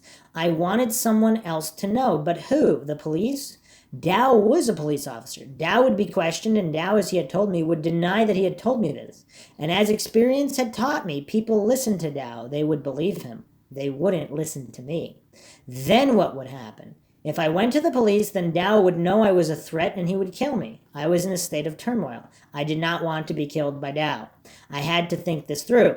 Tao was supposed to come to Claremont the next weekend. I didn't want him to come, but I didn't want him to know I was frightened of him. Frightened of this information, frightened to think what this meant in relation to my sons and my life. I had never let him see any fear from him in me, and I knew it would be a mistake to start now. I needed to implement caution even more so now, and I had to make sure I did not do anything that would alarm him.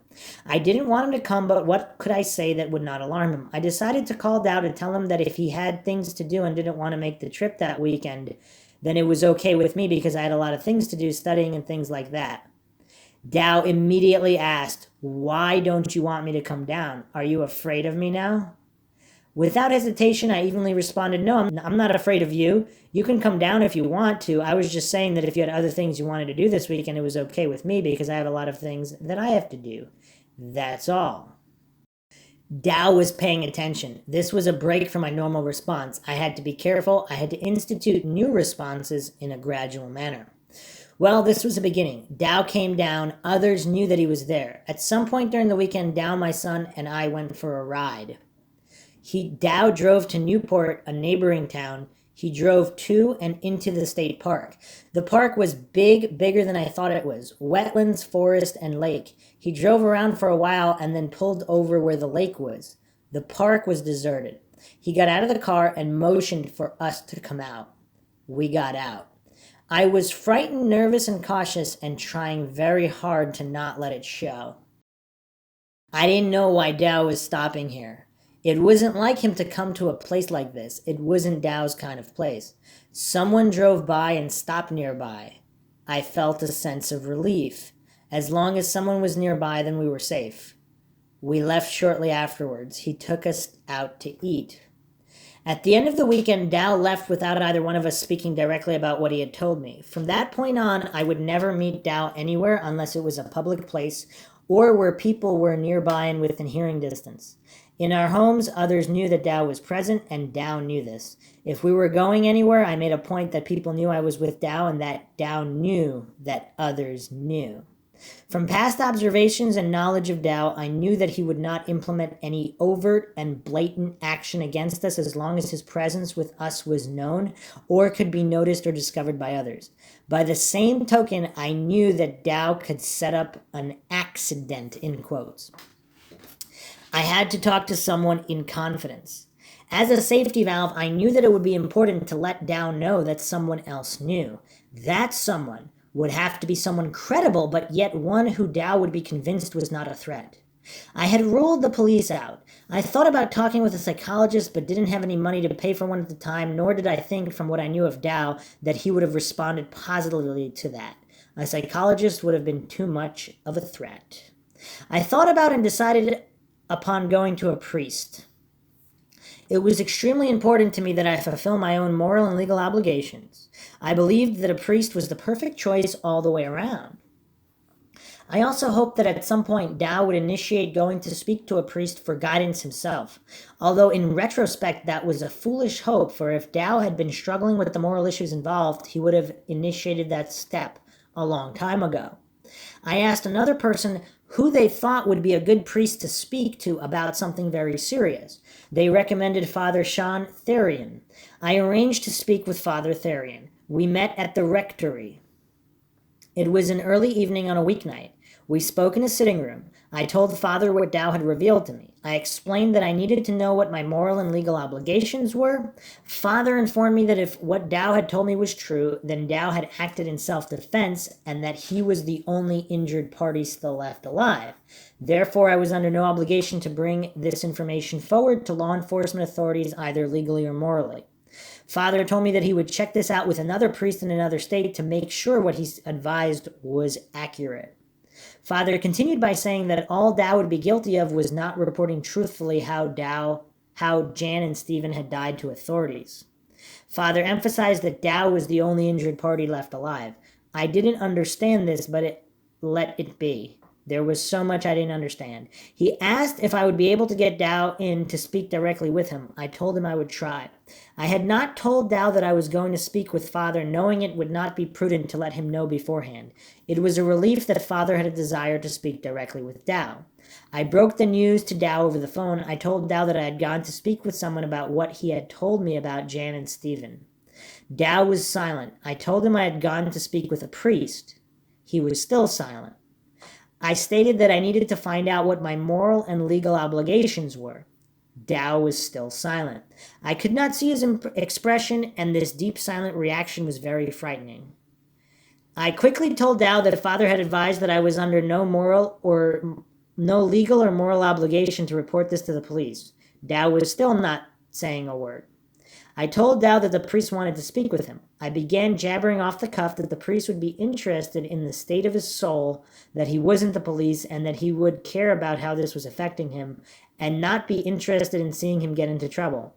I asked Dow if he would meet with Father. Dow was silent. I reiterated that I had already told Father and what Father's response had been. Dow was still silent. I finally just told him that I needed to let Father know what his answer was. Dow finally responded. He stated he would think about it. I told Dow I would hold off on speaking with Father until we spoke again. Our conversation ended. I believe it was the next night that Dow and I spoke again via the phone. In that conversation, Dow told me he had decided he would meet with the priest. Later, I told him that he needed to call Father himself to set up a time, and I gave him the phone number. Dow set up a time to meet with Father. The night that Dow was to meet Father, he came to my house first. It was a weekday evening. He left for the meeting. He was gone 1 to 2 hours. After the meeting, Dow came back to my house. He told me that he had spoken to Father and that he had told Father the same thing that he had told me. Dow then asked if I knew who Father Terrian's own father was. I responded no and asked who he was. Dow told me he was Armand Therian, a New Hampshire state trooper who had performed a hit for the mob, had been caught, and was now serving a life sentence at Walpole Prison in Massachusetts. Wow, you can't make this stuff up. Dow told me that he had spent much of his meeting with Father speaking about Father's own father. I brought the subject back to Jan and Stephen. Dow told me that Father wanted him to speak to a counselor that he knew. I asked him if he was going to do that. Dow said he hadn't decided. Dow never did. I saw Father the next Sunday after Mass. I approached him. For my own peace of mind, I needed to check to make sure that Dow had actually met with him and spoken to him. I also needed to make sure that I was under no moral or legal obligation to report what Dow had told me to the police. Father confirmed that he had met with Dow and that Dow had spoken to him about how Jan and Stephen died. That Dow had told him what I had told him. Father also confirmed that I was not obligated to go to the police with this information. I really didn't understand Father's response. I didn't understand the self-defense representation. I still thought a lot of what Dow had told me just didn't make sense, but I didn't push it. I grasped on to what Father had told me, that if it was as Dow had told me, well, then he was not a danger to anyone, right? He was not a danger to me, my son, or anyone else. Father believed him. Maybe I should just accept it and leave it at that. But Dow knew that what he had represented wasn't true, and he wanted me to know that. In retrospect, I know that Dow got a kick out of terrorizing me. He was playing with me. He wanted me to know that he had killed Jan and Stephen and had gotten away with it. He wanted me to know that he could kill me and Matthew and get away with it. He wanted me to know that in the end, it was he who had all the control, that it would be he who had all the power because he could kill and I could not. A few weeks later, Dow was down in Claremont. We were in his vehicle. Neither of us had brought up the subject of Jan and Stephen's deaths since he had spoken with Father. Out of the blue, Dow suddenly said, "I remember yelling at Stephen while I was attacking him. I won't let you do this to me. You can't do this to me," over and over again. I was startled. I looked at him. Dow was intently staring straight ahead. I said, "I thought you didn't know it was Stephen when you attacked him." Dow visibly pulled back and responded, "Oh," pause, "I didn't." I knew that there was much more to what he had told me. I wanted to believe that he was the injured party and that Jan and Stephen had died as he had said. But even though others might be satisfied with his explanation, there were too many things that just didn't add up in my mind. Dow had a history of lying and manipulating circumstances to benefit him. He had a history of being deceptive. I finally decided that I had an obligation in all of this, to all of us, including Dow, to learn who he really was. It was so critical for my son's and my safety, for others' safety, to discover who Richard Dow really was. I also knew that if he were a killer, then I would always remain a threat to him while I was alive by virtue of the information he had relayed to me. Dow's violence. How do you think Jan and Stephen really died, Karen? And apparently this website was created, at least in part, by Karen, going over all this information. I remember during the first 4 years of our relationship, Richard Dow exhibited bizarre, violent, threatening, deceptive, isolating, callous, and indifferent behavior. I remember Dow's lies, his threats, his shaking fist in my face, watching him violently punch himself in his face or chest, and hearing him shout at me, "Do you know what I'd like to do to you right now? Do you know what I feel like doing to you right now? This and this and this." I remember standing so still that he would angrily pick up household objects and throw them in my direction, and feeling the relief I felt when the flying objects missed me. Dow angrily stomping out, and when he returned, listening to him tell me that he destroys things he likes. I remember my intense feelings of anxiety when he would angrily screech off in his truck, disappearing for hours on end, and be so worried that he would end up hurting himself or someone else. The cruel silence, cold unresponsiveness, and callous indifference he displayed when my son skidded on some sand in the road and fell off his bike on the roadway, laying hurt and crying right in front of him. I remember the times he would erupt and then end up curling up into a tight little ball, warning me not to come near, to not touch him right then. Listening to him tell me how he felt an overwhelming sense of powerlessness, that he had no control, that he had no power, that he had no control, that I had all the power, that I had all the control. I remember the day the three of us were in the car on a family day adventure when out of the blue he erupted over something I had said. He exited the highway, turned the car around and said, "We're not going anywhere now," drove home without saying another word, parked the car, got out of the car, slammed the door, and walked away. Listening to him blame me for decisions he made which he later regretted, for mistakes he made for his eruptions. I remember over time I recognized that Dow's eruptions were deliberately contrived and were controlled. I recognized that the purpose of these eruptions were meant to intimidate, to bully, to control, and to give him the feeling of power he craved so much. When I began to stop reacting to his explosions, right away his actions became more emphasized and began to escalate. I remember listening to him tell me that he only acted this way in one other place, and that was as a law enforcement officer when he felt threatened. I remember listening to him yell at me that I was a threat to him, that I was a threat to his psyche. The time Dow erupted, threatened me, and then stood up. I stood up too. He pushed me down. I scrambled back up. My instincts told me to immediately move in instead of running away from him. My instincts told me to immediately respond in a strong but not physical manner.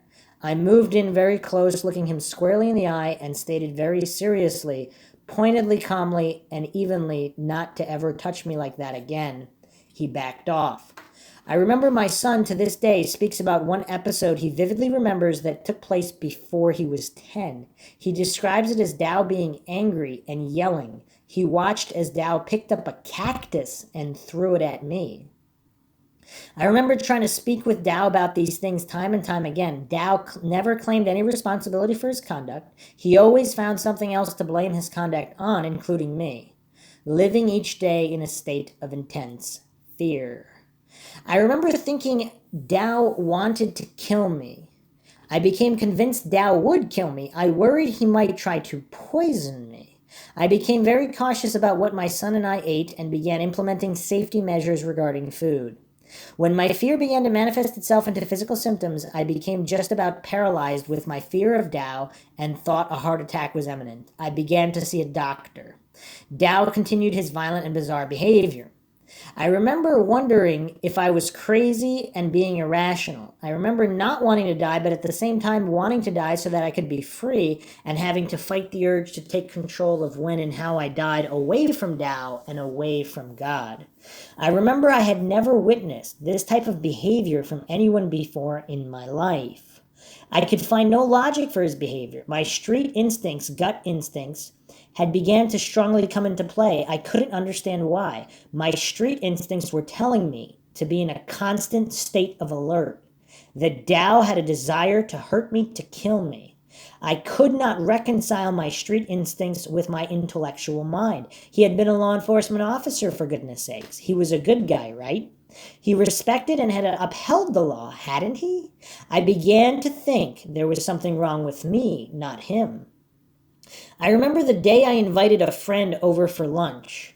Tao was not supposed to be home. He was supposed to be out working. Tao knew she was coming. She was highly knowledgeable about and involved in domestic violence issues. Tao did not know why I really wanted to see her, but he knew her background and that I had been trying to understand his explosions for so long. I needed to speak about my fear. I needed to find out why my street instincts were coming out so strongly. I needed to find out if I was being irrational, to find out if I was going crazy, to try and make sense out of all of this. Was it me? Was it him? What was this? Help me understand. Tao didn't leave the house that day. He decided not to work.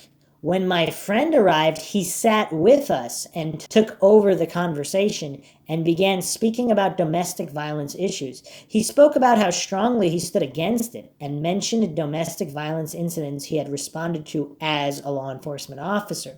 She seemed to be buying into it.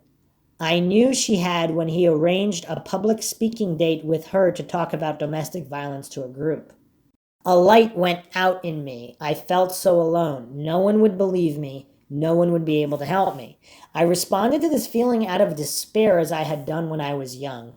I just turned my head away, stood up without saying a word, and walked away. I left the room. I didn't return. I knew Tao was not going to let me talk to her alone. He would charm anyone he set out to charm, even my most knowledgeable friend, or so I thought and believed at the time. I went into one of the bedrooms and busied myself with doing some cleaning in an attempt to distract myself. I went to the furthest point in the house away from Tao. When it came time for my friend to leave, she found me in this bedroom. It was time for her to leave, and she had come to find me to say goodbye. She had noticed the manner in which I had departed the room. A red flag. She asked me if anything was wrong. I responded that I couldn't talk about it now. There's no time to talk about it now, and there's really no use in talking about it now. She was hesitant about leaving, but did. I didn't walk her to the door. After she was gone, Tao approached me, looked me square in the eye, and stated something along the lines, "That was a nice visit, don't you think?" Silently, I turned away. I wanted to cry, to give up, but crying would do no good. It had never made a difference in my life, ever. I remembered how a long time ago when I was young, during a critical moment in my life, I had cried and my vulnerability was exposed and there was no comfort given, only indifference. I had made myself a promise to never cry again. No one would ever see how vulnerable I was ever again. I would not cry in front of Dow. I was determined not to satisfy him by letting him know how deeply this had touched and affected me. The memory of that young girl who had felt so alone, vulnerable, broken, and was so uncertain about her future served to remind me that somehow I would and could make it, even if I had to do it alone. Plus, I was not alone in this environment. There was Matthew, my son. I could not give up. I remember many years later, just several months before I came forward, I reconnected with this friend. She brought up this lunch. She told me that after I had left the room, she had asked Dow what was wrong. Dow told her he didn't know what was wrong with me. She asked him if he had tried to speak with me about it. He responded that he had, but that I wouldn't tell him what was wrong. I remember not being able to figure out where the rages came from or what triggered them. When I finally began to reject Dow's claim that I or something else was responsible for his behavior, I remember Dow had been trying to re-enter into law enforcement for years.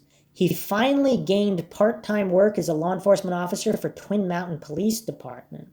When he wasn't on duty or around others, Dow was intensely sullen, dour, and sulky. He stopped taking care of himself, unkempt, unshaven, a crazy look in his eyes. At this point, we were living in a trailer located on my parents' campground. My parents' house was within earshot, and people were always nearby in the campground. His reactions changed from eruptions to deep moroseness. I couldn't handle the environment of our home life and Dow's responses anymore. Something had to change. I made a decision that it would be best for us to separate. Before leaving, I called a good friend of Dow's. I told him I was leaving, moving far away, and re-entering school. I explained that I was highly concerned about Dow, that Dow didn't look good, was not physically taking care of himself, and asked if he would call Dow in the near future and make sure he was okay. During this conversation, this individual, out of the blue, stated that he remembered when Jan and Stephen died. He stated that he and Dow had been riding around one night in his cruiser, and out of the blue, Dow intensely had said, "I can't keep this to myself anymore. I have to tell someone this." They were interrupted. Dow never finished. He continued by telling me that the tone and intensity was the type that makes the hair on the back of your neck stand up. He asked me if I knew anything about that or what it might mean. I didn't. Our conversation ended. He promised to get in touch with Dow in the near future. I took my son and relocated to Claremont, New Hampshire. I re-entered into college studying interpreting for the deaf. Dow stayed in Twin Mountain. Dow and I had maintained contact. Although we were separated, there was much we had vested into the relationship, and we would visit back and forth. During one of my son's and my visits to him, Dow made the following statements to me. It was late at night, and we were both sitting in the living room on opposite sides of the room. My son was sleeping at my parents' house. We were not arguing, nor were we speaking about Jan and Stephen. Neither of us had been drinking. And of course, this is what we already went over just now. I remember Dow asking me how I was able to hold up and keep functioning in school and with my studies as a parent and my volunteer work under all the stress and with everything that was going on. Within months of Dow telling me this information, he began to look for a law enforcement position in the Claremont area. He obtained full-time employment with the Lebanon, New Hampshire Police Department. The chief of the department was a former New Hampshire state trooper. I remember when we began our move into the house in Lebanon when he was leaning against a doorframe of the office watching me organize the room. Suddenly he said, "You know I can get rid of you anytime I want to." I stopped what I was doing and looked at him. We maintained eye contact for a few moments. I then responded in even tone, "You would do that? You would deliberately, with forethought, set out to get rid of me?" He didn't respond. I asked, "Is that who you are? Would you deliberately set out to do something like that?" He responded, "I just wanted you to know." He then turned on his heel and left the room. In the 4 or 5 years that I had known him, I had never seen him buy or even pick up a book to read. And then suddenly he always had this one book in his hand. And the day he laid it folded open on a table in the family room, I picked it up to see what he was reading. It was about someone who had killed his whole family with an axe. I asked him why he was reading a book like that. He responded, "To help me with my work." I remember when Dow told me that the psychological exam required of all incoming Lebanon police officers found that he had the perfect personality to be a cop. He had covered up the true nature of Jan and Stephen's deaths. He wasn't honest. I wondered, just what does this examination examine? When Dow hid in the darkness observing while a domestic violence incident was occurring in a neighbor's residence, while I, thinking Dow was right with me, approached and diverted the attention of the male aggressor until the police arrived. I was surprised that Dow had not stayed with me and that he had disappeared, especially since he had begun to speak about how dangerous domestic violence situations were. Dow disappeared into the darkness. I debated whether I should approach. I felt like I was on my own. The male aggressor noticed me. His attention focused on me. He asked me who I was. I decided retreating would not be a good idea, so I walked towards him in a non-threatening and relaxed manner. He became curious. His attention was diverted. We spoke for a few minutes. The police arrived. A few minutes later, Dow came sauntering out of the bushes. On our walk back to our house, I asked him why he disappeared like that. Hiding in the bushes, he responded, because you should never walk into a domestic violence situation alone. They're very dangerous, and either one of the parties could turn on you. I asked, why did you let me walk into the situation alone then? Why didn't you tell me you were going to do that? He shrugged. I remember Dow began to enter into one of his rages. I backed myself up to the storm door, putting my hand behind me, placing it on the door latch. Dow was shouting what he wanted me to do.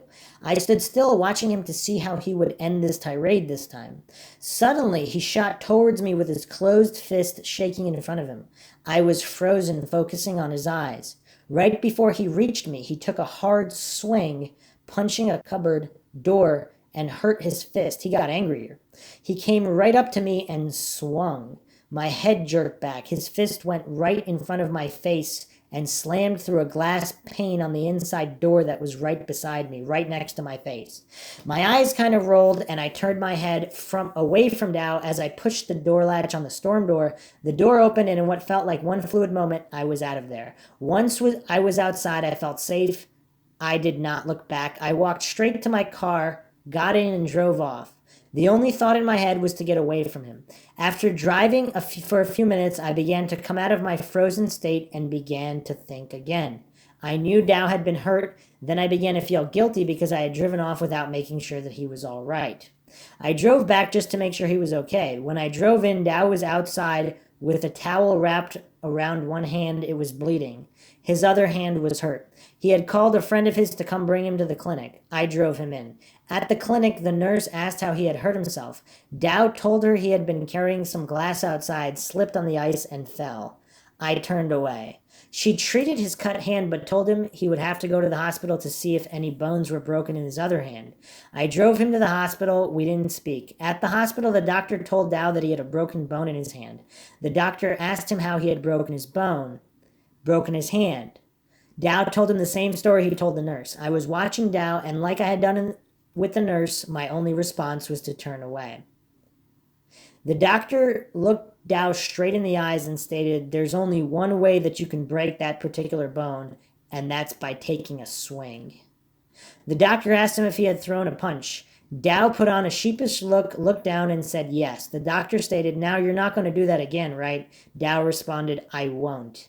The doctor left. We left. On the ride home, Dow began to say, "Karen, you know that I would never hurt you or Matthew." I didn't respond. I had nothing to say to him. He said it again. I still didn't respond. He looked right at me and said, "Karen, I would never hurt you or Matthew. You believe me, don't you?" I turned my head and looked at him. I simply responded, "No, I don't believe you anymore." I looked away. So many lies, so many cover-ups. Truth did not matter to Dow at all. I remember the violence, the threats, the warnings. How sometimes Dow would violently pound his chest and shout that I had no idea what kind of expletive was in him. How he communicated to me that he felt like killing. How he had told me that he had been diagnosed as lacking empathy, the definition of a sociopath. How I became so concerned over strong indicators that he may be going through the process of selecting another victim right in front of me. How I needed to divert his focus his focus away from others. How Dow told me that a psychiatrist had wanted him on medication, but that he didn't want to take it. And then how Dow would make statements that maybe he should go on the medication and then not doing it. When I told a friend of mine in confidence about this, she was a counselor. When I spoke to a psychologist in confidence about this, when I spoke to another priest in confidence about all this, and when I finally arrived at the conclusion that it was necessary to come forward to law enforcement with the information that I had. So much to remember. I looked and saw, I listened and heard, I watched and learned. I experienced, I discovered, and now I know the truth of Richard Dow. I came forward because the deaths of Jan and Stephen Dow needed to be investigated by law enforcement. The true nature of their deaths needed to be discovered and addressed. I needed to learn the truth about their deaths, and now I know how Jan and Stephen really died. And there was media coverage on this all throughout the years, and how about that there might have been a cover-up and all of these things. So throughout the years, they kind of refused to indict him, and then the sentiment has changed a bit. Here's an article from 1998, Associated Press by David Terrell Wysocki. Lawmakers seek third probe of 1982 deaths. Concord, New Hampshire. 15 years ago, the wife and son of a former state trooper were found dead in a burning car. Despite what police thought at first, it was no accident. Ultimately, investigators concluded that the victims were either dead or incapacitated before the wreck and that the crash was staged. But the state closed its second investigation into the case last fall, saying there wasn't enough evidence to prosecute. Now lawmakers are pressing for a special committee to look into whether there was a cover-up to protect the former trooper Richard Dow or his one-time commander. There is no statute of limitations on a yearning for justice, said State Rep. Rennie Cushing, sponsor of a bill to launch the committee investigation. People still grieve. The charred bodies of Janet Dow, 40, and her son Stephen, 18, were found in Thornton, a small town about 40 miles north of Concord, on a frigid morning in December 1982. State police concluded the deaths were accidental, relying mostly on information from Dow, who was working as a part-time officer in Thornton. Dow said he was home when his wife and adopted son drove off that morning. There were no autopsies. The state fire marshal wasn't called, and the car released to Dow soon after the deaths was quickly destroyed. Officers didn't note or follow up conflicts between the evidence and Dow's account. Based on what Dow said, police concluded that the victims burned to death when their car careened off the road near their home and exploded into flames, supposedly from a bucket of gasoline that Stephen had left in the car because it held a carburetor he was taking to have repaired. The troopers also concluded that the victims could not escape because both were hit by bricks that, again, according to Dow, had been placed in the car to add weight to improve traction. The case remained closed until 1993, when Dow's girlfriend, Karen Safian, said Dow had told her that he had killed his son with an axe. After the teenager murdered his mother, Dow staged the accident, Safian said. Safian believes that Dow killed them both and that the police might have looked the other way. The original 1982 investigation was conducted by the state police troop where Dow had worked, and Safian said she believes that the commander, Richard Tuck, steered investigators away from Dow, fearing that Dow would divulge that Tuck fixed tickets. Tuck called the suggestion a complete lie. Police have said Dow, 53, lives in another New England state, but will not say which one. He has an unlisted telephone number and has not returned messages left with his father. Safian said she believes that the second investigation ended to avoid embarrassing the state police. State police and prosecutors concede that mistakes were made in 1982, but assert that officers saw no signs of a crime. Based on photos of the original crash and 2 reenactments, the second investigation found that rather than speeding off the road, the car essentially was tipped into the ditch and then set afire. Ronald Pennington, a former officer in Woonsocket, Rhode Island, who helped solve a murder that involved a police cover-up, said prosecutors have more than enough evidence to file charges based on the second investigation, which was led by State Police Sergeant Benjamin Masro. When you look at that first investigation, it was just awful, Pennington said. But when you see what an exemplary job Masrel did, why hasn't something happened here? What's the problem? Masrel, who retired last fall, referred questions to Assistant Attorney General Mark Zuckerman, who said there is not enough evidence to prosecute. Even though reasonable folks could agree there may be probable cause to charge somebody, there certainly is not sufficient proof to obtain a conviction beyond a reasonable doubt, and it would not be proper for me to go forward as a prosecutor on evidence I know to be deficient, he said last fall. Cushing acknowledged that his bill is unlikely to lead to criminal charges, but said he wants to find the truth anyway. I would like to see ultimately the committee come to conclusions about whether or not Dow did kill his wife, review the evidence, so at least the public knows. And that's a very reasonable position because, again, even if he doesn't get convicted, at least the truth will be known, so it's not just swept under the rug, and the truth can be, and evidence can at least be heard regardless of whether it leads to a conviction or not.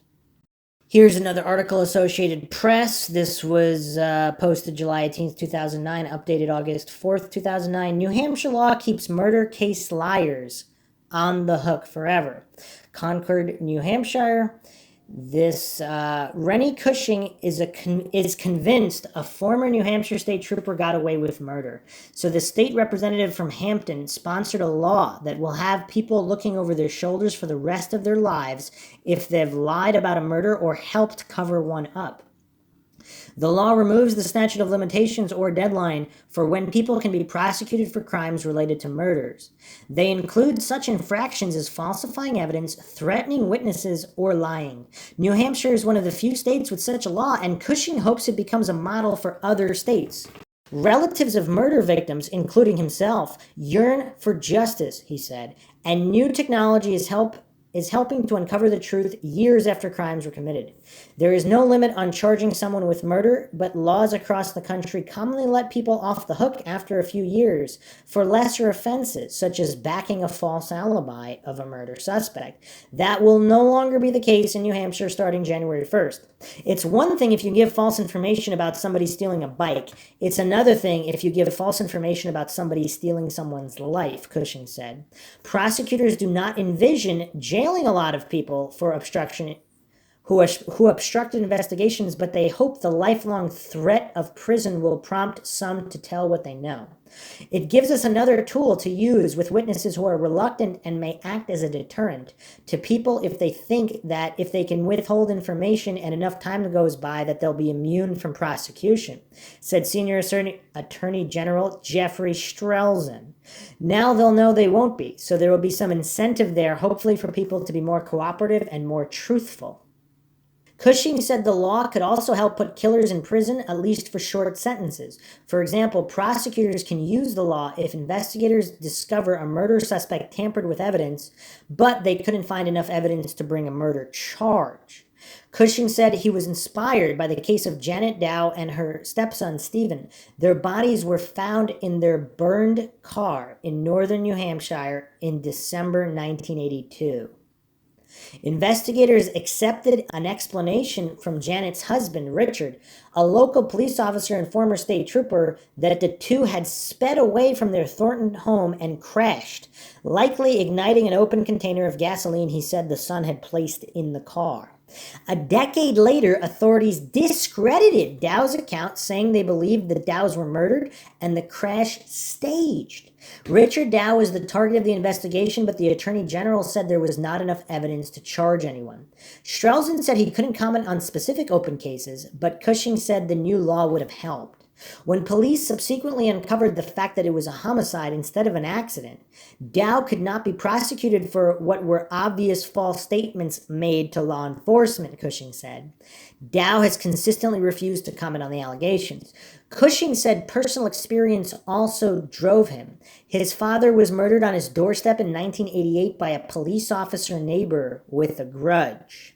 The officer then consoled the family as he pretended to help track down the killer. You never lose your longing for justice, Cushing said. I don't believe people should be allowed to get away with murder. And then they go on to talk about laws in other states and such. But yeah, this is all very troubling. Very, very troubling that it still hasn't been effectively resolved. So let's finish with Safian's account.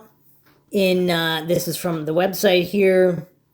In 1993, I, Karen Safian, came forward to authorities in the state of New Hampshire with the information Dow had given me in the spring of 1993. That information identified that Jen and Stephen Dow had not died in a Fury motor vehicle accident, but were rather killed in their home. That Richard Dow admitted that he was directly involved in the killings and had staged the accident. I first reported what Dow had told me to Lieutenant Jellison, commander of Troop F.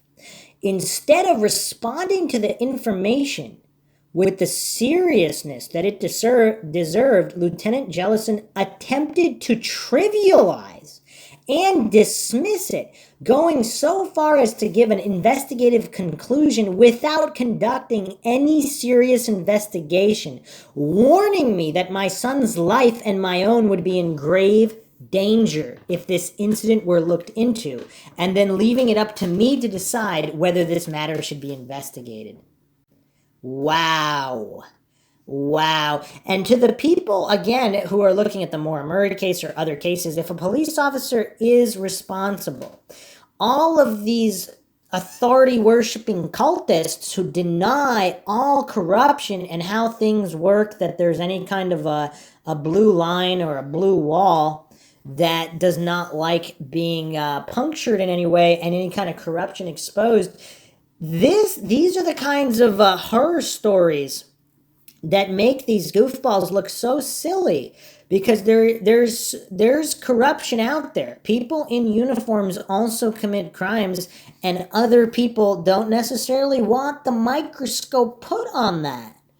So no, there's no allegation here that Lieutenant Jellison was directly involved in any kind of cover-up, but just the tone of which he was speaking to Karen Safian and wanting to prevent this going public in the first place. How insane is all of this and this entire process? I really wanted to give this case the attention it deserves, because Karen Safian really needs to be heralded as a hero for going through all this, because if she was just some kind of ex-girlfriend with a grudge, it seems unlikely she would have went through this entire process, because usually when there's false statements like that, it's some quick attention seeking, some reporter in a news story, maybe a police statement, and then that's that. But here we do not have that. Now again, I don't know exactly what happened, but there seems to be a lot of issues here, and there's a lot of other individuals that are experts in police corruption and exposing police officer murders and cover-ups that have found this to be the case in this case. So it is what it is in that regard. As a direct result of Lieutenant Jellison's response, my son and I entered into hiding. The New Hampshire Attorney General's office was notified. In turn, the New Hampshire State Police Major Crimes Unit was notified. Detective Sergeant Ben Mosrell was then placed in charge of investigating this incident. Sergeant Ben Mosrell had become a targeted man within the Division of State Police. Not only was he left unsupported in his investigation into this most serious matter, but he began experiencing acts of harassment, with obstructions being placed in his way by his superiors in the New Hampshire State Police. Complaints were filed during this time frame. To date, none of those complaints have been competently investigated. Where is internal affairs in all of this? I mean, there needs to be multiple internal affairs agencies to investigate this to make sure there's proper oversight. In spite of the harassment and obstructive acts, Detective Mosrell pushed forward and ended up solving the case. And also, obviously all the good cops and honest investigators out there, they're heroes as well, because all of these corruption deniers and coincidence theorists who defend, for example, the New Hampshire State Police or Haverhill Police in the Maura Murray case, they could learn a thing or two from Detective Mosrell, who actually honestly investigates despite all these roadblocks. His investigation demonstrated that Jan and Stephen Dow were murder victims. The car accident was staged, the fire set, and the perpetrator, Richard Dow. And you know what's also scary to think about? A lot of cases and investigations, they don't have someone like Detective Mosrell. They don't have someone with integrity to objectively and honestly investigate. They have people who cave to the harassment. So, in all these other cases where corruption is suspected in some kind of way, how often is it honestly and objectively investigated? And even for Masrel's work, again, there was no official case or prosecution, but at least he was able to do a thorough investigation and come to these conclusions, even if there was no actual conviction as a result. Detective Masrel's investigation into this matter also demonstrated that this incident was deliberately botched in 1982.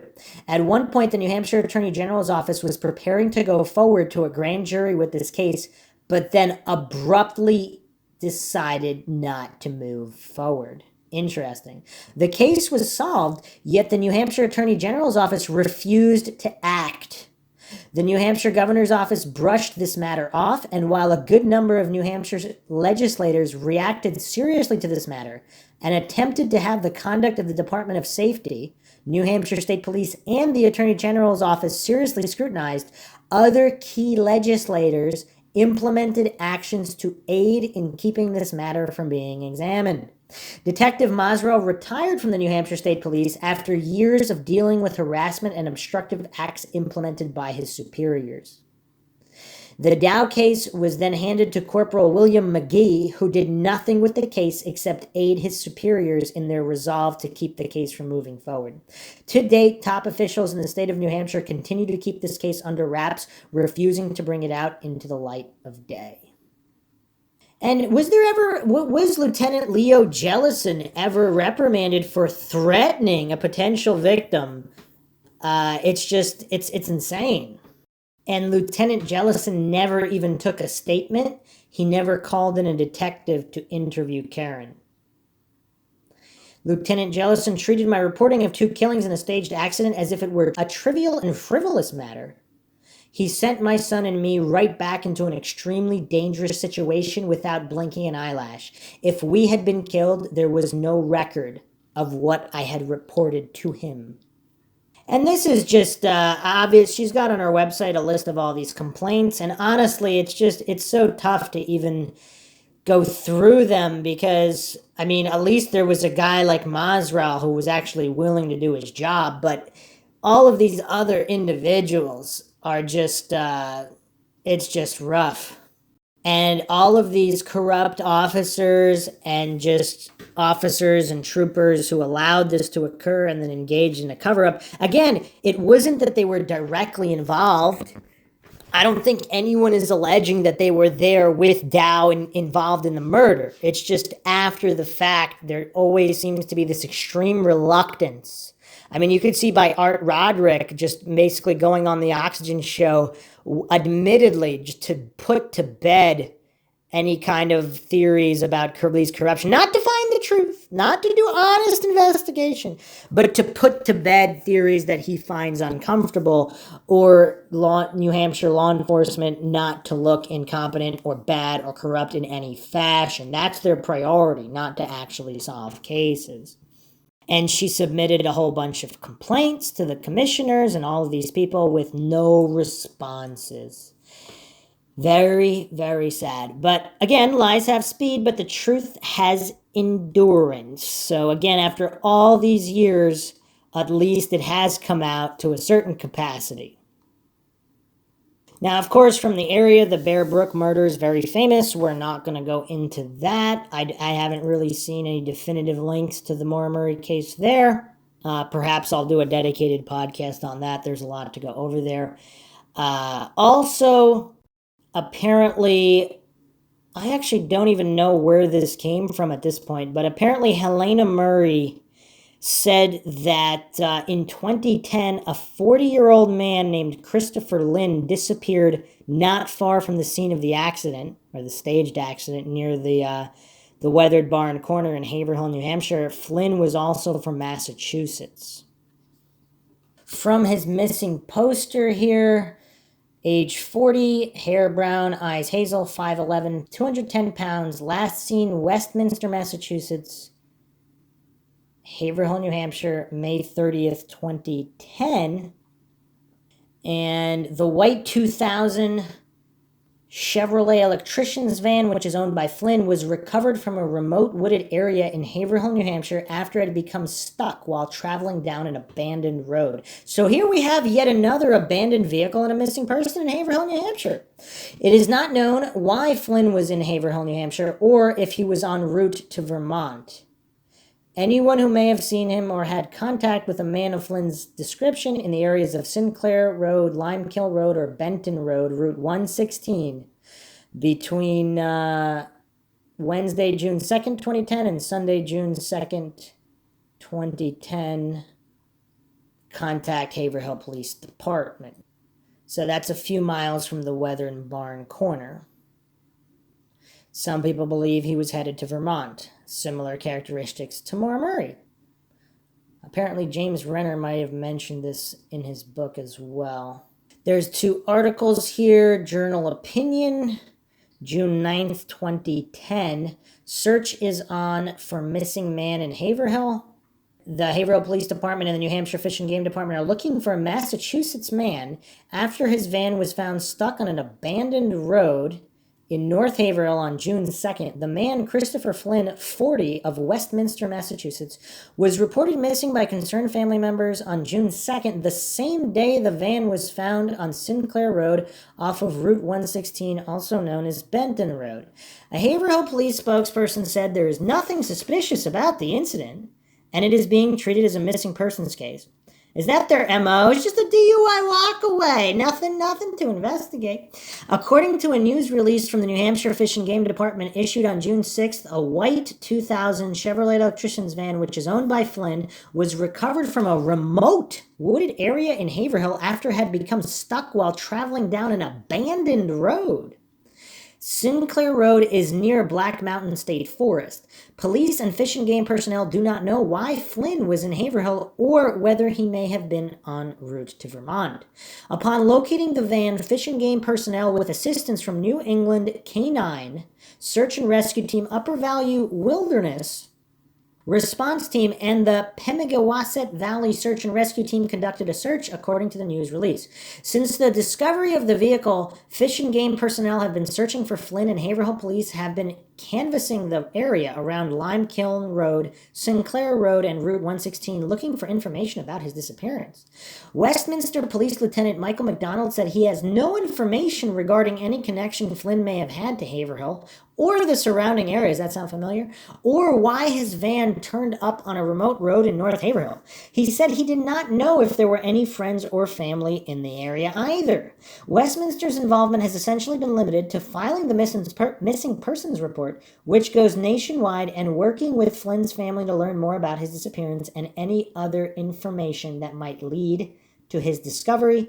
It is my understanding that he was going through some issues, McDonald said in a telephone interview with the Journal Opinion. We've been staying in contact with the family, with the Haverhill Police Department, and the New Hampshire Fish and Game. McDonald asked that anyone with information about Flynn or who has seen him to contact authorities.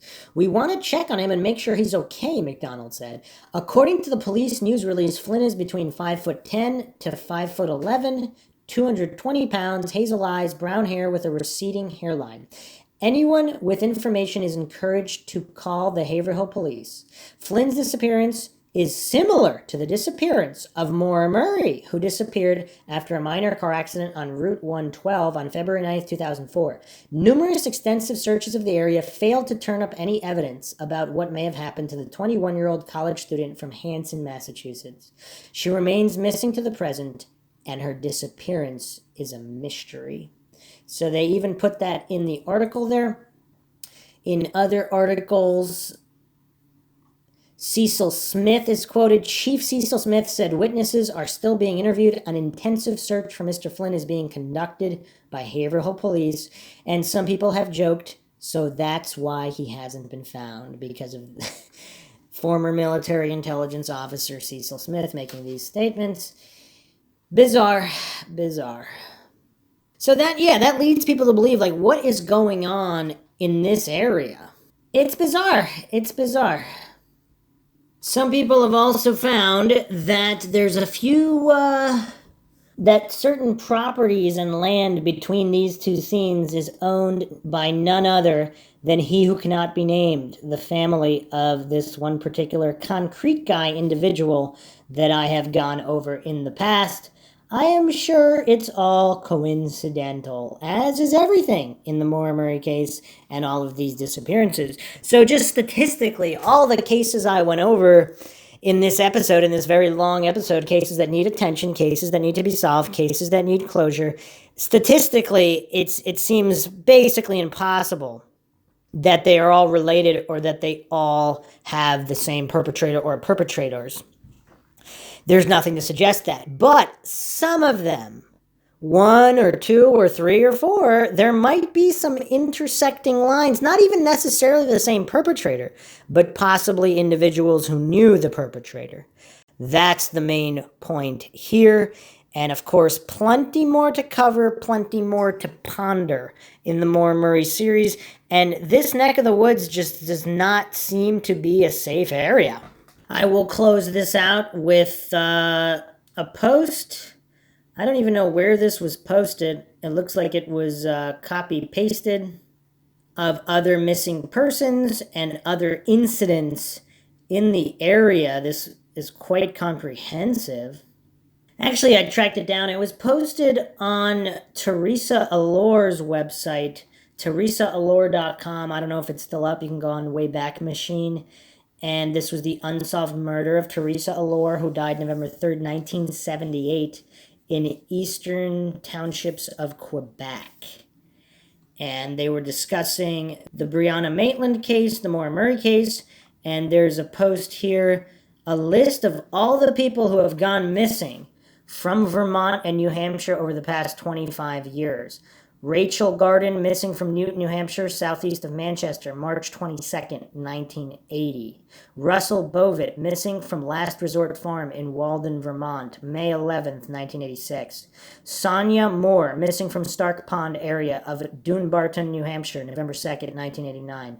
Sherry Hawkins, last seen Burlington Airport, Burlington, Vermont, January 18th, 1990. Heidi Dawn Wilbur, last seen at a convenience store in Middletown Springs, Vermont, February 9th, 1991. Audrey Grote, last seen at the Park and Ride in Northfield, Vermont, August 21st, 1993. Went over that. Bethany and Tina Sinclair, missing from Westchester, New Hampshire, February 4th, 2001.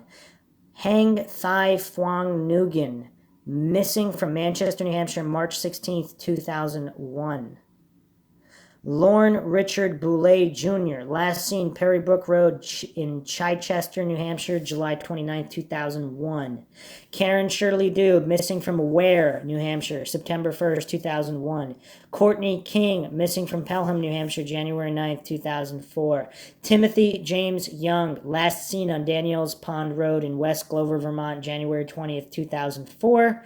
Maura Murray, last seen Route 112, Haverhill, New Hampshire, February 9th, 2004. Breonna Maitland, last seen Black Lantern Inn, Montgomery, Vermont, March 19th, 2004. Dominika Smolinski, missing from Westford, Vermont, August 27th, 2004. Jessica Ann Capil, missing from Bethlehem, New Hampshire, December 8th, 2004. List of unsolved murders in Vermont, New Hampshire, last 35 years. Joanne Dunham, Charleston, New Hampshire, October 1968. Jane Doe from Bedford, New Hampshire, October 6, 1971. Daniel O'Connell, Loudon, New Hampshire, October 30th, 1971. Kathy Glotty, Franklin, New Hampshire, November 22nd, 1971. Paul Olson, Madison, New Hampshire, March 24th, 1973. James Tetta, Ridge, New Hampshire, August 25th, 1973. Anne Pisardeles, Diane Campagna, Raymond, New Hampshire, September 29th, 1973. Domingo Valdez, Pelham, New Hampshire, June 14th, 1974. Maurice and Ellen Wilkinson, Center Ossipee, August 16th, 1974. David Longfellow, Manchester, New Hampshire, November 24th, 1974. James O'Brien, New Boston, New Hampshire, April 12th, 1975. Judy Lord, Concord, New Hampshire, May 20th, 1975. Madeline Krause, Nashua, New Hampshire, February 27th, 1976. James Sullivan, Gilmanton, New Hampshire, February 24th, 1977. Joanne Gray Rogers, Hardwick, Vermont, July 15th, 1977. Sherry Lynn Roth, Livermore, New Hampshire, August 21st, 1977.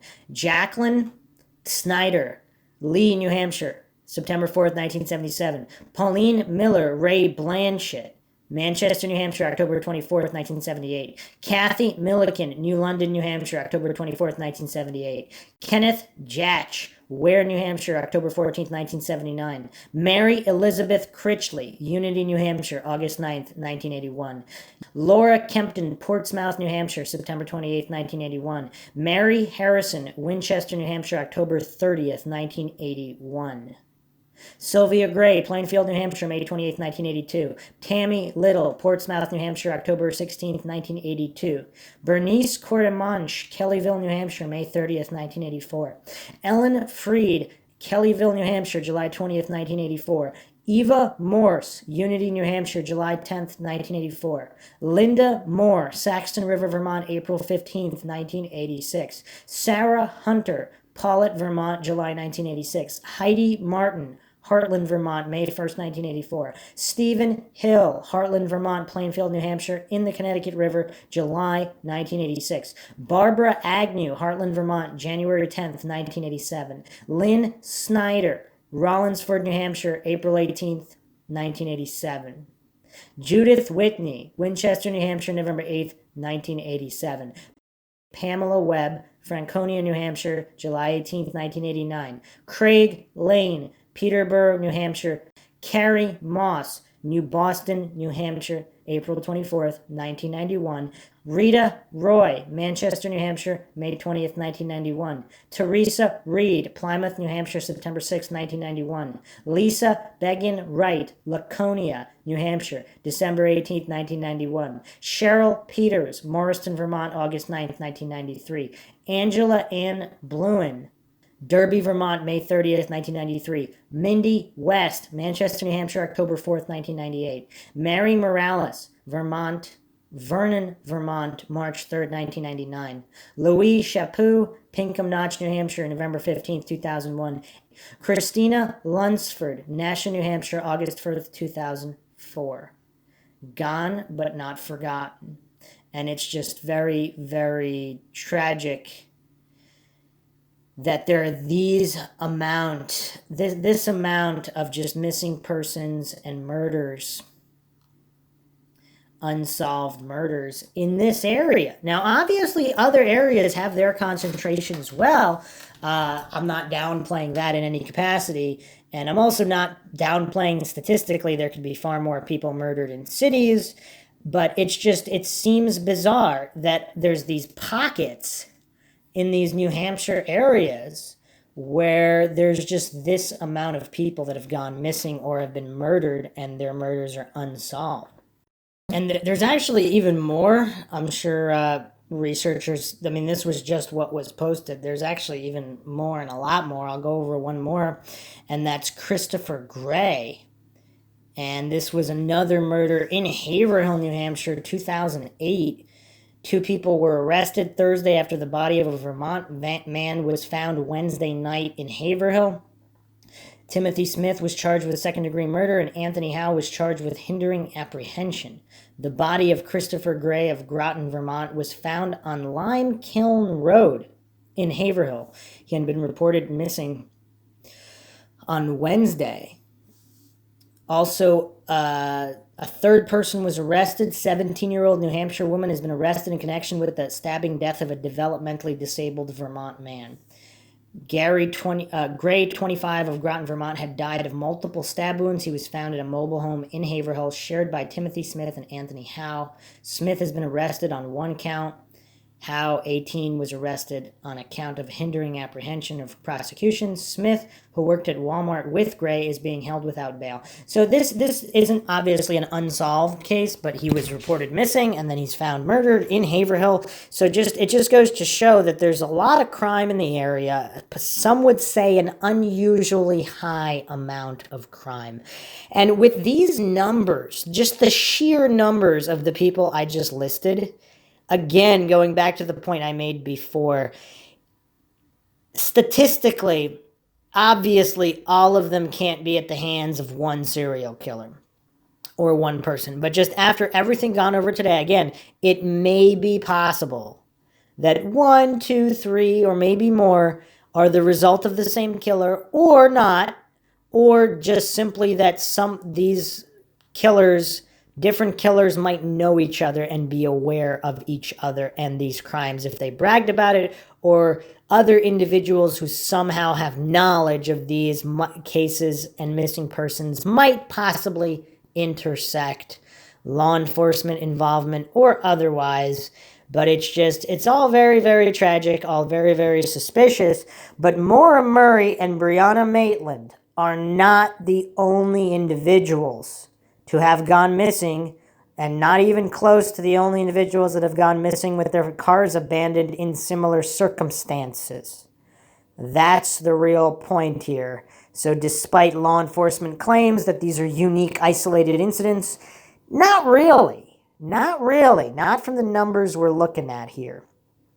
So everyone out there, I hope you found another episode of Mindshock True Crime interesting. Some of these obviously do not relate to Maura Murray, others just in close proximity. There might be several degrees of separation, but possibly some kind of links in the Maura Murray case. If you found this podcast interesting and informative, feel free to donate to our PayPal. Just check the link in the description. Help us get out more episodes, not just in this podcast series, not just in all of these other cases, but in missing persons cases as well. Awareness is what keeps cases in the public image, which can lead to them getting solved and some kind of well-deserved closure for friends and family of the missing. You can also like this podcast episode and share it to help with that awareness. Make sure you're subscribed to the channel. Hit that bell for notifications. Make sure you allow your device to have those notifications come in so you're notified when new podcasts are released. And you could also peruse our ever-growing back catalog. You can check us out Twitter, Facebook, Reddit, and Patreon. Patrons do get priority for case topic, logical analysis, co-podcaster requests. You could also be a guest on the podcast depending on your tier. Questions, comments, theories, thoughts, suggestions, rebuttals of any kind, leave them in the comment section. This is Bruce McGuire signing off. Catch you guys next time.